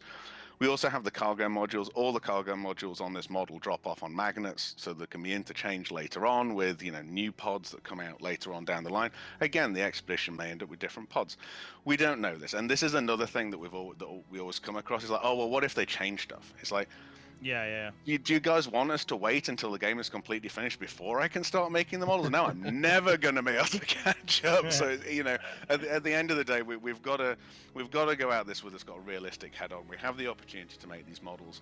We're going to be at it for an awfully long time to try and even get close to a decent proportion of the models in the game.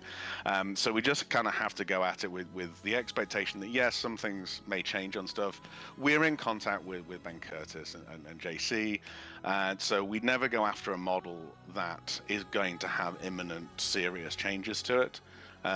We may end up following the gold pass a little bit now that has definitively started. We might start going, right, okay, I'm going to wait for ships to have their gold passes now, because some things that may work with, and we have other things like we're trying to sort of like tear through all the 1 to 500 small ships as the dioramas. We're not too worried about those, because the size of things you see on a 1 to 500 arrow, even if they change quite a lot of the component bays and all that, you're never going to see it on a model that's an inch long. It's just a little diorama piece. You're not going to, so I'm not worrying about it. We're currently working on the MSR, so we have first test prints of the MSR. I was going to say MSR when? Yeah, MSR when? MSR very soon. Whoa, that's not an F8 Lightning. Yeah, it's not an F8 Lightning, but it's quite nice. So this is a large diorama. It's not a full kit model. It's not really big enough for that. But this sits really nice alongside the Carrack. So we're working on this, and the Gladius, Buccaneer, Saber, Vanguard, and not the F8 Lightning. No, it didn't come up. No, I know, right? And we're also doing the C2 Hercules. That's awesome. These are all in the pipeline for this year. Whether they will be completely like. The work has started on them in this quarter, so we will either see them before Christmas or just in the new year. Certainly things like the MSR and the dioramas will be well out in the next couple of months. So we're trying to up the production. We've just signed a lease on a new big workshop, which is just down the road, which is very exciting, which should mean that you guys are going to see a lot more big builds from us. Over the next 12 months, because we're finally moving out of our current workshop, which is effectively a double garage, into a 4,000 square foot proper warehouse workshop building that we can build you can fit a full-size Gladius in it. So next Citizen Con, we're gonna see we're gonna be inside a see-through Hercules, ladies and gentlemen. Make sure you're It's there not at the quite next that Citizen big. Con. It's We not could gonna get a fly, but you can get in. You know. we could get a full-size Argo in. To be quite interesting, Oh, but wow. it does mean that, like, you know, it gives us a lot more opportunity for making bigger set pieces for Cloud Imperium and other companies. And yeah, I'm so hungry to get back to events, guys. I have put on so much weight sitting at my desk playing with models. It's not good for a person. It really isn't. And it's just like, yeah, I need to get back out to events. I just need to. And you know, I would love to see Hurston Hurtlocker or Daymar Rally live at an event like That would be Gamescom, cool. Citizen Con. Actually see people in a proper like arena setup, you know, playing these tournaments live in Yes, front of that'd an be audience great. would That'd be great. just be amazing. Really, I would. really. I think if people think I'm hyped now, just catch me first. We're gonna have Man, to I'll put be reins so on you excited then. if you had a live. We're gonna have to tie you down with ratchet straps, just to a podium, just to hold you down. I may not even need a microphone at that point. I think you might be right. Oh man, it's just like when, like, I think the energy is like completely different in person. Like right now, you know, like like I love everybody here, but you know, like having a private server down in in person where everybody's just connected to each other, and you probably won't even see any desync or anything crazy because we're all just connected to one private LAN server, and then we can see everything a lot clearer. Having actually ships there spectating. Oh man, that's just a dream. absolutely. That's a dream. I mean, Maya will remember back in Gamescom 2017 when we had that private server on the stand. There was no crashes on that. Oh no, wait. Yeah, there was a few. It was 3.0. It was the first bit of 3.0, but it was quite interesting to actually play Star Citizen on a LAN server. Yeah. Because it was difficult to compare it because we were playing 3.0 for the very first time, so we didn't really have something to compare it against. But yeah, actually being able to do an event like that, being able to get camera feeds from all the competitors, but without them being able to see each other's camera feeds, because obviously you're on a big screen above, so you got no stream sniping. It makes that lot of live esports events so different to internet ones. You've got no desync, you've got no computers and routers crashing at the last minute. Maya, you were robbed. Sorry, it's just Jesus. Jesus. Thank you. I know, man.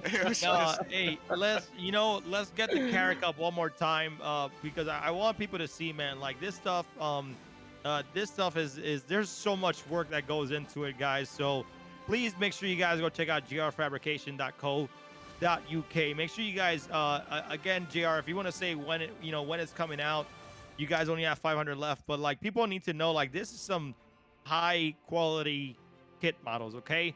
You can possibly go and I'm not saying anything bad, and 3D modeling is not bad, but you can possibly go do that, but it's not gonna come out as the quality that GRDNF does it. I promise you that, because I have my own. And I was very impressed, and I was so happy gluing my fingers together while I was playing and putting it together. It was one of the best times I had on stream to like do it with my community and get all that stuff done. It was seriously fantastic. You guys did a great job. It is good fun. So we launched the Carrick tomorrow. Stream starts, so twitch.tv/JRDesFab. The show starts at 6 p.m. UTC, and we'll be launching the Carrick at 7 p.m. UTC. So yeah, come along. Sort of watch us launch the Carrick. Try and get in the sort of first 10. Get your personalized boxes for free. We'll then do probably about a month or 6 weeks later. We will do a live build along tutorial. Ooh, awesome. We tend to try and do that sort of like a month, 6 weeks after we launch a kit, so people can have got it, get it shipped over to them, and then if they want to build along with us for this one is quite magnet heavy. There's so much interchangeability on the ship because it's so cool about it, though. Yeah, I know, and it's all its scanner arrays. We have them deployed and undeployed, all the landing gear deployed and undeployed, all the cargo pods. The forward ramp, can be deployed, and it has a little Ursa rover that comes up at the hangar, and there's so much magnets on this thing. So if you've never put magnets in the model, all the magnets come with it, but you might want to watch it to see how it goes together. And like anything, we know our kits are not cheap. We have a lot of FAQs onto why they're the price they are, and I promise you, we're not ripping anyone off here. That this is just the price it takes to build these things. And but one of the things we do is we do offer a free spare parts policy for all of our customers. So we don't want you guys to be afraid to build our models. We want to go at it, and if it goes terribly wrong, just let us know what happened, and we'll send you all new bits, and you can put it all back together again. Because that's awesome. There are a lot of people that have, really want a Star Citizenship, never done kit building before, and it's like we're the only way they have at getting a model, but they're too afraid to build it, so they buy it and they leave it on the shelf, and it looks lovely in its box because the artwork's so nice, but it'd be better if it was built. So we desperately want people to actually not only buy but build our models, and we have a Makers Discord server and free spare parts tutorials to try and get to help people down the process of building them as well. And it's absolutely incredible. I'm always mind blown talking to you, and I know the love and stuff that you guys put behind this, and like I bought myself, I'll buy another one, but I think you guys need to do a tutorial on how to paint this stuff, because I suck at painting this stuff. Like, it's so hard for me to figure out. Like, I know I got to buy like a spray pen and do this and do that, but like if you guys can do a tutorial of like how to paint this stuff, because I'm just bad. Like, I've never done like the other mech games where everybody paint their little mechs and things like that. I haven't done it yet. I must admit, I am not a fantastic painter either. I choose to go down the sort of Star Trek-y route, sort of like behind Jean-Luc Picard had this amazing display in First Contact, of all the metal ships. So I tend to do a metallic with like an ink wash on mine, and because we've physicalized all the details and the panel lines and all that kind of stuff, all the the inks go into it really nicely and pick out all that detail, and it's all one color, so you can't really fuck it up. You don't have to mask it or anything. You just go for it. Yeah. But yeah, no, we really do need to do some decent painting tutorials. Brett, who painted the HURSTON Hurtlocker trophies, he's offered to do them for me, so I will take him up on it, because I think I've avoided it because I can't do it, because I can't paint either. He did a great job. So shout out to him, yeah. I love the Nova Tank skin as well. We just let him have at it. You knew the color scheme for for Atmo Esports is like just go for it, just have some fun with it, and he's just like, it looks so good. Love the skin. We had I think the Arginator was like, it's a salamander. Yeah, yeah, it is. It is so good. Oh man. But anyways, any last questions here, Meyer? So I think last time I asked you this question, I said, if you could do or make anything for CIG, for a convention or otherwise, what would it be? And you said that you would love to make a convention center floor that was like one of the pods of the Caterpillar, and then you'd have people game inside it. Has that changed? Like, you're getting a big studio in the future, like a. Well, yeah. I mean, we've obviously got. We can't say anything at the moment, but we're obviously sort of like working with CIG on their new, on their new office plans and stuff, which is really, really exciting. And obviously future events, especially Manchester-based ones. I would still love to do an internal of a ship. Big enough to get to get a lot of people in it. I don't know whether the Caterpillar still works really well from a size metric for like certainly a Gamescom event or a CitizenCon event.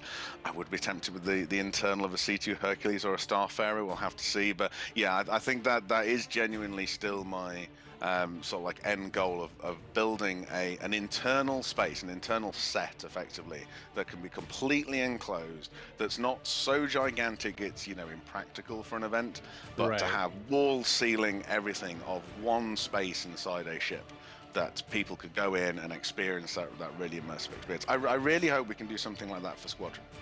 So that people can go into either a derelict or a Vandal ship or something like that. Perfect. Yeah, that kind of really immersive experience of perhaps the PCs are set up in there to test play the game or something like that, but you're just in this environment with the sound and the lighting and the effects and everything, so you really get dragged out the real world and properly cemented into the Star Citizen universe. Would just be fantastic. So I've seen it done at other events for other games, and it's a really beautiful way of really giving the fans that really visceral experience. Awesome, man. Awesome. Well, JR, again, always a pleasure to just have you here talking to us, man. So much information, and we cannot wait for this, this character model to come out, guys. Again, tomorrow. Neither can I. Yes. Tomorrow, guys. Make sure you guys, show JRDNF some love. If you guys love the character as much as you guys say you love it in game, go grab yourself a model kit, you know, buy a nice shelf, put it on there, do something great with it. But anyways, any last words for the community, for anybody out there? Just one person in particular. You know, I obviously know it's your favorite ship, Disco. So if you don't buy one, I'm going to be very disappointed in you. You've got to stick to your guns. The call out, I love it. I love it. And put that. I love it, Disco. Hey, the call out, man. Well, thank you so much, JR. We really appreciate it from the bottom of our hearts, man. You're awesome, you, man. guys. We love having you and Cal's here, you know, a part of this community. Like, man, we just love the model kits. We love you guys as people. So thank you so much for joining us today and letting us know. Thank you for having us on, letting us rant on again. And yeah, enjoy the final. I can't wait. I can't wait for it. Go for it. All right, Let's do it. sounds good. All right, ladies and gentlemen, we'll be right back. But thank you guys so much for hanging out with us. Dual Finals is coming up next. Your eyes are the gateway to your brain. It's time to start getting serious about protecting them. Reinforcements have arrived. Introducing Gamer Advantage, a gaming wellness company rooted in science. Patented, clinically proven, and trusted by thousands of people. Our glasses are designed to fit comfortably under a headset, look amazing, and offer protection indoors and out. Our lens will help you sleep better, which means feel better and perform better. There's no color distortion, and they are available in prescription. Internal protection starts with eye candy, an eye health, immune boost, and antioxidant formula. Fog Away, the #1 selling anti-fog spray for eyewear. Gamer Advantage. Gaming wellness reimagined.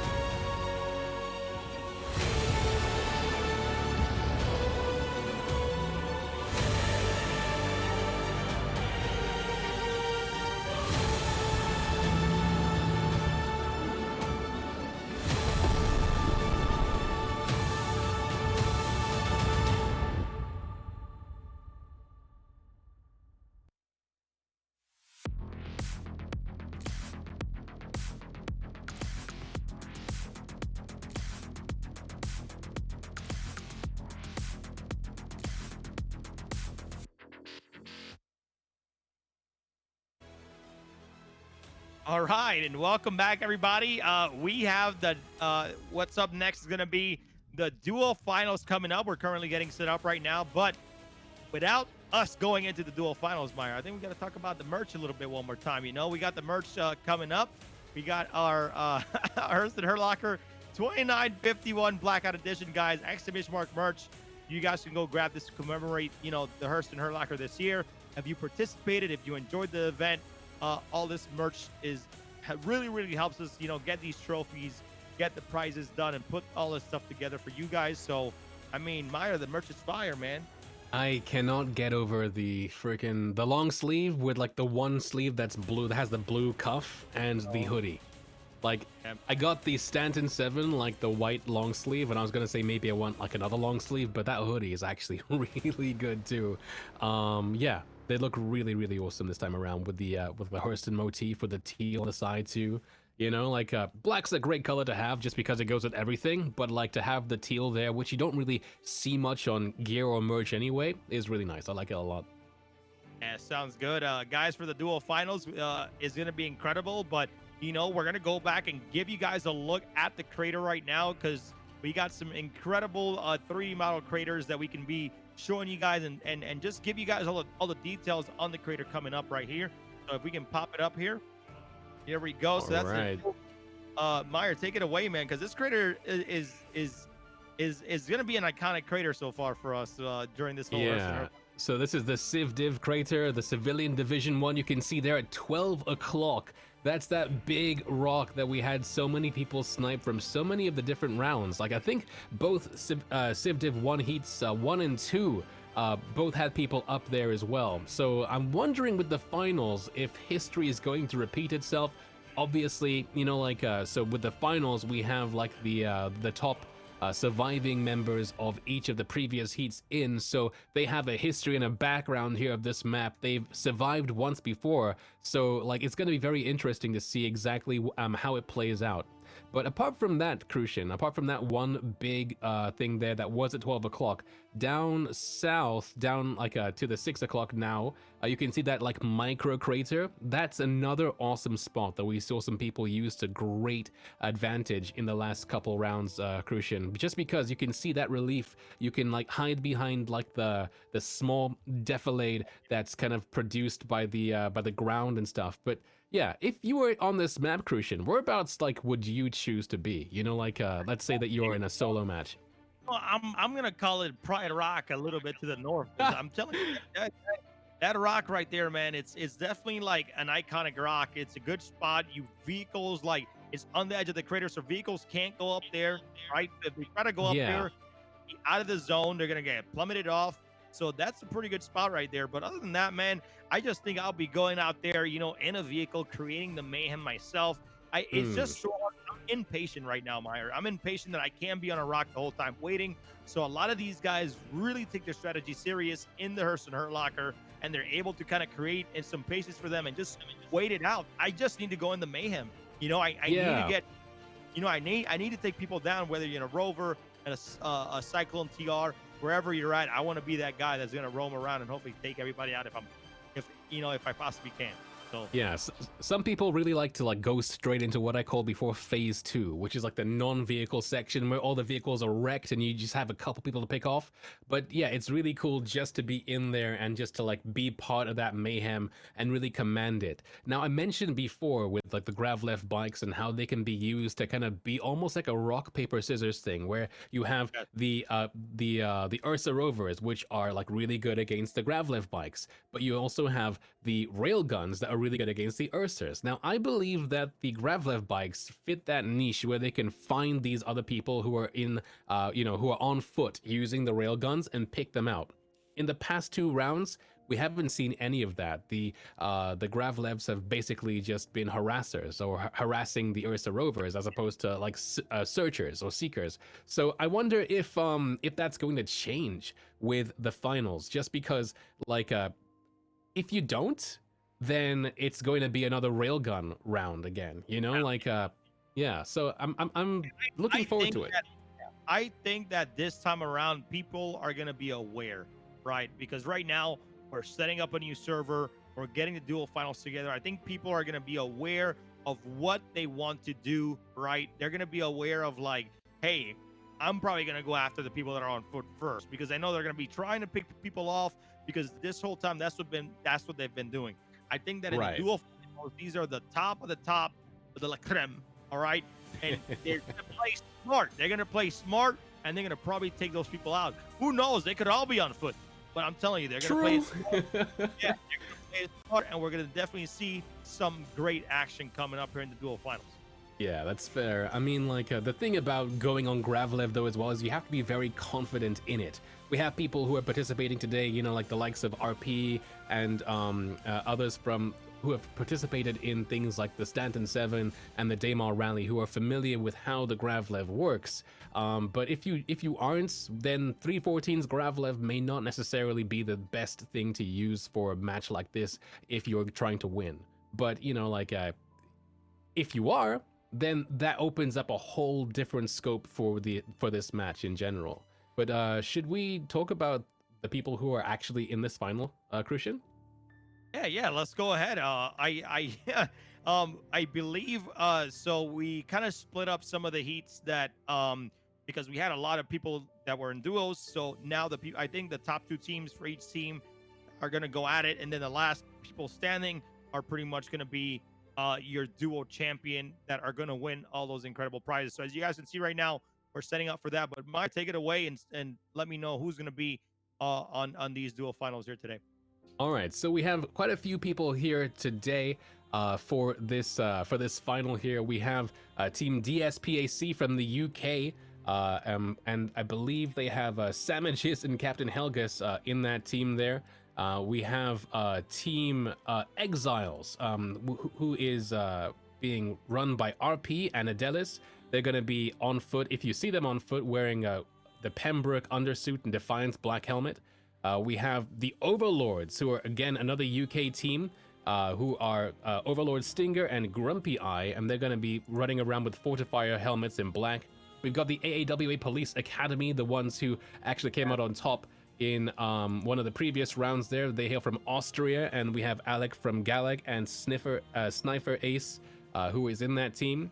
We've got Rogue Stars, who will be sporting desert armor with maroon from the Netherlands, and they're going to be spearheaded by Charles McNally and CAC3 Dieppe. We've got Iron Wolves and from the USA, who has Zero Wolf and All Razzle Dazzle in that team. Although their armor has not been specified. We have another team here, armor not specified, Mantis Core Gaming from Canada. And in that team is Fathom, Max Flood, and Badline. And then we have Celestial Tempest, another USA team here. They're going to be running around in sea green ADP armor, and in that team is Wolfen Lightstone and DeSota. We've got 2 last teams. We've got RS De Crotten from Belgium. He's going to be running around with an orange helmet there, and that's going to be Dragon. Yeah, so that's going to be a Dragonfly and a Stufka.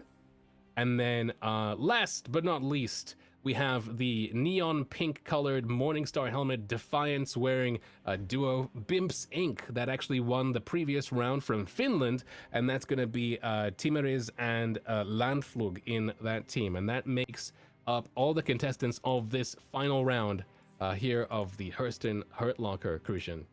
So it's great here because we actually have 10 total teams for the dual final. Sorry, I said 4 earlier. Don't mind me, dude. I like, going at this, high energy gassed out for 5 hours or 4 hours. I don't even know how long we've been here, man. But hey, I hope you guys enjoyed the show, man. We've been killing it. I love this team.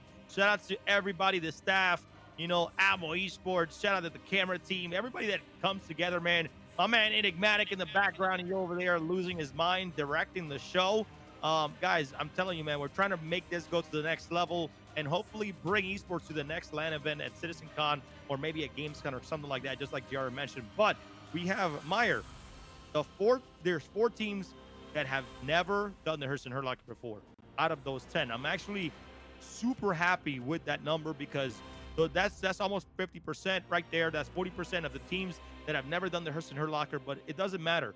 They're here, they're having a great time, and maybe one of these teams are going to be the dual finals champions today. You never know. Well, that's true. I mean, like, already we have Bimps Inc. who won that previous round, and they are newcomers to the HURSTON Hurt Locker. So, as you say, you know, like these unknowns, I guess the underdog here might actually come out on top. Obviously, you know, we have some really, I guess, decorated racers now, you know, from Exiles and Kuroda Racing, but it's every year I feel like we get more and more people into these events, and so every year we kind of like get a change to that kind of like atmosphere and change to that like player base we have within Atmo Esports. So it's cool to see Bimps Inc. coming in with such a big bang, and I'm sure they're going to be the team to look out for today with their neon pink Morningstar magenta helmets. No, that's gonna be great, man. You know, super excited, guys. While we get set up for the dual finals, though, Meyer, we gotta talk about it one more time. We announced the Fight or Flight Toby Gaming Clash, where we're gonna have 8 content creators going at it in a dogfight battle with random loadouts, man. It's gonna be a lot of fun, guys. So on November 20th, if we can get that on the screen, guys, do not miss out, because these 8 content creators, we got Meyer, we got Astro Pub, we got Zero State, we got Captain Burks, we got Dark Law Tarada, Water Protect, we got Salty Mike, man. All of your favorite content creators. We're gonna put them up against each other, man, and they're gonna all be using the Toby Eye Tracker 5, and then they're gonna be using the new what do you call it? The new technology in 315, where they're able to gaze target at people. Is gonna be absolutely incredible. And then you know, again, big shout out to Toby for helping us put this together, and Thrustmaster, you know, who are going to reward, you know, the community members that, you know, that the content creators pick. They can pick however they want. They can pick whoever they want. But those community members, if they get to the top 3, will be rewarded with some incredible Flight 6 by Thrustmaster. And then also, we're going to be giving away to some of you guys at home. So November 20th, don't miss out, man. There's already some beef, by the way. Meyer already said that if you beat the take a tie. I mean, I don't know what's going on, man, but hey, I'm liking it, Meyer. I'm liking it. Yo, he wants to come for my hat. We'll see. We'll see. All right, I'm gonna hold trials, right? I'm gonna make sure I have the best of the best so that I can get carried. All right, we're gonna take out the Dark Law and just win it. You know what I'm saying? I'm just gonna be focusing on the flight, and then somebody else can be the fights, and yeah, like. It's gonna be, you know, gloves off. What can I say? You know, like it's just a game. You don't have to be mad if I win. You know what I'm saying? I don't have to shoot. I can just run away. Well, you know, hey, yeah. Hey, if you want to take this bet to the next level, tell Dark Law, hey, if you beat me, you know, if I beat you, you better put a husky on the line. I'm just kidding. Don't do that. Oh jeez. Yeah, I was kidding. I know that man loves his huskies, man. But you know, it's gonna be exciting. I you know, like a lot of like, you know, like I'm not gonna lie, I worked very hard to put this, you know, this team of the 8 content creators, right, to put these guys together. A lot of these guys have been in the Star Citizen community for so long. I've been around for so long, since like 2015, 2016, you know, when we used to dogfight in 2.6.3, like that was back then where, you know, the good times were. But still, I want to put everybody in the PU, and hopefully, you know, this can turn into maybe a series, and maybe, you know, pick other 8 content creators, or maybe bring 8 more into the fight and do 16 teams instead. So the sky is going to be the limit, but this is going to be a great event. November 20th, guys. These 8 content creators are going to have a blast, because it's going to be a lot of fun seeing these guys go against each other, doing some random loadouts. All right, it could be Meyer. Imagine like you're over there practicing an arrow, but all of a sudden your random loadout gives you like a stock Carrack and a stock Gladius for your team. So I mean, you guys got to do what you got to do, you know. Well, yeah. We'll see. It's definitely going to be fun. All right, here we go, guys. We have a few more minutes left, though, for the dual finals to be online. As you guys can see, that everybody's getting set up here. But I just want to say, if you're at home, if you're watching, if you've been here the whole time with us, I really, really hope you've been enjoying the show. Again, if you guys want to join our Atmo Esports events, you guys can jump on our Discord. Gilded.gg/Atmo Esports. Come on there. If you want to be a staff and maybe help out with an event and see how these things are ran, come behind the scenes, come hang out with us, help us out, be a transport pilot, be a camera, whatever you want to do. If you want to participate in the event, atmo.gg, you guys can go check out all the events. I guess the next one coming up is going to be the Daymar Rally, Meyer. Right. Daymar Rally. not the easy. Daymar Rally, yeah. I'm not sure if I'm gonna be hosting that one yet, but who knows? But I think maybe Detox might be taking the reins for that one. But like, but yeah, we saw the 890 jump out there in the distance there, and it's not there just for show, because the HURSTON Hurt Locker actually has its own lore. The within the lore of Atmo Esports, as they've put this into the verse as its own thing, essentially within Star Citizen there are like, you know, a different number of like classes of people. You have like your Star Citizens, but you also have your Star Civilians, and citizenship is something that has to be earned by either fighting in the in the army, in the UEE, or through other ways. So within the lore of the HURSTON Hurt Locker, what happens is that people, civilians who work within HURSTON, have a chance every year to fight to the death, and then the winner becomes a citizen. It's pretty dark, but it's pretty awesome, and that's the lore behind it. So not only are these guys gonna be crowned the deadliest in the verse, that was a near miss, the deadliest in the verse, but also within the lore, earn their citizenship. But they'd still probably have to play Squadron 42 to actually earn their citizenship. But still, earn their citizenship. People are gonna be like, "What the heck? Why is there an 890 jump there?" Look, man, we do something cool here at Atmo Esports. We actually have VIPs, okay, and we actually put them in the server, and they're able to go in the 890 jump. This is a VIP 890 jump, and they're able to see a battle from the 890 jump in game. So, you know, like we do some fun stuff here for people that really help support us, and you know, orgs out there in Star Citizen that support us. So right now, the 890 jump has some special people, some VIPs, some actual sponsors that play the game, and they're going to be able to watch the finals from that 890 jump. So that's really right. Here, man. Yeah, they're RPing the HURSTON Elite here, watching the people who are trying their hardest to try and earn their citizenship. Very similar to a new show on TV that people are talking about. But still, yeah, it's really funny.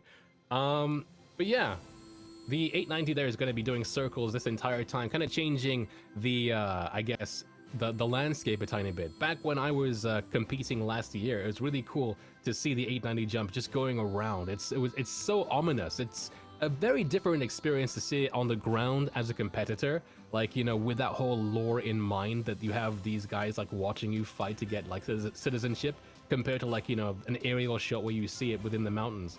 Yo, look at that, like that weird natural like road that's being made in that like change. For to have roads now that you mention it, bro. Thanks for I'm just kidding, man. I've always thought, right, like when you go to like what do you call it, when you go to R Corp and you see like, you know, all the roads down there, man, like I wish we could have access to that, so we can just give people a death race that they want, or make a course out of it in the PU. That's the things that I will love to have maybe in the future. It's okay, not, you know, not right now, but it's definitely going to be a great time. But ladies and gentlemen, the duo finals is coming up next. All right, don't go anywhere. That should be up soon. We're going to take a small little break, guys. Thank you guys all again so much.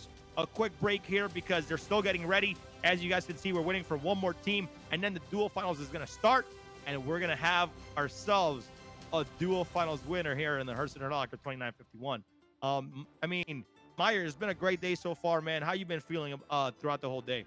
It's been pretty good. I mean, like, you know, even though we've had people like finishing things off with their real guns and such like that, it's still been epic, you know? Like, it's just been an experience. I don't think there's really been any kind of like period within the entire like 4 or 5 hours of streaming where there's been like any any downtime within the matches. It's all been action, action, action, and that's what I kind of expected with the HURSTON Hurt Locker.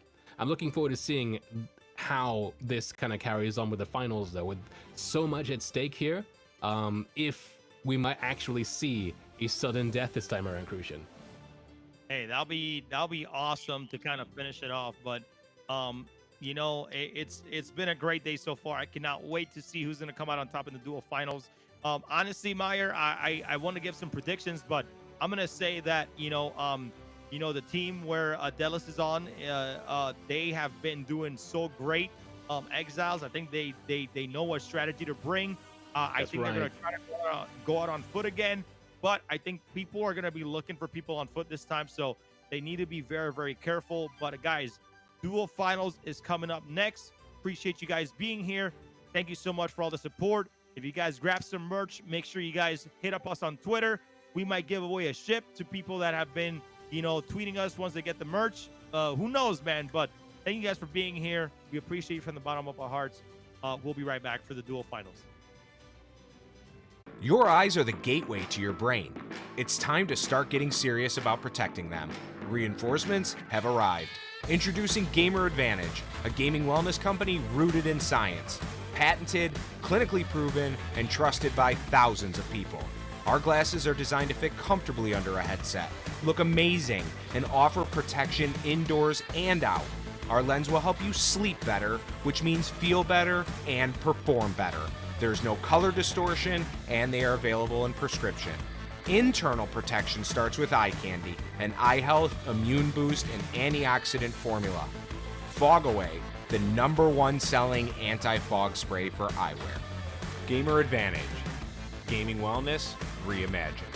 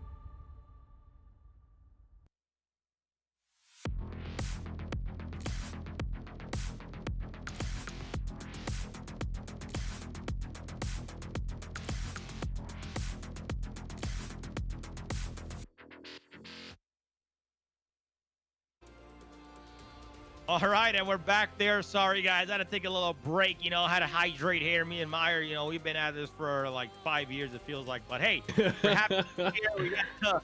We got the Carthual, man, with the sun dropping on in the crater. But guys, I think we're waiting for one more team, Meyer. But man, great day so far. A lot of action. I'm extremely happy to be here, man. I'm extremely happy to be back, Meyer. Like this whole move that's been happening here when I moved to Florida, Texas, man, it's just been definitely weighing me down, but I've had such a great time today, and I hope you guys have as well, because it's been super fun to be here with you guys. So, but Meyer, man, I mean, this is gonna be the last battle. You got any words to say for the viewers out there? Any any words of encouragement to any new citizen coming into the game? Anything like that, Meyer, that you can kind of give us your words of wisdom? Well, I mean, first of all, just thank you for watching. But again, if you've liked what you've seen here today, remember that these events are all free. There's no entry fee for any Atmo Esport events. So, with things like the Daymar Rally happening soon and all that kind of stuff, just keep your head to the ground, your ear to the ground even, and look up for, follow us on Twitter, join the Gilded channel, and apply. You can see yourself in here, maybe, and perhaps also, get yourself a JRDF trophy. Win yourself like an exclusive T-shirt with your gamer tag on the back. I gotta show this one more time because I can't really open it. But man, all I'm saying is that look, it says congratulations, Nova champion on there. You know what I'm saying? Like, it's it's great, man. I'm telling you, JRDNF does some great stuff. Their package is incredible. They're incredible, man. I'm extremely happy. But I want to talk about somebody real quick because this guy has helped us, put the good word out there. My man, I got to talk about Nubifier, and I'm not sure if you know this, Meyer, but that's his ass on the GameGlass ad. That's him. He actually helped make that, the whole collaboration between Star Citizen and GameGlass. That's actually him, where you see his hands and that type of view, man. Like, all right, okay. Yeah, no, I met him before at a CitizenCon, like I think 2016. Nubifier is a cool guy, for sure. But if we're doing shout outs, I would like to shout out one other person here who is helping us run the production behind the scenes. Enigmatic, who I believe normally is on cameras, has been doing an amazing job with moving the scenes and all that kind of stuff before. I mean, I'm just hats off, but not really. This hat stays on, but hats off to Enigmatic for everything he's done with us today, for sure. Hold on. What is under the hat though? Just asking. My head. Oh, okay. No. Don't say big brain, man. Come on. Big brain. I know Nubifier is gonna do probably a highlight video of the event like he always does. We always give him that freedom to do so. He always makes some of his best videos. So when you guys see the video, man, make sure you guys support my man Nubifier. He's a great guy. And he was on deployment earlier than a year, but he's back. He's punching on all fours with the videos. So definitely when you guys see the recap by Nubifier, make sure you guys check that out because we always love the way he structures everything. So great guy, man. Make sure you guys show him some love. And we gotta look at this, man. Cyclone TR. Why is he shaking though? You see him shaking? It's cold out there. My guy's ready. He's like, dude, that is too funny. We're almost ready. They're sporting that really cool looking Invictus skin. Oh, yeah, Invictus flight launch week skin. Yeah, we have these guys over here. I believe this is Team Bimps Inc. You can tell because of that neon pink colored Morningstar helmet. It looks like they are ready to go once again. Railguns in tow. It's gonna be very interesting to see how these guys fare this time around. They're definitely the team I'm going to be looking for at the end of it, just because they won their last round, Crucian. I think that's totally fair. I think they're going to be ready. They're going to use that rover to their advantage. I think they're going to do a great job. A lot of these teams are going to be really, really focused. I see already, we see some TRs. We already see some rovers. We already see a lot of great things that are going to be happening here today, man. I think the dual finals is definitely going to be different. Who knows if railguns are going to come on top again? If railguns come out on top, Fire, I'm going to be mad, okay? Well, we'll see. You're competing, all right? Make sure you guys knock these guys out that are on that are on foot. Meyer, to be honest, though, I think it's really hard to see people on foot when you're literally in a vehicle going ham. Yeah. That was Team Celestial Tempest before. This one here, I believe, must be a test squadron team just because of the color scheme here, but I'm not sure exactly which one it is. It's not written here. But yeah, for sure. I mean, we haven't seen anybody in a Gravlev just yet. Again, Gravlev is very risky. Each team is only allowed one vehicle. So anybody coming out in Gravlev would mean that their teammate's gonna be kind of sitting in the back doing not much of anything. I mean, I think you might be able to launch your railguns from the back of Gravlev, but so far we haven't really seen any railgun, counters here just yet. Yeah, something that was very, very cool that we also saw last year, though, is that the vehicles were actually they had their doors open and the rover was moving while Mhm. trying to get the turret, and you had somebody from the back actually railgunning as well at the same time, man. That was some cool stuff to see. I want to see some unique stuff, but as we get more vehicles, I know like CIG talked about during CitizenCon about a gravel vehicles. We still need X1s. There's still Rangers. There's still a lot of vehicles that are not even in the game yet, but I'm excited to get these vehicles, man. We got the G15s or 16s or 18s or whatever the origin vehicles are. Those as well are coming out. I know there's a whole nother rover vehicle that's supposed to be coming out as well. So there's definitely a lot of diversity that's going to come out as the game develops. It's going to be fantastic to see. That's right. I'm looking forward to it so much. I'm loving these shots from our camera team, by the way. Every single one, it's like the calm before the storm. It reminds me of like a movie montage of like just all the people like just ready for a death match, which is exactly what they're doing. It's really really really cool. I'm enjoying this so much. That view is insane. Love it. Yeah. Again, we got the 890 jump with VIPs. Guys, we're just waiting for one more vehicle, and then we're gonna get the duo final started. Sorry for the small delay here, but I mean, I'm excited, man. Like, I don't know where I find my energy from, bro, but I'm super excited to kind of get this duo finals going and see the last explosion and see who comes out on top and say, I'm the victor. Give me my freaking JRDNF trophy because I deserved it. But dude, it's gonna be absolutely fun. But damn, that view, dude. That view is beautiful. With that 890 jump just hanging oppressively on the skyline there. We got a medical team here as well, ready to respawn people so they can watch the event after they've been taken out here. Crucian. Oh man.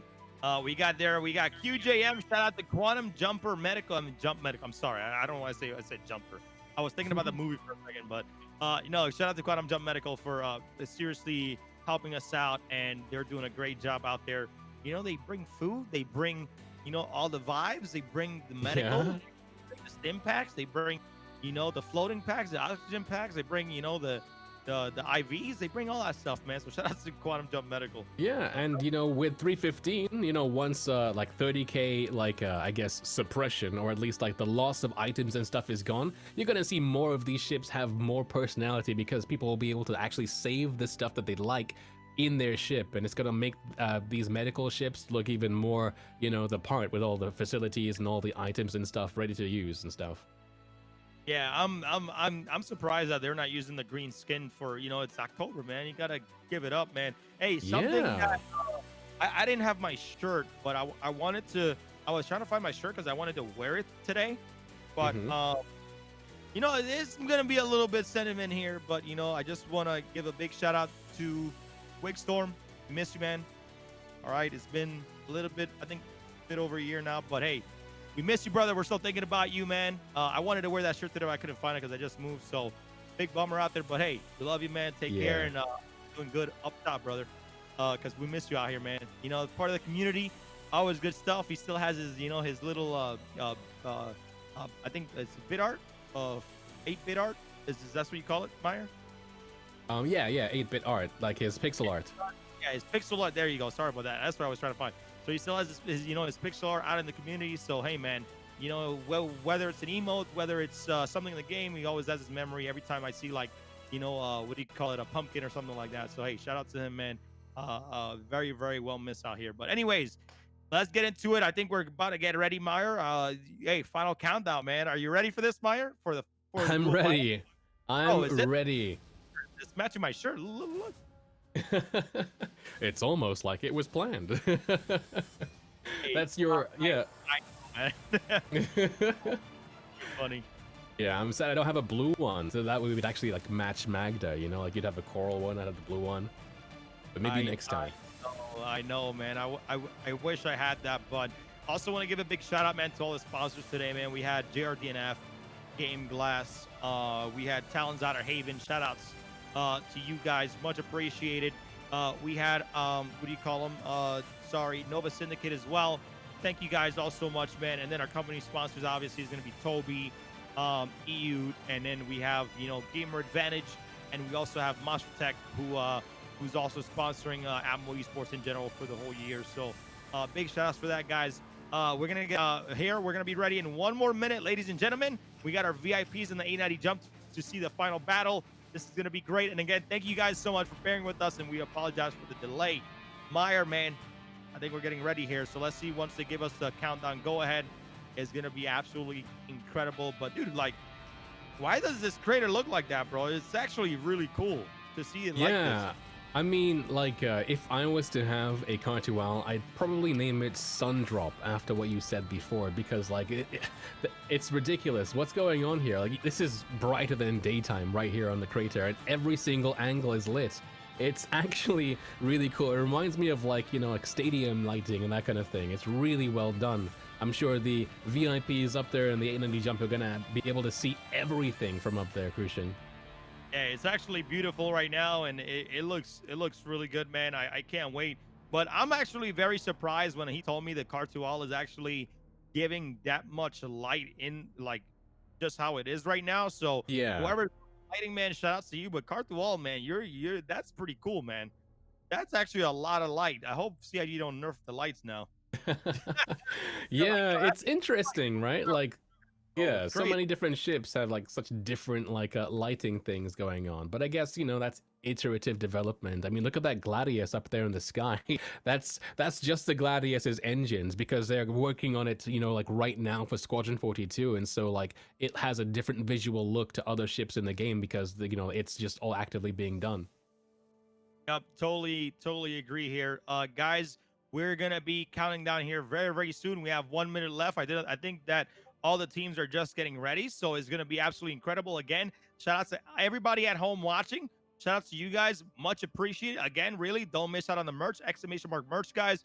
Go grab some of that historic blackout 2951 Hurston Hurt Locker.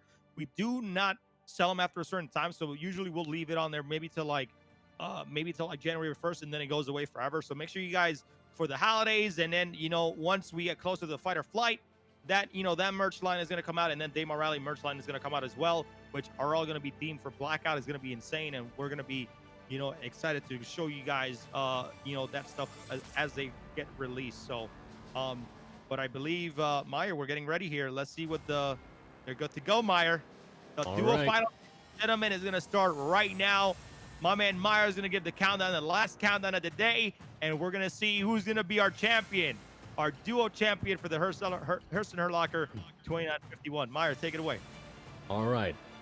Contestants for the civilian duo final division. On go. 5, 4, 3, 2, 1. Go!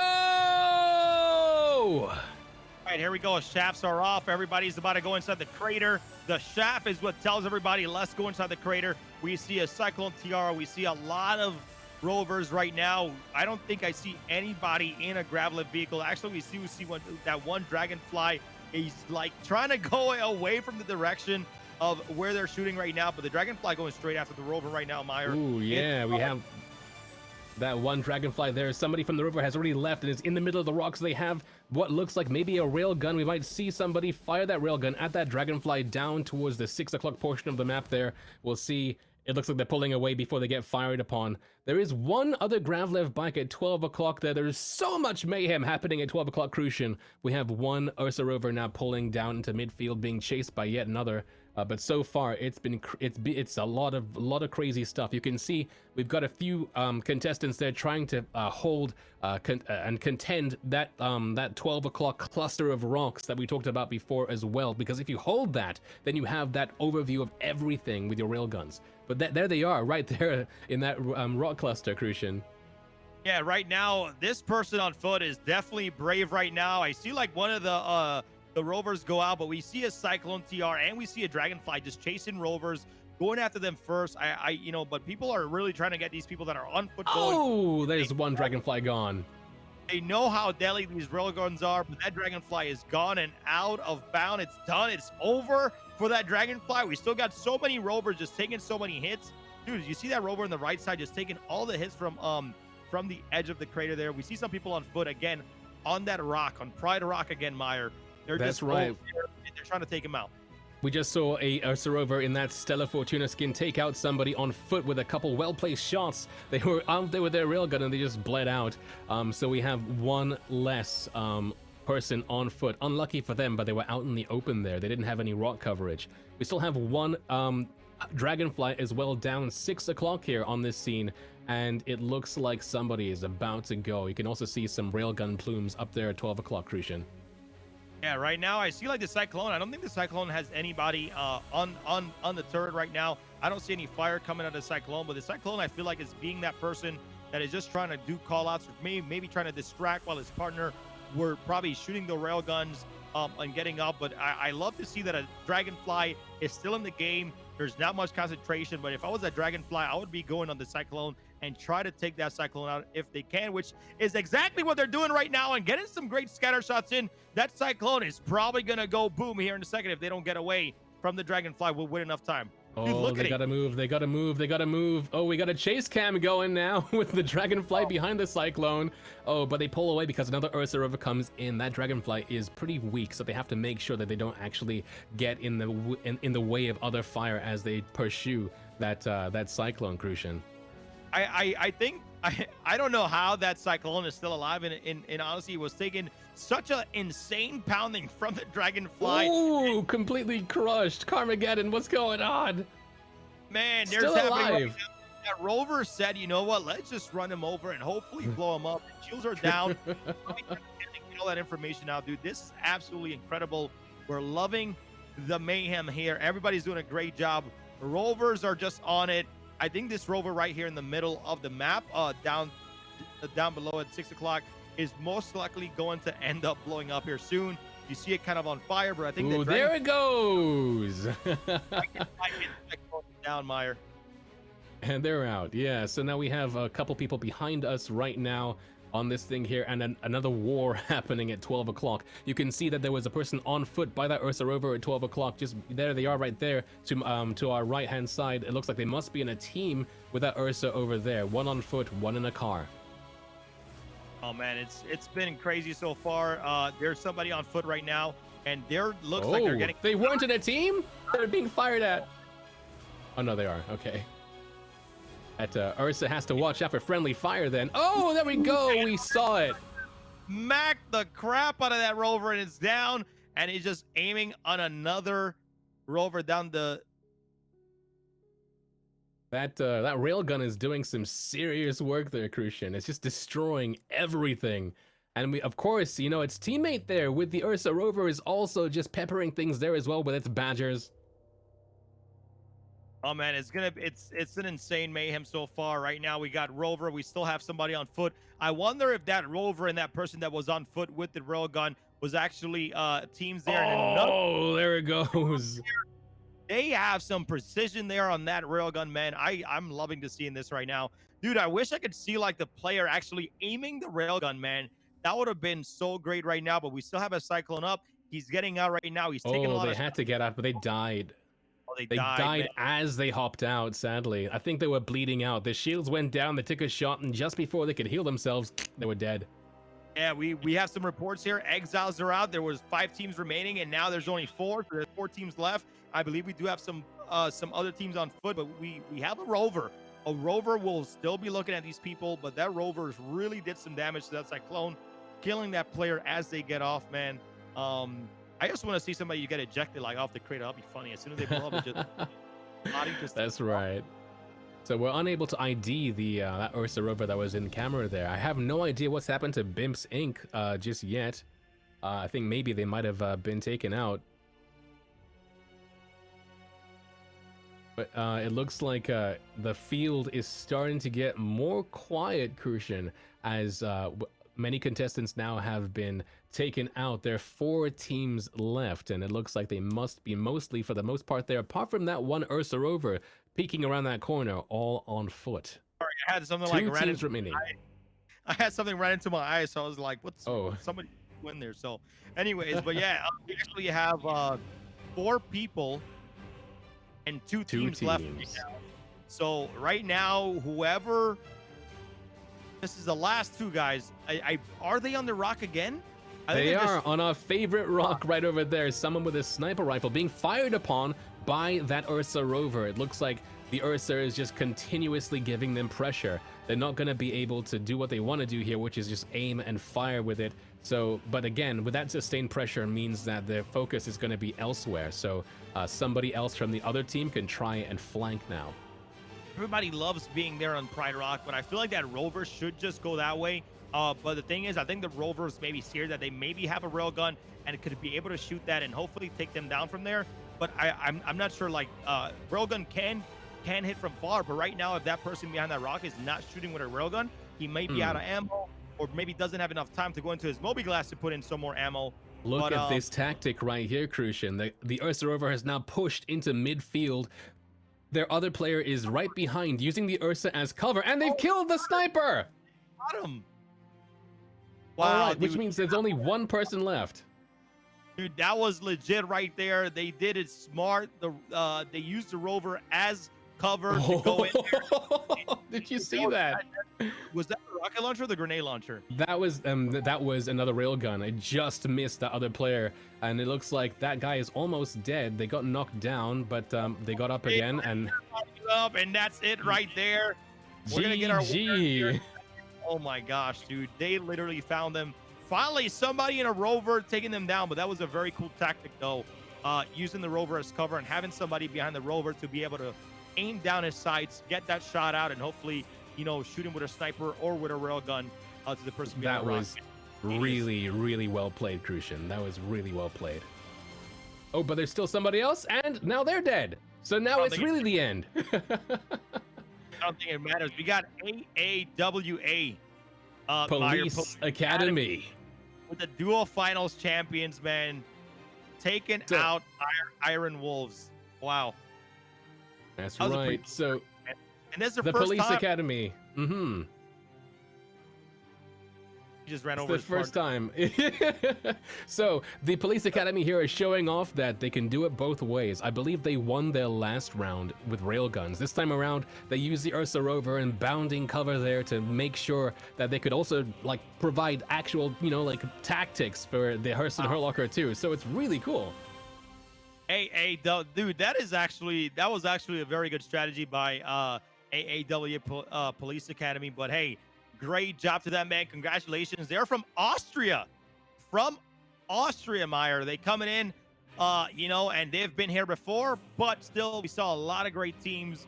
Everybody doing a great job. But congratulations to AAWA Police Academy, man. Showing how it's done. That was actually pretty good tactic, man.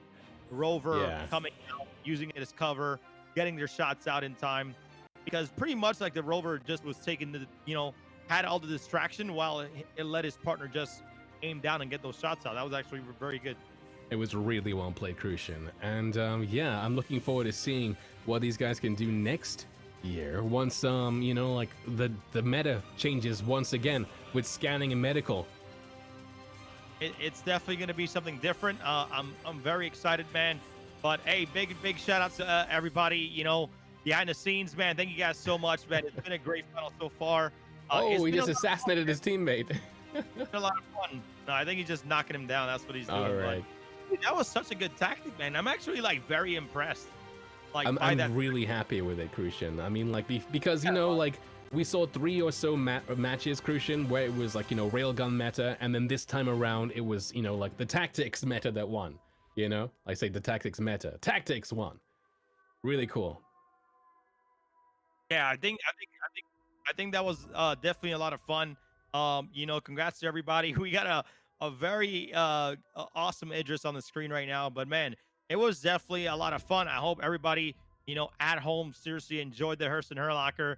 We brought you a lot of action, a lot of great community involvement from orgs, and a lot of newborn products and companies that like GameGlass that started by those guys came out from the community playing Star Citizen. So very, very awesome to see the community come together for something so cool as the HURSTON Hurlocker 2951.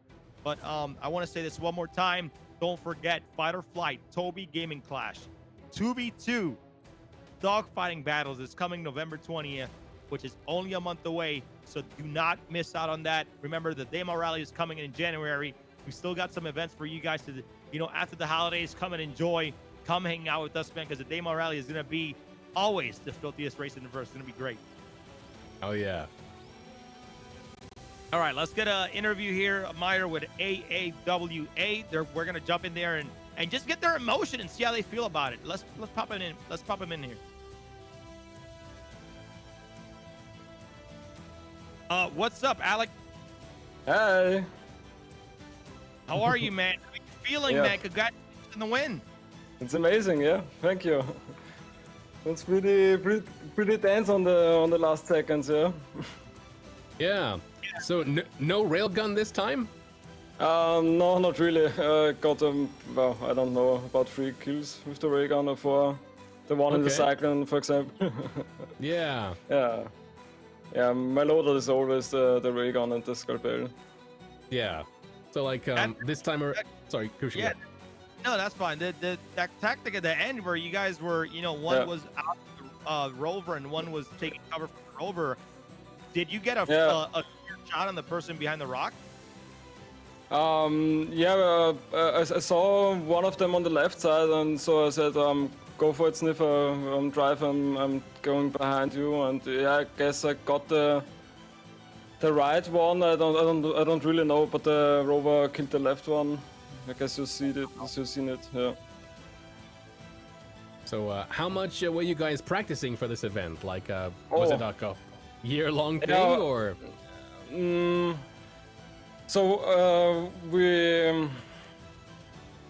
yeah, that's a good question. But we are training a few times. For example, it was me with the ray gun. We trained a few shots on the dragonflies and the others. Yeah. Okay. There was a time where we trained weekly, but the last weeks we just thought, okay. You were confident enough, right? So Yeah, it's like, it just yeah. paid off in the end. That's awesome. That's awesome, Yeah. man. Well, Alec, man, I just want to say one more time, congratulations to you and your team, Thank man. you. You guys are the dual finals champions. All right, Yeah. enjoy it, man. You guys have Yeah. Yeah. all right. You guys got some an MSR coming your way, man. So hey, man, Perfect. enjoy your victory, man. And you got bragging rights for a whole another year until the next HURSTON Hurlock, Yeah. brother. See you next year, yeah. Congrats, Hey, bud. man. Yeah. Thank you.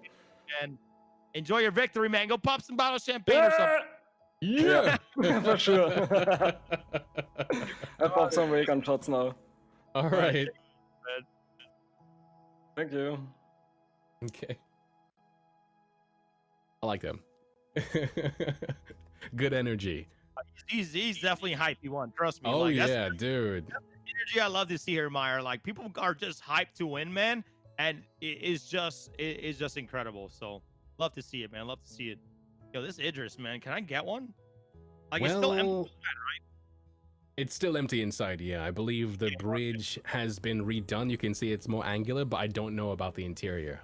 It's all blacked out and I secret. love that. Yep. We got some eye candy for the viewers out there. All right, let's get a Delis from Exiles in here, and then we're gonna wrap it up here with my man, always Corsair Ammo. Hey, Delis, how are you? Hey, I'm good. I'm good. A bit a bit less tired than last one, because we fumbled the duo really bad. Oh, hey, it's okay. You know, we always love having you and Exiles out here competing. Yeah. But like, Mhm. how was it? I'm sorry. Go ahead. Yeah, shit happens. Yeah, the solo was, yeah, that was quite something to say. It was a lot of sniping. Lots of sniping with the railgun. Yeah. Stay hidden, and I have to say, it's not cowardice, it's tactics. How did you feel about the railgun meta though in general, right? Like, was it something that you thought about to begin with, or did you see people jumping out of vehicles and went, "Oh, okay, well, we got to do it this way"? No. It was made right at the beginning. I was never on a vehicle. I was never on a vehicle. I was always on foot. Mm-hmm.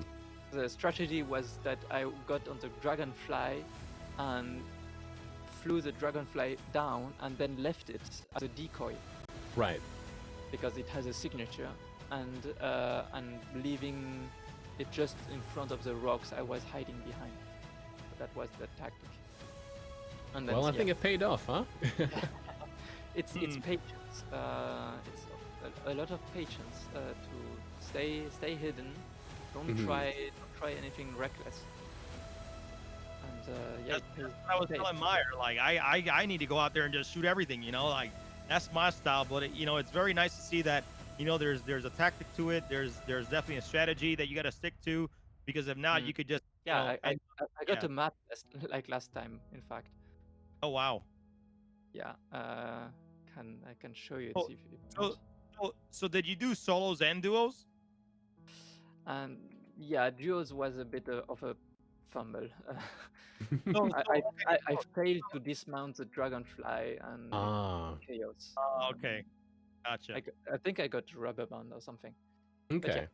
So sitting from up here, I was thinking, like as a tactic, you could use the Gravlev to take out people on railguns. So obviously you have experience doing this, and you have more combat savviness. What do you think about that? Like using the Gravlev, the Dragonflies, and the Noxes to look for people who are using railguns. You think that could have worked, or you think it would have been too risky? So shooting dragonflies and noxes with railguns is really, really hard. Right. Yeah, it's really lucky shots. I got one, I think. Mm-hmm. But I got mostly the Ursa and the rock. Right. There was a rock. For some reason, it was The rock fun. was amazing. I loved it with the dinky laser. I'm sad it didn't make it its way to the final.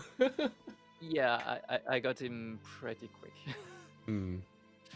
And yeah, it was mostly leaving a dragonfly as decoy, and hiding behind rocks. Basically, I did the same last time in the duo last year. Was mostly the same tactics and paid off. Same map as I'm showing right now in the chat. And yeah, it's more strategy than pure skill. Right. As a competition, I have to say. How do you feel about medical gameplay going forward? So, like, the next time the Hurt Locker happens, we're gonna have medical gameplay, maybe even FPS scanning. That's gonna be complicated.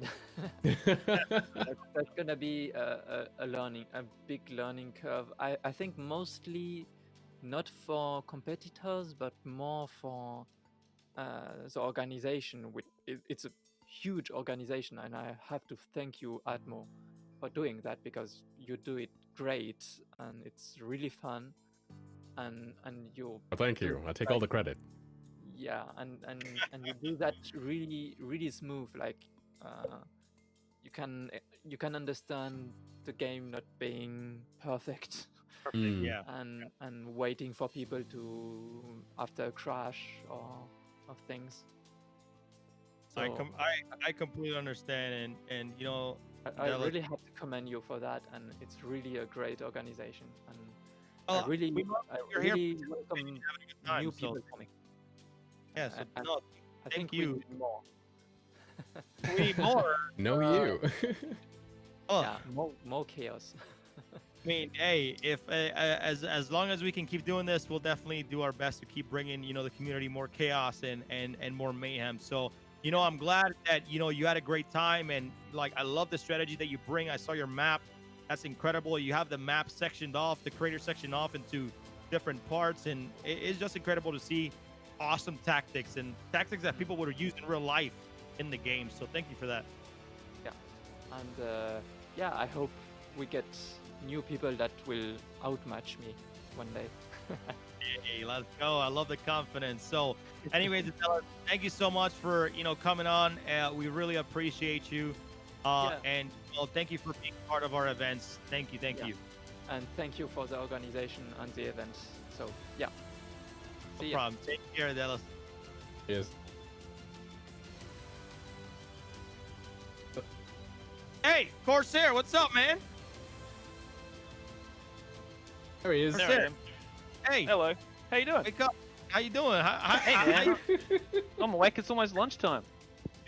It's lunchtime. I'm over here, man. I want to eat a house right now. I'm starving, man. But hey, It's almost seriously 11 though, a.m.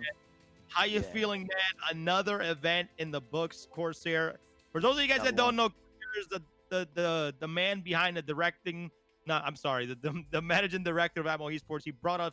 he's the man that brought us all together to make these events happen. But hey, how you feeling, man? Good man, good. I was a little bit nervous trying to get that final server prep for you guys. I know you had to, hang out for a little bit longer than we probably would have liked to, but I think we're really happy with all the heats. How we had like one pretty much going right after each other. I think that worked really well. We just had a bit of pause and a couple of issues. As you do in this alpha build of Star Citizen, but other than that, extremely happy. And I would love to give a massive shout out to Enigmatic as our producer, who has done a hell of a lot of work getting the broadcast looking the way it looks. Big special shout out to Enigmatic for that, because it just looks amazing. And I want to thank the commentators, because I haven't had a chance to thank you guys. You do a good job, everyone on the stream while we're in the background trying to get these events up and running. So yeah, well done guys, well done team. Well, thank you for helping. This is all your fault, so thank you. This agony is all your fault. Yeah, I apologize. I should be apologizing. Of course, right? We announced, the Fight or Flight Toby Gaming Clash. Like, kind of give us your thoughts about that and how you feel, that coming up. Yeah, I'm excited. Yeah, so Toby Gaming Clash, Fight or Flight Toby Gaming Clash, I should say, is something that we're doing together with Toby, supporting a little bit by Thrustmaster in there with some giveaways, and we got that content creators. It's something that's exciting for Atmo Esports, because we're getting to do these kind of activations with other businesses and companies, and kind of build on what we do and get better and better, and just having this little teaser tournament before our main tournament gives us something large to look forward to for next month, and in between the Daymar Rally as well. But getting to work with these content creators and their community as well, because they get to invite some of their community to come along to this little tournament too, is extremely exciting. But we've been discussing this with Toby over the course of the last few weeks, and excited to work with Toby as well, because I think they have a fantastic product. Toby has been around for 30 years, and they have a lot of work in the medical field, but them branching into gaming is a pretty intelligent move, I think, on their behalf, to branch into that area. So they're doing a great job as a company, diversifying their product. I think it's a really good product for Star Citizen. Obviously, they got some awesome new functionality coming in to 3.15, and that's going to be exciting for all Star Citizens. So we get to highlight that a little bit, which is very, very cool. I'm about to email Toby, be like, look, man, when can I laser with my eyes? Once I start the mining. When do I get that chip in the back of my head? Yeah. Awesome, no, it's man. Exciting, man. It's exciting. It's awesome, man. And then obviously, last thing here, of course, there we got the Daymar Rally coming in January. Every year the Daymar Rally is getting bigger. But how are you feeling about the Daymar Rally coming up soon? I gotta say, like, I'm humbled, and I love just the amount of people that get involved in it. But I gotta say, like, 14 servers was really hard to kind of put together and coordinate. It was a difficult ask. So, if our track record stays the same, if we're looking at close to doubling what we did last year, we could be looking at, 20 plus servers this year, which is pretty, scary in itself. But I love a good challenge, and yeah, I know, it's insane. I love the challenge, and I'm looking forward to, if we have to do that, I don't think, that's going to go down in the history books as, one of the biggest events ever. And I love the Daymar Rally. It's my heart and soul of how we started. And yeah, I'm really keen to get back into the rally and promote it and talk about it again, because it's so much fun. I love the rally, and just the banter with the teams, and just the feedback and the questions that I get in the background. People telling me that they love it and they enjoy it and they think it's amazing what we do is just so cool to hear. So I love the Daymar Rally, and I'm scared, but I'm looking forward to it. We'll be fine, man. Anyways, we got to wrap this up, Corsair. Any last words to the community, man? Show some love out there. Call your people out. Tell. By the way, guys, if you guys see Corsair in chat, make sure you guys tell him congratulations. He just had a new baby, so make sure you guys show him some love, man. He deserves it. But yeah, any last. Wow. Yeah, definitely. Obviously, I want to thank all the spectators and competitors for coming and registering and coming to watch. It's obviously that helps us do what we do. So they have to be thanked first and foremost, because without it wouldn't exist. And obviously we are sponsored by some extremely amazing people, GameGlass, JRDNF, and Talons as well. Nova Syndicate and QJM coming on board this year, as well as additional sponsors for the HURSTON Her Locker in particular. And Atmo Esports is also, supported by some amazing companies now too, with Toby Gaming and whoops, sorry about that. Toby Gaming and Monster Tech and IUT. Yeah, so we're doing really well, and we're looking forward to the future. So thank you to everybody. Thanks to the team. I've already just thanked all of our team in the background. And we're a little family now at Esports, and we love each other, even though we have little tiffs. But we get over it, and we move on with the show. The show must go on. So thanks to everybody, and we'll see you at the Demo Rally or Photo Flight Toby Gaming Clash on the 20th of November if you want to come check that out. Yep. All right, ladies and gentlemen. Meyer, any last words, man? I'm going to wrap this up because I'm going to go eat. I'm going to go tear up some food. But this has been an incredible event. Everybody at home, whether you've been here 5 minutes or 4 hours, thank you guys so much from the bottom of our hearts for supporting what we do here at Atmo Esports. We cannot thank you enough. But Meyer, any last words, brother? All I can say is thank you everybody for watching. It's been awesome and humbling to be here watching you guys come and participate and watch and chat and join in on this thing. Without everybody watching at home and participating in stuff, we wouldn't be here doing what we do. So thank you so much. I look forward to the next one. And on that said, guys, we'll see you on November 20th for the Fight or Flight Toby Gaming Clash, where 8 content creators are going to go at it head-to-head in a 2v2 dogfighting battle with somebody in their community. Thank you guys for being here with me today, guys. Thank you so much for viewing, supporting us. And don't forget, exclamation mark merch in chat. Get that merch, okay? We'll see you guys next time. Peace.